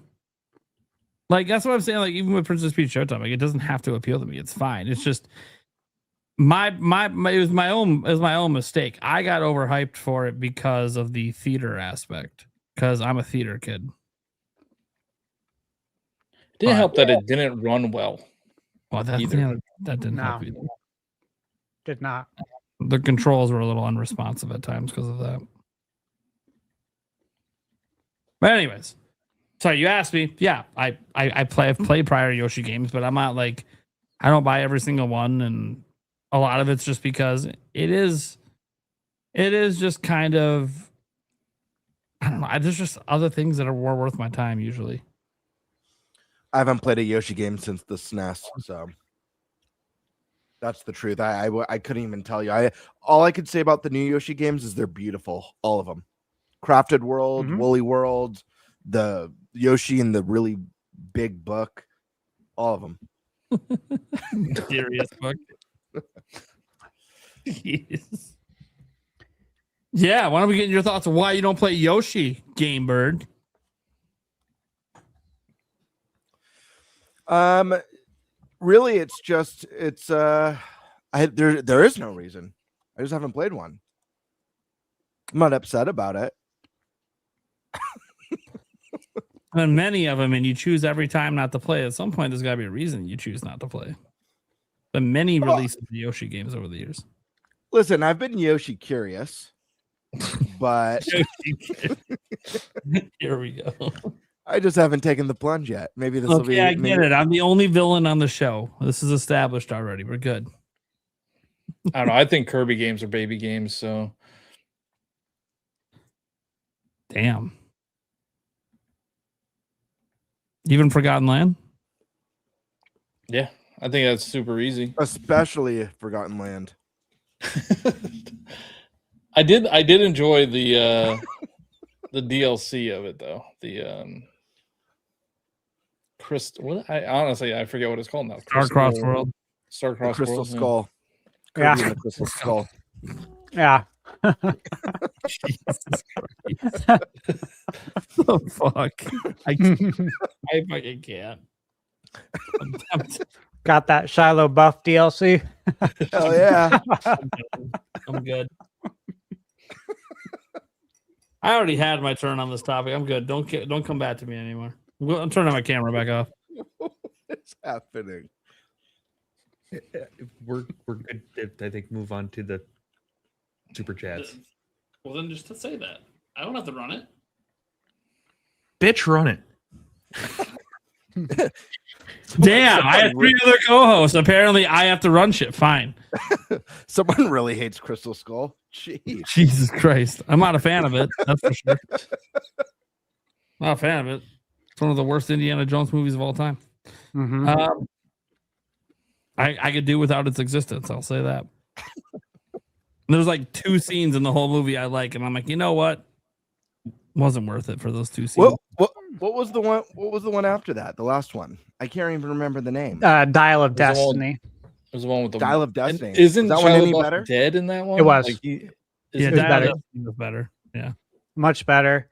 Yeah. What was Shia LaBeouf's character's name? What was it? Mutt. Mutt.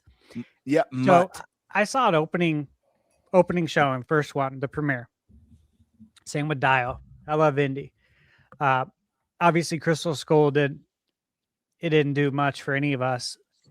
But when I heard his name, I don't know about you guys, but it just was like, it made me think that this movie might suck. As soon as I heard that name, like, what the fuck are you thinking of?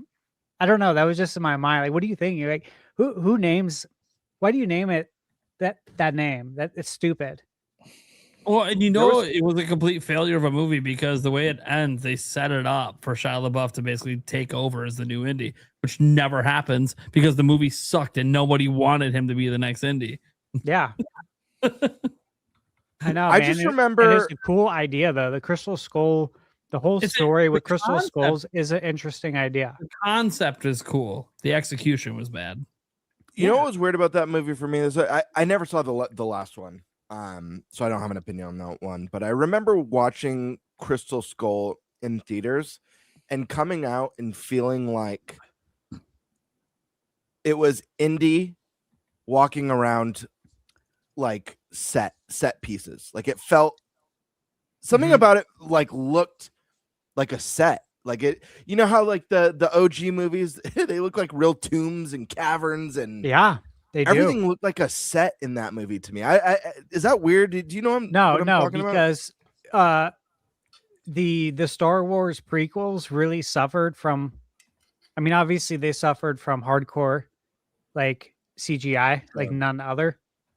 But like when I walked out of seeing Episode 1, Phantom Menace, the feeling you had is like what the feeling I had when I walked out of that.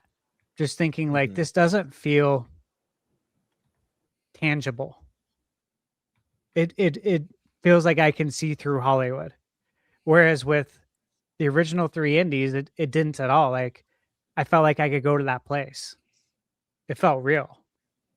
Because they actually filmed it like on location. That's the problem with movies these days though. Everything's computerized, man. It makes me excited for the Zelda movie. They went on location. Yeah, I love that. It's gonna be awesome. Can't wait. Okay, I guess everyone went. We can probably go into the Q&A. Are we good? That's what Eric was yelling at me about. I told him, bitch, he can run it. And he's like, bitch, get out of the show. Fuck you. Demonic Brawler. Bring back NFL Blitz and NBA Jam and NHL hits. Got to keep that tradition going, baby. Isn't there a spiritual successor to NBA Jam? Or I'm going to say there's no successor. But if you want to talk about how there's been attempts, yes. Well, he's talking about NBA on the Run, who's being developed by former EA Big employees who worked on NBA Street. I talked to them. I'm in their play test, which should be happening soon. They got the commentator from NBA Street. I don't know if you guys remember, but he's going to be on. He's the one of next the game. best parts of NBA Street. Was He's going to be on NBA on the Run. So, hopefully it's good, man. That's their intention, is to make it a successor to more NBA Street, not Jam, but yeah. We know. But there are some like NBA Jam like games, right? They like little, I feel like big heads. There's that game that I bought that I haven't played. That I played just so I could read one. Yeah. NBA Bounce. And then there was NBA Playgrounds, I think, for a bit. Playgrounds is trash. Yeah, that was garbage. It's so bad. Then there was that other one that had 2 games, and then EA bought them out. Well, NBA Jam on Fire Edition. Yeah, there's NBA Jam on Fire Edition. You can't play that online anymore. Though, like they took that server off. We just need to brought back, guys. Look, in my dream scenario, okay, because there's a game I actually really like that no one talks about anymore. NFL Blitz The League. Yeah. Fucking love that game. It's got like a 3-season story arc thing going on, and like the commentators are fucking insane. They'll like swear in the middle of the game and be like, he broke his fucking leg. And then it shows the fucking full graphic of the leg shattering, and you're like, dude, this is sick. I like this. I always thought like something like that for NBA Jam, like an NBA Jam The League, where like the commentators are just like unfucking hinged, and like the injuries are fucking crazy, and yet you're still on fire hitting, a 4-pointer from the fucking, that logo. Like, dude, that'd be sick, man. But it's a dream scenario that I know I'm never gonna get. Just like we're never gonna get another The League style blitz if we ever get a blitz again. But I did like the I don't think we will. The Blitz The League guys did not play like the arcade one. So that was one of the controversies. It really wasn't arcade like. It was more so Any Given Sunday. If you've seen that movie. It felt a lot like that movie. I don't think we'll ever get Blitz. Yeah, I don't think so either. Because the NFL has been neutered.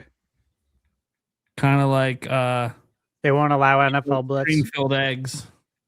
Yeah. They just don't exist anymore. I have the arcade. My arcade went up.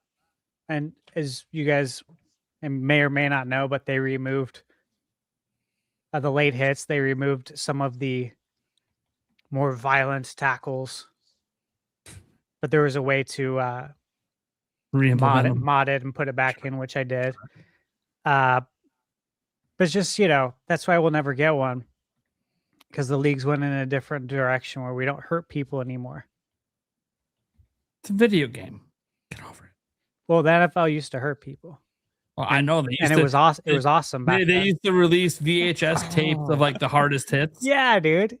Dude, my dad's got 2 of them. You put the VHS tape in, you guys, if you've only ever seen the NFL the last 10 years, dude, your mind's going to be fucking blown at the kind of hits they used to allow. Not just allow, celebrate and encourage. Mm-hmm.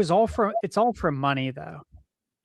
They'll spin it and say it's for player safety because that's the spin zone, but it's all for money because you protect the players, which then allows more points to be scored and to run up the scoreboard. And that's what gets people watching. People don't love to watch defense. They love to watch points being scored. That's how you make more money. Well, I know. I Every hate all game the with money. specialized quarterback rules. I've always hated the You know that. specialized rules to protect Yeah. the quarterback. I'm like, look, I don't want my quarterback to get hurt either, but I also, you know what? There's a reason that I have an appreciation for Brett Favre and not as much for Aaron Rodgers, because Brett Favre got to play in the league when you could fucking kill the quarterback. Mhm. And he Yeah, kept look at getting back, he kept getting back the fuck up. Look at Troy Now, Aikman, man. Should he? Yeah, Troy Aikman. He had so many concussions. Like, should Favre have gotten back the fuck up? Does he probably have early onset Parkinson's right now? Is what it looks like. He probably should have kept getting back the fuck up. But you know what? He didn't know any better. Probably because he was blacked out and high on fucking pain meds back then. But still, it's like you look at today, and look, it's not any one particular person's fault. Like, you know, Tom Brady gets rolled up on, so then they make the rule you can't fucking go low. It's like, I get it to an extent, but at some point it doesn't had gone through that before. It doesn't feel like football anymore when you can't tackle a quarterback unless they're scrambling outside of the hashes. It's like, and even then, don't land on them wrong. I know. If you land on them wrong, that's also a penalty. Like, fuck out of here, man. I can't stand it. I just ended Clay Matthews' career basically because you know every time he would sack a guy, his arm would brush the helmet and it'd be a flag. It's like, shut the fuck up. Had nothing to do with the play, and it did not affect the safety of the player he tackled. Get out of here. It's like the spirit of the rule. This is beyond that. This is bullshit. Like, yeah, you shouldn't head target. Absolutely. Someone targets the head, you toss their ass out of the fucking game for starters. Like, yeah, you shouldn't need a special rule for that. That should just be fucking obvious. But all this incidental, I brushed the face mask when I went to swipe it, the fuck off. Unless you hooked the face mask and pulled, fuck off. That should be a penalty. Yeah, but I agree. It's dumb. It's dumb. But I'm serious, guys. Go back, and it's probably on YouTube. Just go back and look at some of the hardest hits of the 90s. Holy shit, dude. You're wondering how people got up. Dude, they would go high, low, over the middle on a wide receiver all fucking day. And those receivers would just get back up. Nothing happened. Now, do they probably have a concussion? You fucking ain't right, they do. The concussion stuff was real. The NFL was covering it up. But, God, it was fun to watch. Yeah, it was. Why do you think people like watching UFC? Hell, they still do the professional slap battles. I thought that would be canceled by now. Nope, that's still fucking going. Why? Hey, dude, you're watching people intentionally get concussions. That's what you're doing. You're watching them. Why are you watching? Because it's kind of insane to watch somebody just unload. How often, before the professional slap battle thing set up by the UFC, did you see people just completely unload and take a full power slap to the face? It never happens. People are always dodging and moving. And here you are just fucking watching in real time. You could feel like you could see the brain moving and slamming against the head. And then watch them just fall over. And I'm like, dude, this is so brutal. They are fucking themselves up for such little money. But also, this is kind of entertaining. Like, I miss it. A little amused. I miss it all. I miss Ultimate Fighting Championship. Oh, I love people unloading game, bro. You didn't have to keep that to the chat. You could have just said it out loud. I miss that, dude. I miss that. I miss when you I've been around the creamy bird, man. He likes to unload too. Just please don't do it on me. Next up, Demonic Brawler. I think Splatoon Raiders will move. Well, I think it has it does have motion controls, so yeah. Nice. Yeah. Easy answer. I do think it will move consoles in Japan, specifically in Japan. Splatoon is huge in Japan. I don't know if the lack of multiplayer is gonna cause it not to, but I still think like they want more Splatoon stuff. Yeah, probably. I will it be a system sell? I think in Japan it'll move some units because Splatoon's really popular in Japan. But outside of Japan, It's like Dragon Quest moves units for Nintendo in Japan as well. So like there's just certain IPs that are just really big in Japan, and Splatoon's one of them. But outside of Japan, like I think it can move some units. I think you're not gonna see like a Pocopia bump, but I do think it'll be like whatever the system's been doing, it just kind of maintains those sales, kind of like a momentum maintainer more so than like elevating the momentum. That's what I think will happen. Obviously, we don't really know. It's releasing in July, so we'll see. Next up here we have Steak 1024 says the real question, how do the water graphics look? Now I will say this, in Splatoon it's a little disappointed in the water graphics. How about you guys? Splatoon Raiders, it's glancing at the water, I'm like, I don't know. But yeah, the Cream Master forgot to unmute himself again. No shocker here. Sorry. Just what I had to say was very powerful and profound. No, I'm under the impression that like this is like kind of a jacked up apocalyptic world, and even when you look at the water in Salmon Run, it's like completely polluted and disgusting and like sewagey looking. So I don't think Splatoon has very nice water. I don't know. It didn't stand out in Raiders to me. You know, yeah, in the way that, despite the fact they're on islands surrounded by water, I'm like, the water graphics didn't really look like much to me. Like, to be fair, we're not really doing anything in the water. We're on the land the whole time, but as far as we're aware. But yeah, not in the same way that like the water impressed me in Mario Kart 8. You know, yeah, they should have just gave us Wave Race so we could show everyone how it should be. Yep. But look, we got to throw this question to Stash. He's the water graphic guy. Splatoon Raiders water graphics. Are we off base, or are you excited by those water graphics? Either they look good. They didn't stand out to me. Yeah, probably has zero impact on my interest in the game because this isn't a game where we're in the water, so it doesn't really matter. But DK Bonanza had some amazing water graphics, especially in that the beach level. Where you get like the rainbow thing that lets you go up in the sky. That level has such beautiful water. And I'm like, I want more of this.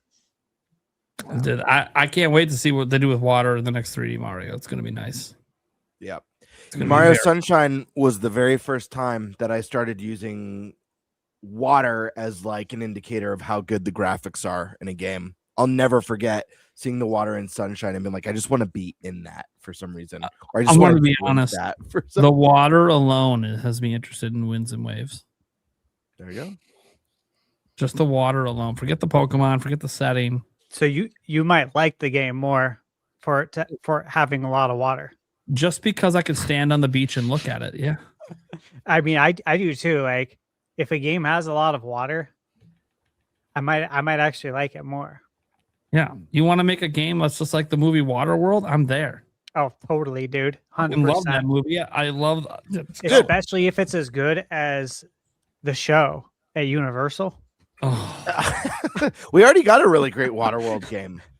It's my favorite game of all time, Wind Waker. Too much water game. No. Now you're gonna talk about Waterworld on Virtual Boy. I'm surprised IGN didn't repeat the too much water in that game. I thought for sure. But no, they kept it just to the Pokemon.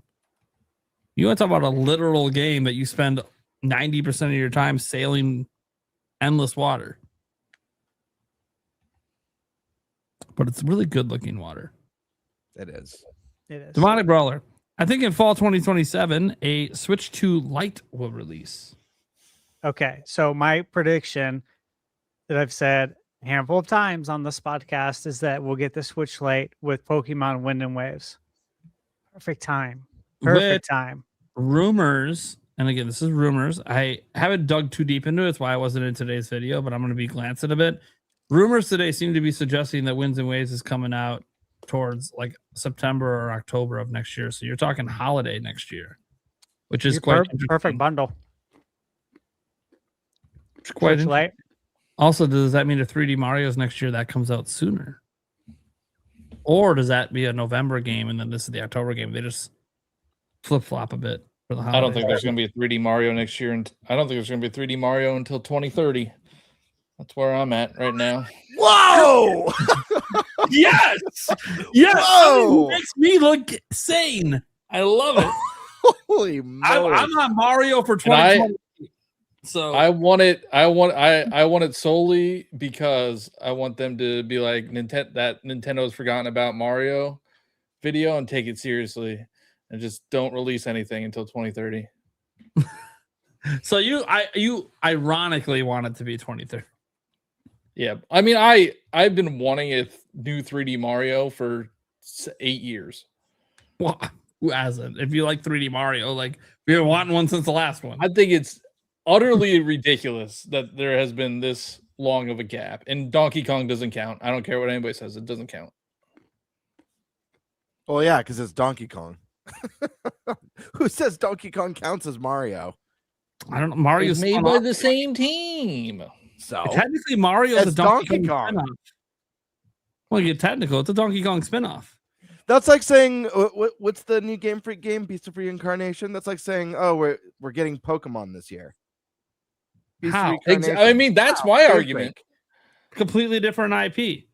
Unless the Beast in there. Donkey Kong is not 3D Mario. It's a different. But Mario originated in Donkey Kong. So Mario's a spinoff. This has been a debate going on for like decades. Is this real?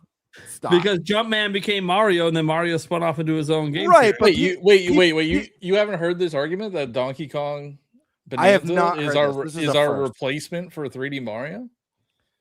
All I'm hearing is that sort of brain neat. cells have been depleted across the globe. That's all I'm hearing. All right. Well, when Mario's in 2028, I'll take my flowers. Anyways, I know Nate the Hate said next year, so who knows? It might be next year, might not be. We have no idea. This thing's not even announced yet. But in terms, I of also hope he's wrong. That's another one of my hot takes. I hope he's wrong. I mean, I'd like it to be this year, to be clear. Dude, that is the dumbest take I've ever heard. Not your 2030. That it's still a pretty bad take, but the Mario is Donkey Kong. It's like being like, man, I really wish we were getting Shovel Come Knight. on, people have to back me up on this one. We have a follower. It's Have not you- Shovel Knight. Have you never heard the argument that Mario is just a spinoff from Donkey Kong? I'm not It's like a saying that. legit argument. No, I haven't heard the argument that we already got Mario, Donkey Kong. I haven't heard that argument. You haven't heard that? That's Oh, just, man. No, it's what John Ebo was saying. That's John Ebo. Yeah. You're not saying it's that, No, but no. you're saying that people have People have made said that argument. Yes, is I'm not insane. saying that. The only argument I've made is that the 3D Mario team made it, and that's why Mario's not coming out till 2028. That's the only argument I made. It doesn't replace 3D Mario. It's just that team just happened to be working on it. But I understand younger developers, all this stuff. Again, nothing's been announced yet. So for right now, every year that ticks by without 3D Mario is 1 year closer to me being right. And the thing is, I don't want to be. I don't want Mario in 2020. I want it this year, but I'm at least on one hand, my expectations are very low for seeing Mario anytime soon. So you won't be seeing me make any videos about how Nintendo forgot about Mario because I already expect them not to talk about Mario. Anyways, getting back to the question, the Switch 2 Lite or the statement. Stash has been on that train for a bit about it launching with Pokemon. Obviously, it makes a lot of sense to do that. Get a cheaper model out when Pokemon comes out.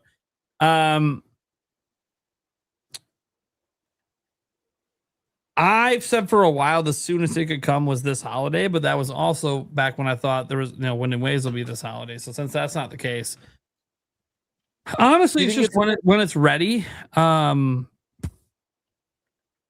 launch it alongside something.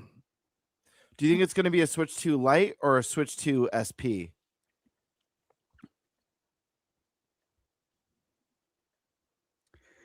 I mean, if it's an SP, that would get people to double dip. Clamshell, baby. Clamshell. I agree with like the I brighter would double. screen too. I would double dip. I'm double dipping no matter what. I don't care. You know what? Johnny Bo, you're interested. Like if they drop the Jesus Switch Christ. 2 SP, you're in. Oh yeah, man. I'm in if that Legend of Zelda one is real. Yeah, I'll get absolutely. Yeah, that The too. Switch 2 SP Zelda edition. You know, we got a Absolutely. factor is obviously, you know, like I said, I was saying 2027 with Pokemon. What's going on anymore?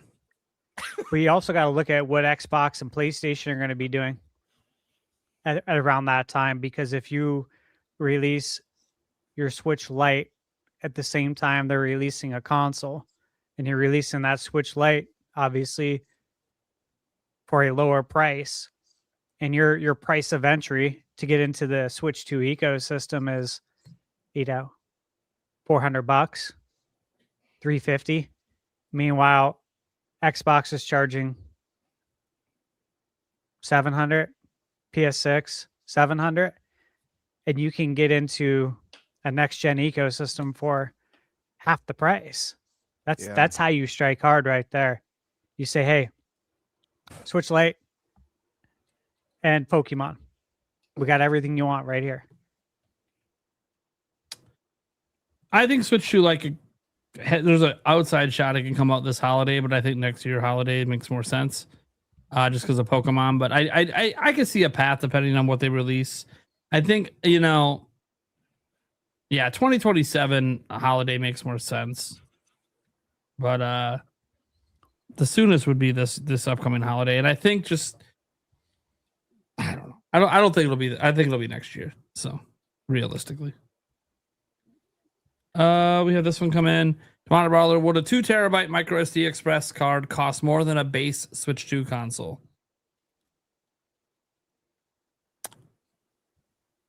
If it launched today, it'll be close to the same price. Well, I paid $199. I paid Yeah. $150 for a terabyte. Yeah. I paid. I think I paid $180 for mine that I have. It's the Lexar one. They're, you know, their standard's like $200, but sometimes you can find it cheaper. Sometimes it's more expensive.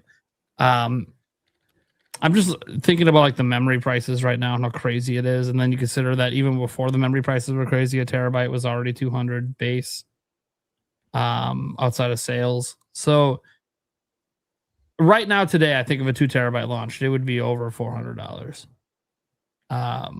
You think so? Well, you got to consider right now. I'm gonna go double check right now. The 1 terabyte last I checked on Amazon was $350 right now. I don't know if people realize the price has gone up.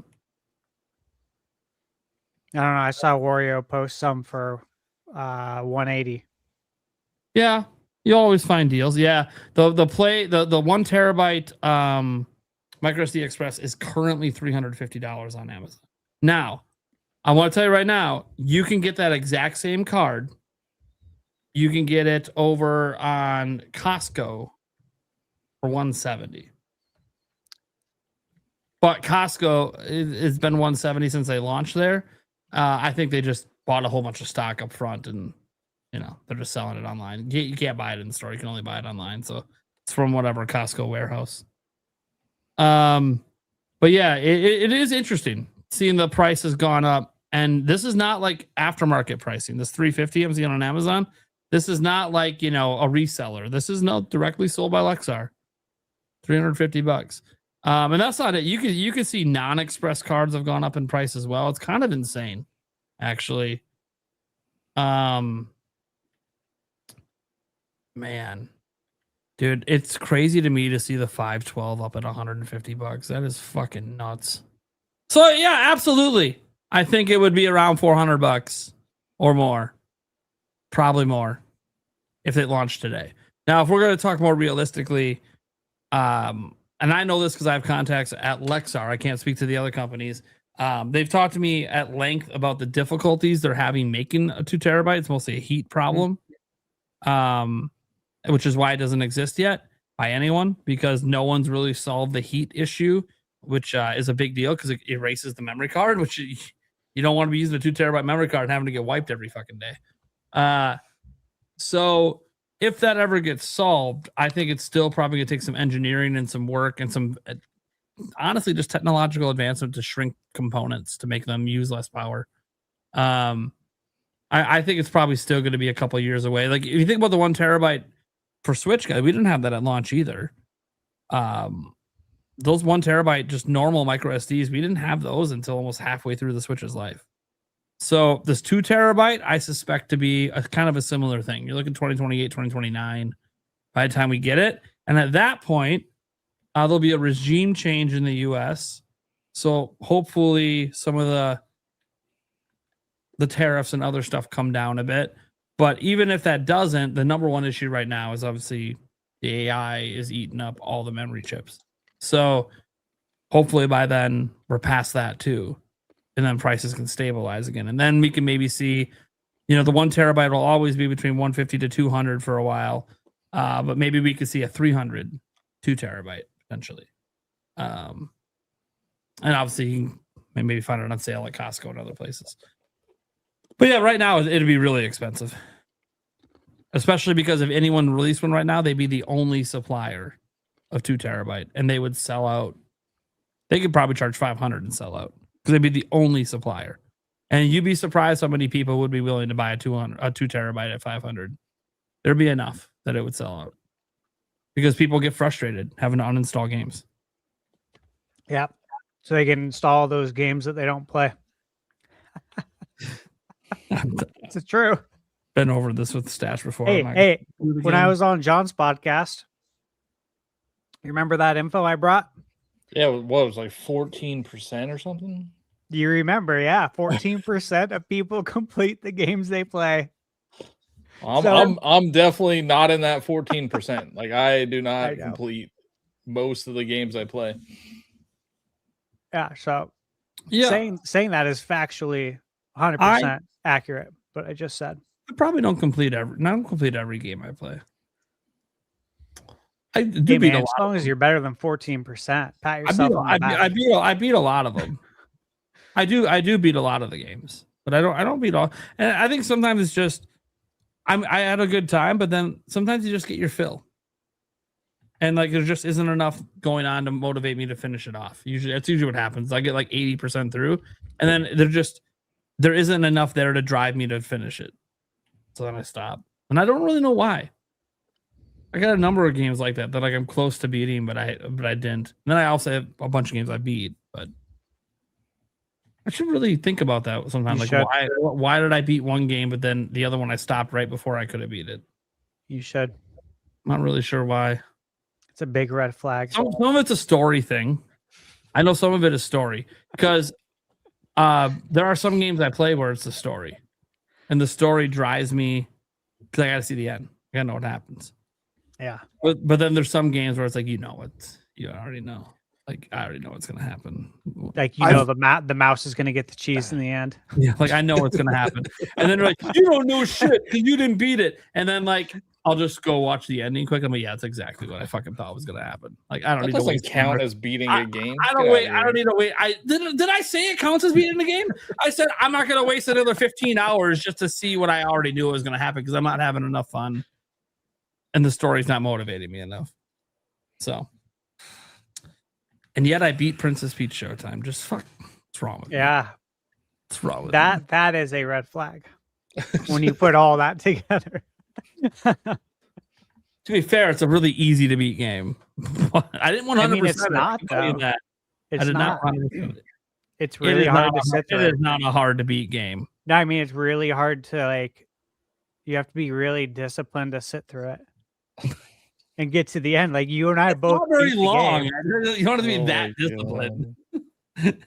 I mean, you don't have to beat everything in it to beat the game. That's the thing, I wanted to see most of it though, so I could, since I was reviewing it, and it's fucking red flag. Like halfway through, I knew I was falling on the sword for everybody. I'm like, I got to get this review out quick to let everyone know, like, hey. Don't buy this for yourself. Feel free to buy it for your kids, but not for yourself. Great for kids. But then Nate, you said your kids hated it, right? They weren't a fan. They picked it up, tried it, and said, "Fuck this." Yeah. So if it's not for kids, Your kid said that was the Literally, exact words that your kid said. My daughter said this game is fucking bullshit. I said, okay, I don't know what to tell you. You don't have to like this game. It's fine. She was 4 at the time. Like $60 on this game. I was hoping one of my kids would like it. My bad. Won't be doing that again. All right, the bottom brawler says if it was 1997, Splatoon Raiders would have been $90. Oh, the 90s, man. I'm actually surprised the lawsuit against Nintendo isn't over Princess Peach Showtime. I didn't say it was so bad they should get sued. Yeah, they should for domestic violence. Oh my god. What the fuck? Dude, Eric, when we're done, you could just push me down the stairs. Just knock me the fuck out. Okay. Next up here, JCZ says, hey, I'm road tripping to PAX West for the first time this year. Nice. You guys typically do a fan meetup thing. I love something signed by you all. Well, guarantee you can run into us. We're literally usually meet up behind the 7-Eleven with some 40s. Edward 40 and candy. Every day before the show floor opens, we're there bright and early behind the 7-Eleven with the 40s. Because we know this is gonna be a long ass fucking day. We're gonna talk to so many old English people. Yeah. Like, so many people come up to us where we gotta fucking clear the brain with that shit. Or Mickey's. There we go. Mickey's. Anyways, so we don't really do like a fan meetup thing, but we're just fucking busy. We don't drink before. we are like seriously so busy. We do at night though. Like we do at night. Yeah. We do at night. Obviously, like, you know, I assume on the 3rd we'll probably end up having a few drinks just because it's the day before and we're chilling and having meals. That said, Bird's birthday. Bird's birthday is that Saturday. Mm-hmm. Yeah. So birthday. I know we'll be out Saturday night. That being said, you know, we don't really do like a typical fan meetup thing. I'm not saying we never will, but we're just so busy with so many appointments that it's really hard to do that. That said, it's if you go there and we know what day you're going to be there, if you want to like reach out on Discord or something, I don't know, problem like letting you know like whereabouts we might be somewhere on the show floor if you want to come up and say hi. We had fans meet us last year. Not like, you know, like a big meetup. They just met us on the show floor. Nothing wrong with that. Yeah, and obviously feel free to come say hi if you see us. Yeah, we're there all day, like every day, all day. We're at that show floor. Because we just got so much to play, and like, look, even last year, you know, you get done and it's like there's still more we could have played. Like there's just so much to do there. But yeah, no, absolutely feel free. Anyone that comes to PAX West, feel free to come up and say hi to us. I'll at least have stuff on me to sign. I always have stuff on me to be able to sign people's stuff, whether it's Sharpies or even the paint pens, because some people have like things that Sharpies don't really work on. So yeah, feel free to come up and chit chat with us. Last year we gave some people some stickers. I don't know if what we'll do this year if we want to hand out anything to people that come up, but it's a good time to meet the crew. Yeah, it's fun. So yeah, and who knows? If you go to some of the other events there, you might catch us once in a while. Like when we went to, God, what was that thing we went to with all the indie games? Yeah, the mix. The mix. Got a feeling we'll probably hit the mix up again. You're there. Yeah. You're probably going to meet us because it's really hard not to see us. That's the best environment too for like, of all the places. Like it's like you said, there's a lot of appointments. Any fans of the show that want to meet, I know I think I can speak for everyone. Well, like any possible way to meet you guys, we most certainly will, so long as we don't have an appointment that we have to be at. We love meeting you guys. The mix is awesome though, because it's super cash. It's super cash. There's indie games everywhere. And you get to kind of just like, you're not dealing with the big crowds and the big lines. Everyone's just kicking it, having drinks, mingling, trying out the latest indie games. It's just a really great setup to hang and actually meet and stuff. So definitely if we got that going on this year and you're interested in meeting the Nintenbyte crew, hit up the mix. They're doing it. I talked to them already. Yeah, they do it every night. Yeah, it's a pretty well known thing. Well, a lot of the people that are in there, guys, are like creators and game devs, but they do let fans in. You know, I think there might be a cover charge to get in. I don't know. We get in for they free. have to though too, because it's the end of August and it gets hot in there, so you have to. Yeah. You have to bring fans in there. Technically, they had a food truck there. I just didn't go to it, but they had like a taco truck or something. Yeah. Something was going on. But I didn't actually eat at it. Maybe I'll eat at it this year. We'll see. Right? We'll see. Okay. So yeah, absolutely. Just hit us up and we'll be somewhere. Mm-hmm. I'm in Seattle for a week. So Karkun, do we get a lawsuit for Sony / Legion Go price changes?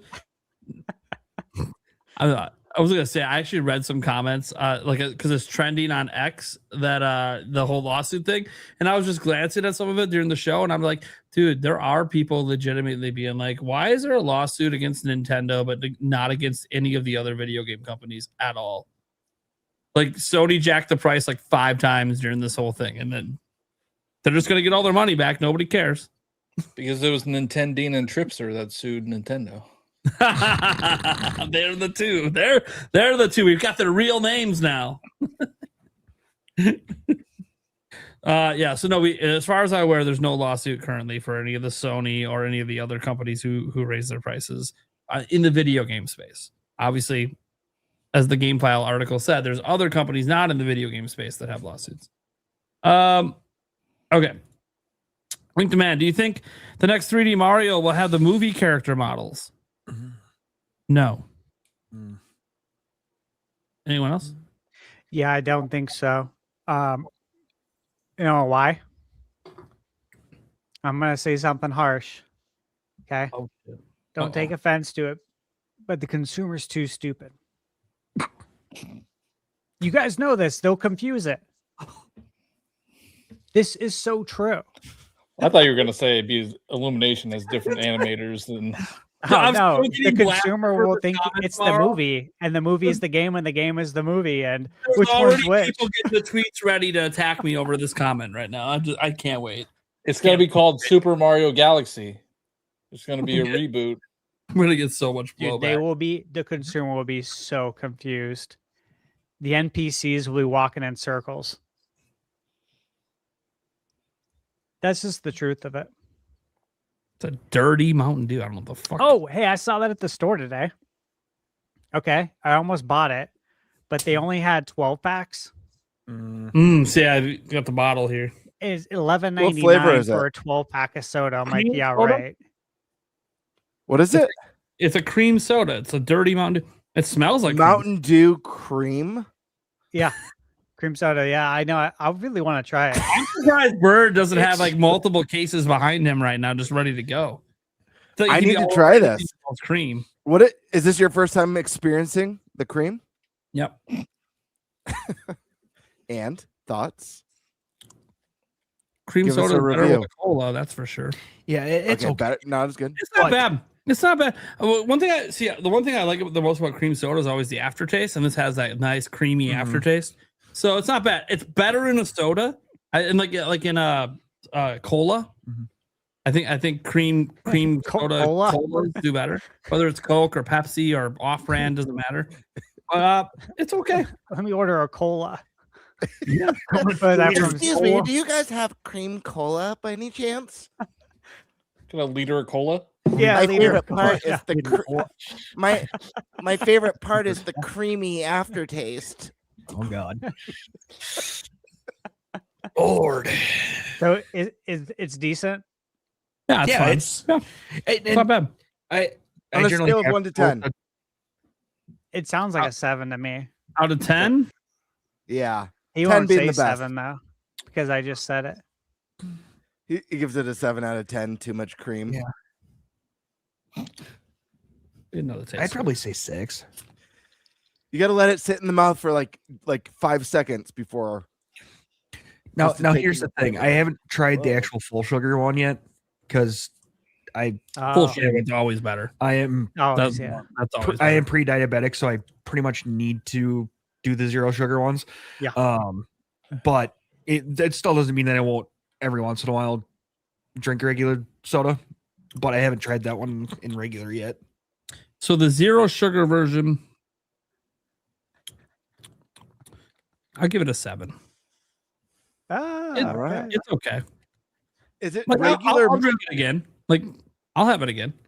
What's stronger, the Mountain Dew flavor or the cream? Like, what's more prominent? It's kind of equal. Yeah, it is actually kind of It's kind of equal. It starts off, you taste Mountain Dew, and then the aftertaste is cream. So it just kind of. I don't know why this cream talk is. Johnny, I know. Johnny was like, cream sit in your mouth for a while. 40? You're having a problem with cream at 40? You might want to talk to your doctor about that. The moment you started talking about cream, I saw Johnny-bo like sweating instantly. Just started sweating. Johnny-bo better not come to PAX West because he wouldn't handle our crew. Cream is like the topic of conversation for the whole event. It's the foundation. I don't even, dude. Why don't we have a podcast shirt that's about cream? We got to get this solved. This has to happen. We got to come up with a design. Yes, the next time it's the Core 4, it's the Creamcast.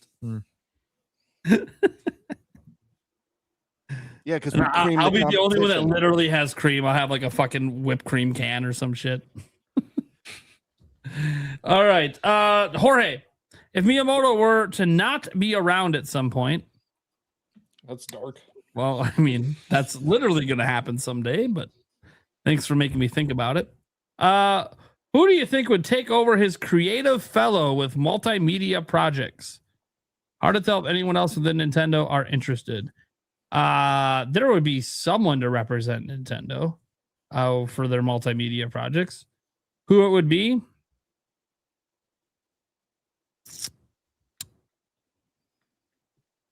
I have no idea. One of the Takahashis? I got like 3 of them at the company. But they're also like up there in age. So, like I'm trying to think like who would realistic, because like the problem is that Miyamoto is such the perfect guy for the role because he created most of these IPs. Like there's not going to be anyone else who has that level of experience. So it's like, who would be the best person? There really isn't one because Miyamoto can't really be replaced.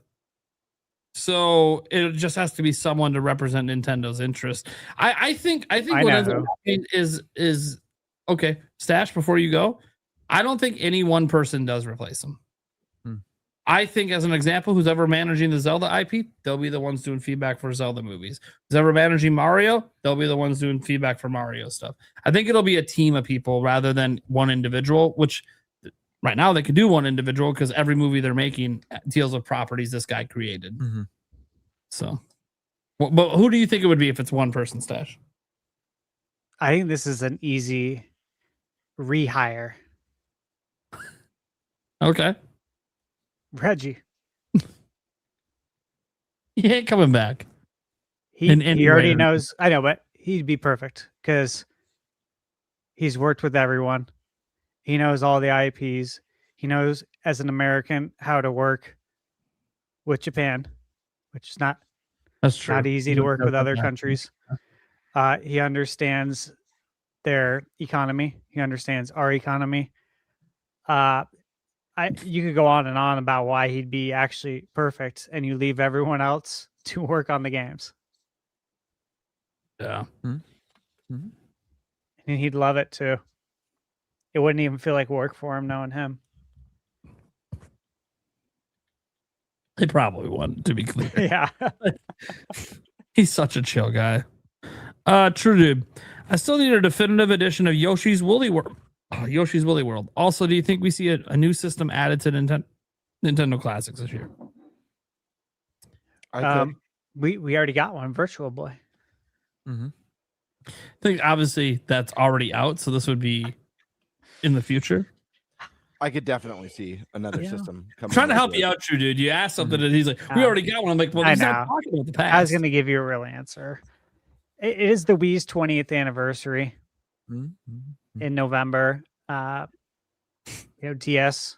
We've talked about DS. We've talked about things like Saturn, Power Glove. Dreamcast. Dreamcast would be sick. Dreamcast would be so sick. I did a video on that. Why I think Dreamcast could still come, despite Sega remaking a bunch of titles. Like, I think that gives even more credibility. They're not even remakes; they're new games. Yeah, they're reinventing. Yeah, time to bring Dreamcast to NSO and then slam them with those classics right before you get the new ones out. And bring back the Power Glove. Come on, Nintendo, I'm ready. One of the worst accessories of all time, but one of the most badass looking accessories of all time. Yeah, but if they could do the Virtual Boy, like, why wouldn't they do the Power Glove? Give people, like, just to have that piece of Nintendo history too. Virtual Boy is so cool. This is an accessory. It's a difference. Yeah. It's a lame excuse. They should absolutely bring it back for NSO members or some shit. Like, it's a no-brainer. It would sell. The Wii and DS are next. Yeah.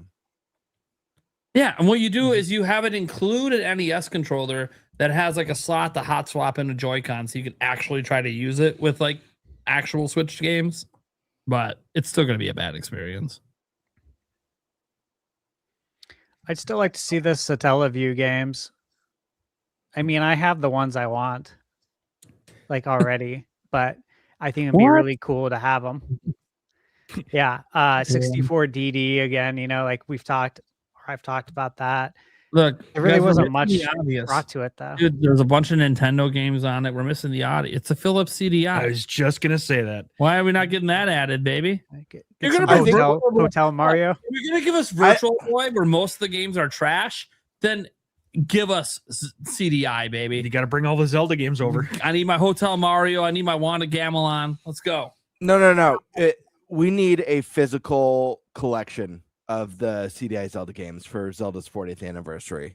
I think that would be sick. I actually think that, like, despite those games being like a meme for the franchise, I think that would actually be really fun. And that physical collection are all Philips CDI original discs. So you still have to own the OG system to play this collection. Or they release a Philips CDI add-on to Switch to. Dude, can you imagine if they added Philips CDI? Because they got to add the controllers, right? And the Philips CDI has some fucked up controllers. Yeah. But imagine they release those controllers, and just to keep it tradition, they're just as shitty and broken as they were back then. Like, dude, it was bad. The control stick wouldn't even work half the fucking time. And I might even be like, yeah, N64 controllers, I broke tons of those sticks. This was supposedly a brand new one. It just out the gate just sucked. The Philips CD, the quality control on the controllers was trash. Of course, so was the quality control on the system too, which is why half of them didn't even fucking work. Yeah. But fuck, man. Super Groover, like the name there. Can you invite Monando Max to the podcast, please? It's a YouTuber, right? Mm-hmm. I don't even. Yeah. I don't watch his stuff. I don't know. I was gonna say he's a nice kid. I don't know how old Max is, but you know, I'm old, so I guess I could probably call him. He's a nice young man. I subscribe to his channel. I follow him. I think actually he'd be cool to have on. Cool. I'd like to have him on, actually. That's a good question. One of us should reach out. Mm-hmm. I've never seen any of his stuff, so I'm looking at his channel right now. Never seen any of it. He's got good thumbnails, though. I like his thumbnails. Yeah, he does. All right. Venata712 has a quote from Miyamoto, probably. Instead of releasing another Mario game, we've decided to embrace a brand new IP worthy of acclaim. Henry the Hamster. Ah, yes. I remember when he said that. I think you just sent Miyamoto to his grave. Hope you feel shame. Henry the Handmaiden. I promise, no promise at all, to not send my entire fan base after you when they find out that this is the comment that ended Miyamoto's life. Just straight up. He read it. He's watching the show. Heart stopped. Hey, don't go sending your fan base after anyone. Yeah. Jeez. I can't believe. Oh, you referenced that. I can't believe it. Dude, I finally blocked him today, but I was like, I always knew I was gonna. I always knew I was gonna block him as soon as it wasn't fun for me anymore. You're done. And then the comment today when he said he got multiple death threats from my fan base, and I sat there. I'm like, multiple death threats from my fan base. Fun fact, buddy, I never featured you to my fan base. They don't even know who the fuck you are. So you want to lie again about the death threats that came from my fan base that doesn't even know who the fuck you are? Like, this is so stupid. The stamina on that guy. He just had no quit in him. No, he had no quit. He's just gonna keep, because I get notifications every time because I got tagged in it, and so I'm just like, how is this still going? Every time Dude, the amount of ways he kept trying to twist into gotcha to get me to give him the exact answer he wanted. I'm like, dude, what the fuck do you think I'm going to do? You think I don't see what you're doing? You've been doing it since the very first comment. Why would I give you the answer that you want? I gave you answers that you didn't like. That's not my problem. You don't have to like my answers. My answers don't too many answers, if you ask me. Dude, it was so fun. I was having so much fun with that guy. Oh my God. And then finally today I was like, all right, dude, this guy's he's literally never going to stop ever. All right, cool. I'll send him one last final message after he just did like a 4 giant tweet thing about his honest opinions about me. And it was just nothing but straight insults for like 4 paragraphs. And I'm like, cool. Well, my honest thoughts are you're kind of a sad man, but you won't miss my next action. that I blocked them. Like, dude, that guy, man. God, he's got to have no life to do what he's doing, man. Because it's not, he doesn't just do it to me. You can check his profile. He does it to so many fucking people. I'm like, dude, he's got no life. Yeah, I peeked at his girlfriend and friends at a movie last night. I don't believe that for fucking 2 seconds.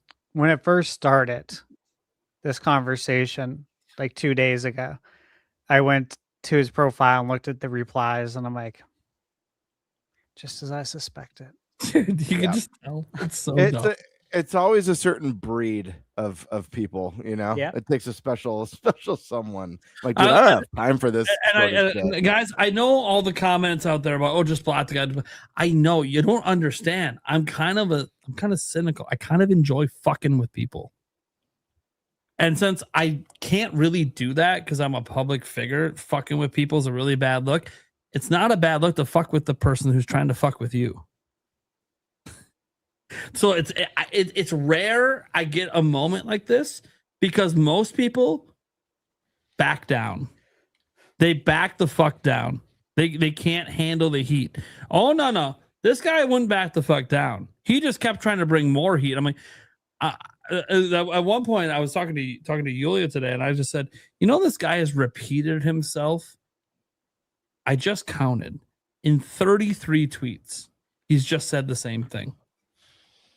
In 33 tweets. It was so many. This is how obsessed this guy is. He keeps trying to roundabout, like, bully me to answer this question. I mean, that me avoiding it is like, what was it? Me avoiding the question was an admittance or whatever. Because I refused to answer it. And I'm like, no, I answered the question. And then you tried to gotcha me after that answer didn't give you what you wanted. I'm not going to give you your gotcha answer. Are you stupid? Like, you're going to think what you want anyways. He lives in his own reality. So anyways, we can move on because most of the chat has no fucking clue what we're talking about. Nor do you have to. Don't bother looking into this. It's stupid. It was a Twitter thread thing.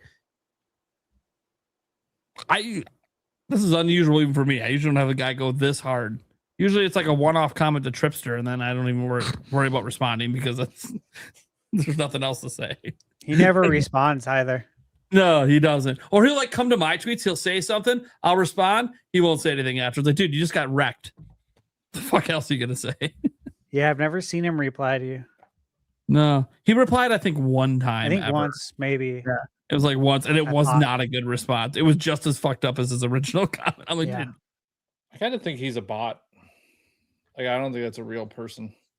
I've had that Same exact. My problem is thought. I've met people like him, like in real life, like the way they think and behave. That makes me go like, God, I don't even know if a bot would do this. Like this guy is just unhinged. Of course, I haven't seen a photo of him. Apparently, John Nebo knows what Tripster looks like. I have no idea. Well, I know what he apparently looks like. I've never seen it, so I don't know. Nor do I really care, to be honest. Daniel Alvarez, Nintendo, you better give Prime his $10. Yeah, what did I buy that was increased in price? I bought a Pro Controller. I bought a camera, the official camera. And I bought... Did they up the price of the... They must have, because I think they upped the price of all the accessories. So that would mean I bought the charge grip. So that one would be... So that'd be like $15 refund there. What else? I bought an extra set of Joy-Con as well. And I think those went up, what, $5 or $10? Can't remember. So maybe Nintendo owes me a 20. I don't give a fuck. They don't owe me shit. I knew what the price was when I paid for it. I'm good. When I bought it, that money's gone out of my bank. It's already written off. I'm good. I'm not looking to get that $20 back. No one held me to gunpoint, told me I have to buy this.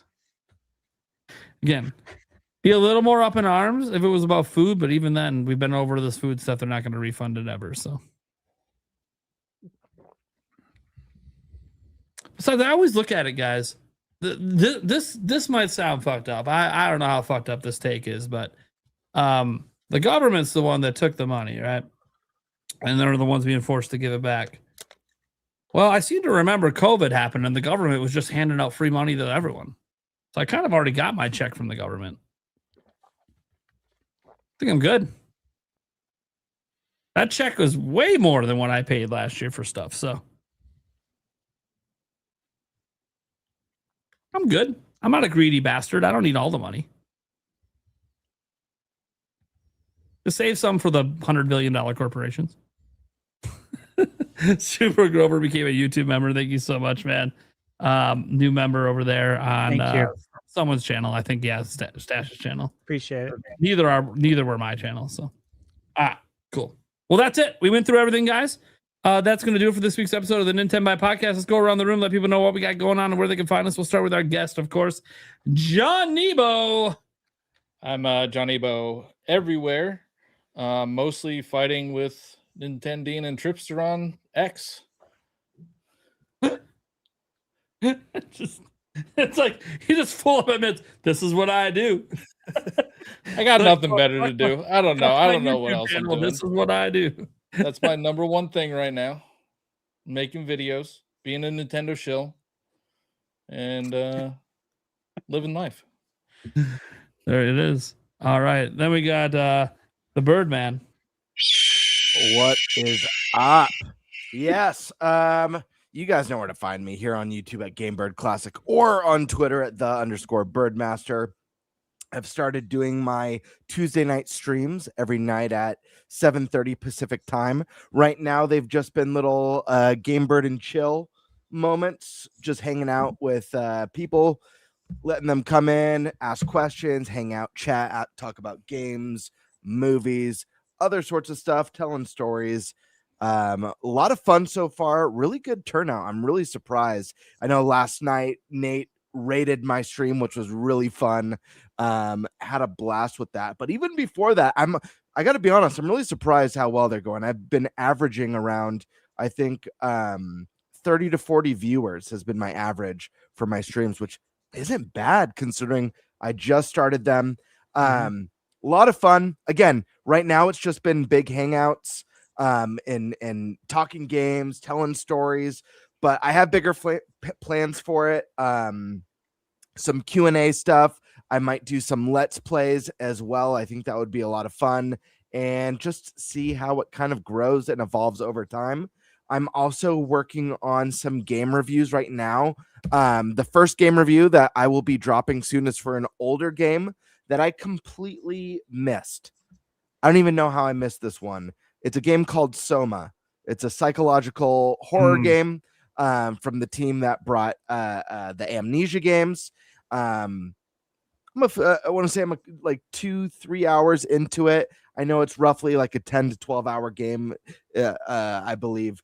But I'm working on a review for that one. And then I actually have a list right now of reviews I'm going to knock out. And so I'm trying to create a cadence on the channel that's manageable. I've been working on some of my time management stuff. I've been able to squeeze the live streams in. That's golden for every Tuesday night. So I want to do at least one review a month, live stream every week, one sketch a month, and then fill in the blank with some discussion videos and stuff. But at minimum, that doesn't mean we won't get more than one review a month. It just means like these are little minimum goals that I'm setting for myself, and I'm feeling good about it.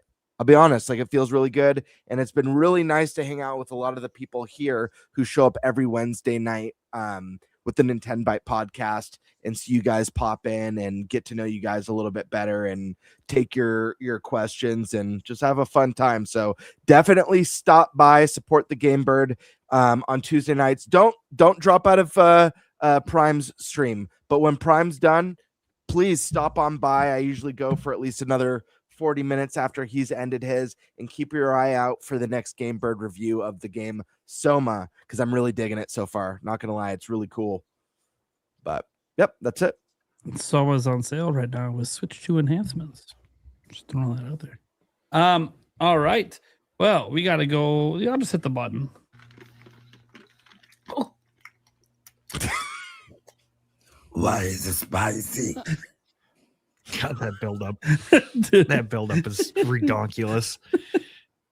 Yeah, you can find me here, the Clips channel, and our audio podcast. That's what I do. All right.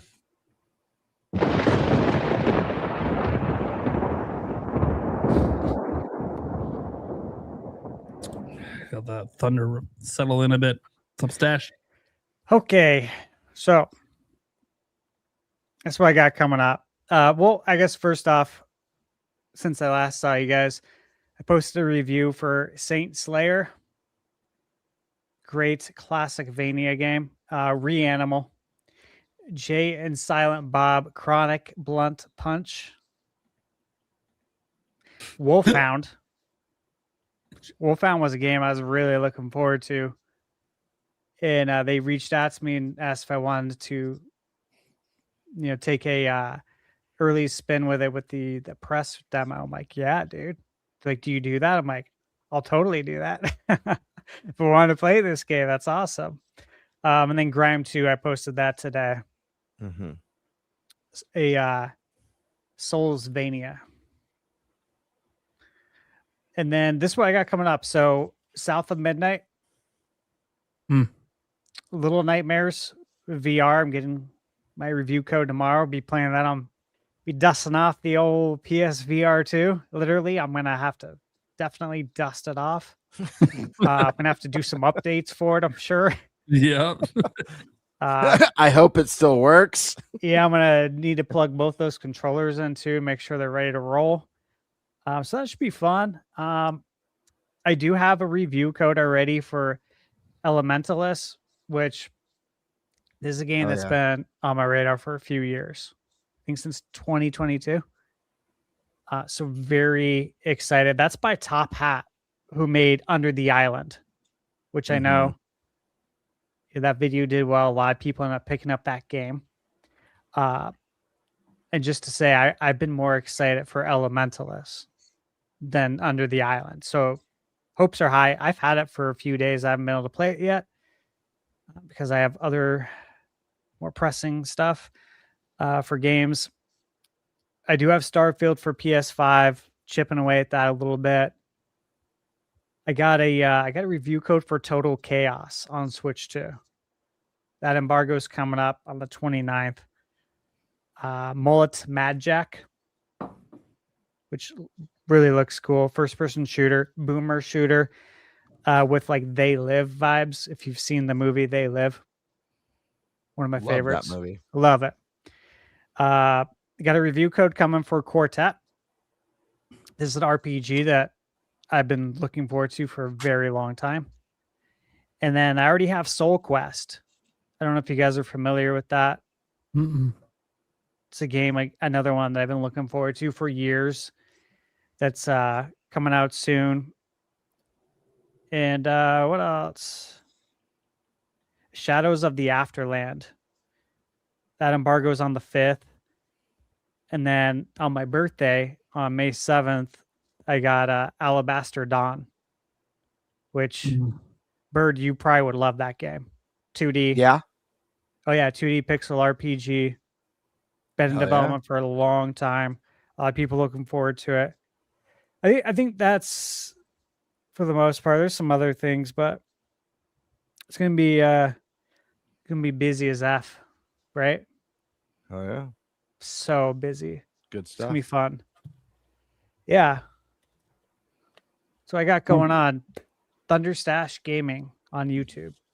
Okay. I'm Nintendo Prime, bitch. Yeah, I look, it's just daily news, guys. That's what I do.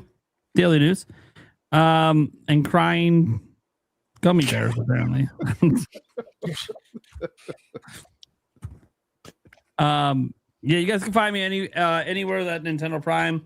Just type it in. I'm on X and YouTube are my two most active platforms, but I'm on TikTok and other places as well that I eventually want to get going if I ever find a schedule for it. Setting that aside, you can follow our podcast audio-wise everywhere podcasts are heard. We have a clips channel as well, as Eric shouted out. And then, yeah, go follow our fantasy critic, please. We are on page 1 now. Oh, we Page made it to one, page baby. 1. We made it. We Wow. made it to page 1. Yep. So now we got to If we- climb up page 1. To do that, we If need we- your guys' help. Yeah, if we got like 3 more followers, I think we'd be halfway. Holy page crap, one. we I think would. Yeah. We only need 3 followers, guys. It's free. It's literally free to sign up, and it takes a second. But yeah, that would put us there's right under someone the who- big dogs. Yeah, really. there's someone who has 31, 32, and 33. We have 31 as well. So that would literally jump us right to the middle, as Bird said. Yeah, if you didn't know, I'll drop the link in the chat, just to Fantasy Critic on the homepage. All you have to do is sign up. It's free, absolutely free to sign up to the website, and then you'll see on the first page it'll say Nintenbyte Podcast Fantasy League. We're literally on the right margin if you're on desktop, very bottom. We're number 10. Would love to get up that list. If we can get up behind the NFL 2. And then I don't know. We'll see if we slowly creep up there to start getting past some of the 70 plus followed ones. And it gives you a way to follow the league even when we're not talking about it, because the league's always going on. You know, like the next review that drops is what? Titanium Court. What is it? That's today. That's, Titanium Court? Yeah. Yep. Sounds like a it's rock. my newest. It's my newest pickup. Yeah. Let's see how it's doing right now, because the review should be out. If not, So there's not enough reviews posted on Open Critic yet, but there are enough reviews for the game for it to get a score. PC Gamer gave it the worst score so far, but everything else, like if you just Google search reviews for it, there's not too many. I found maybe like 9 or 10 scores, and they're almost all 9 out of 10s. I'm feeling pretty good about this one.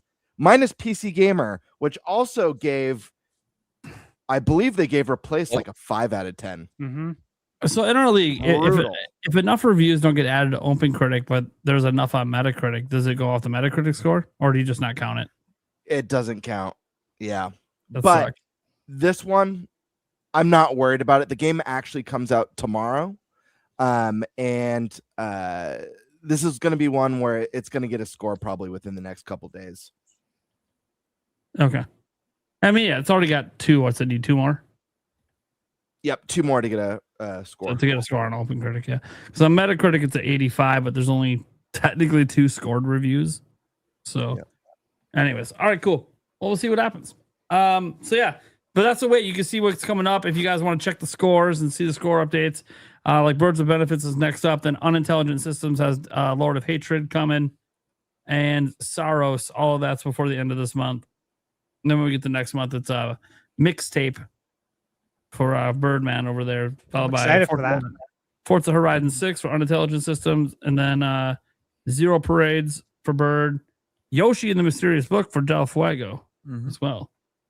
Lego Batman for Thunderstash. That one's probably Excited for that one. Yeah, I'm super excited. And then technically 007 First Light reviews will be in. Mixtapes on the Switch 2 eShop now. It's finally at it. Oh, nice. Like $20. That might be one that I want to, Nice deal. although it's got the licensed music. I don't know how problematic that is for Let's Plays, but super problematic. yeah. I was gonna say that would have been He'll a fun bend one you to- over, dude. Yeah. And then what? I don't even want to know. You don't want to know. Cream soda. Yeah, it's not good though. Not good. Yeah, not good cream soda. Yeah. Oh man, it's crazy. This year's flying by. I was just thinking about it. I'm like, damn, April 22nd. Like, we're about 6 weeks, 6.5 away from Rebirth on Switch 2. Wild. And then we're less than 2 months away from Adventures of Elliot. Wild, man. Yeah, it's kind of flying. I don't know. I just want to get to June so I can maybe get some release dates for all the games on my fantasy league. I mean, yeah, there is that. Because I don't have Almost release there. dates for like anything. Even like Mina the Hollower, supposedly coming out the next 2 months. Don't fucking know when. You got to reach out to. I know. I probably could just ask her. She'd probably tell me privately, but we got to reach out to get her on the episode on the podcast. Anyways, well, I did send her an email last month, and she said she didn't forget. Waiting for the release date announcement, and then they're going to start the marketing. So, yeah, for those who don't know, we're talking about Celia B. She's going to be coming on the show. This has been predetermined. She was going to be on last year, but then Mina got delayed. So They updated the release date to spring. You know, that was like 4 weeks ago to spring. yeah, they said it would be first half. So Summer officially starts. What is it, like June June 22nd or June 20th? So it's got to be soon. I hope so, because that'll probably be my next game that gets a review. It'll be Mina, because I don't have anything else. I'm actually getting to the point that I'm like, man, when do I get desperate? Never. That's the answer. Never get desperate. But let's just say I might be doing double duty during the summer showcases. Being like, Fantasy Critic, open in one tab because I got to start claiming some shit. Start bidding. Fill out my fucking team. Anyways. All right, guys. Oh, thanks for tuning in. It's been a fun show, guys. We'll catch you the same time next week. I don't even know who the guests are, so I'm too lazy to open it up and tell you. So you'll just have to tune in and find out. Hell Bye, yeah. everyone. Bye.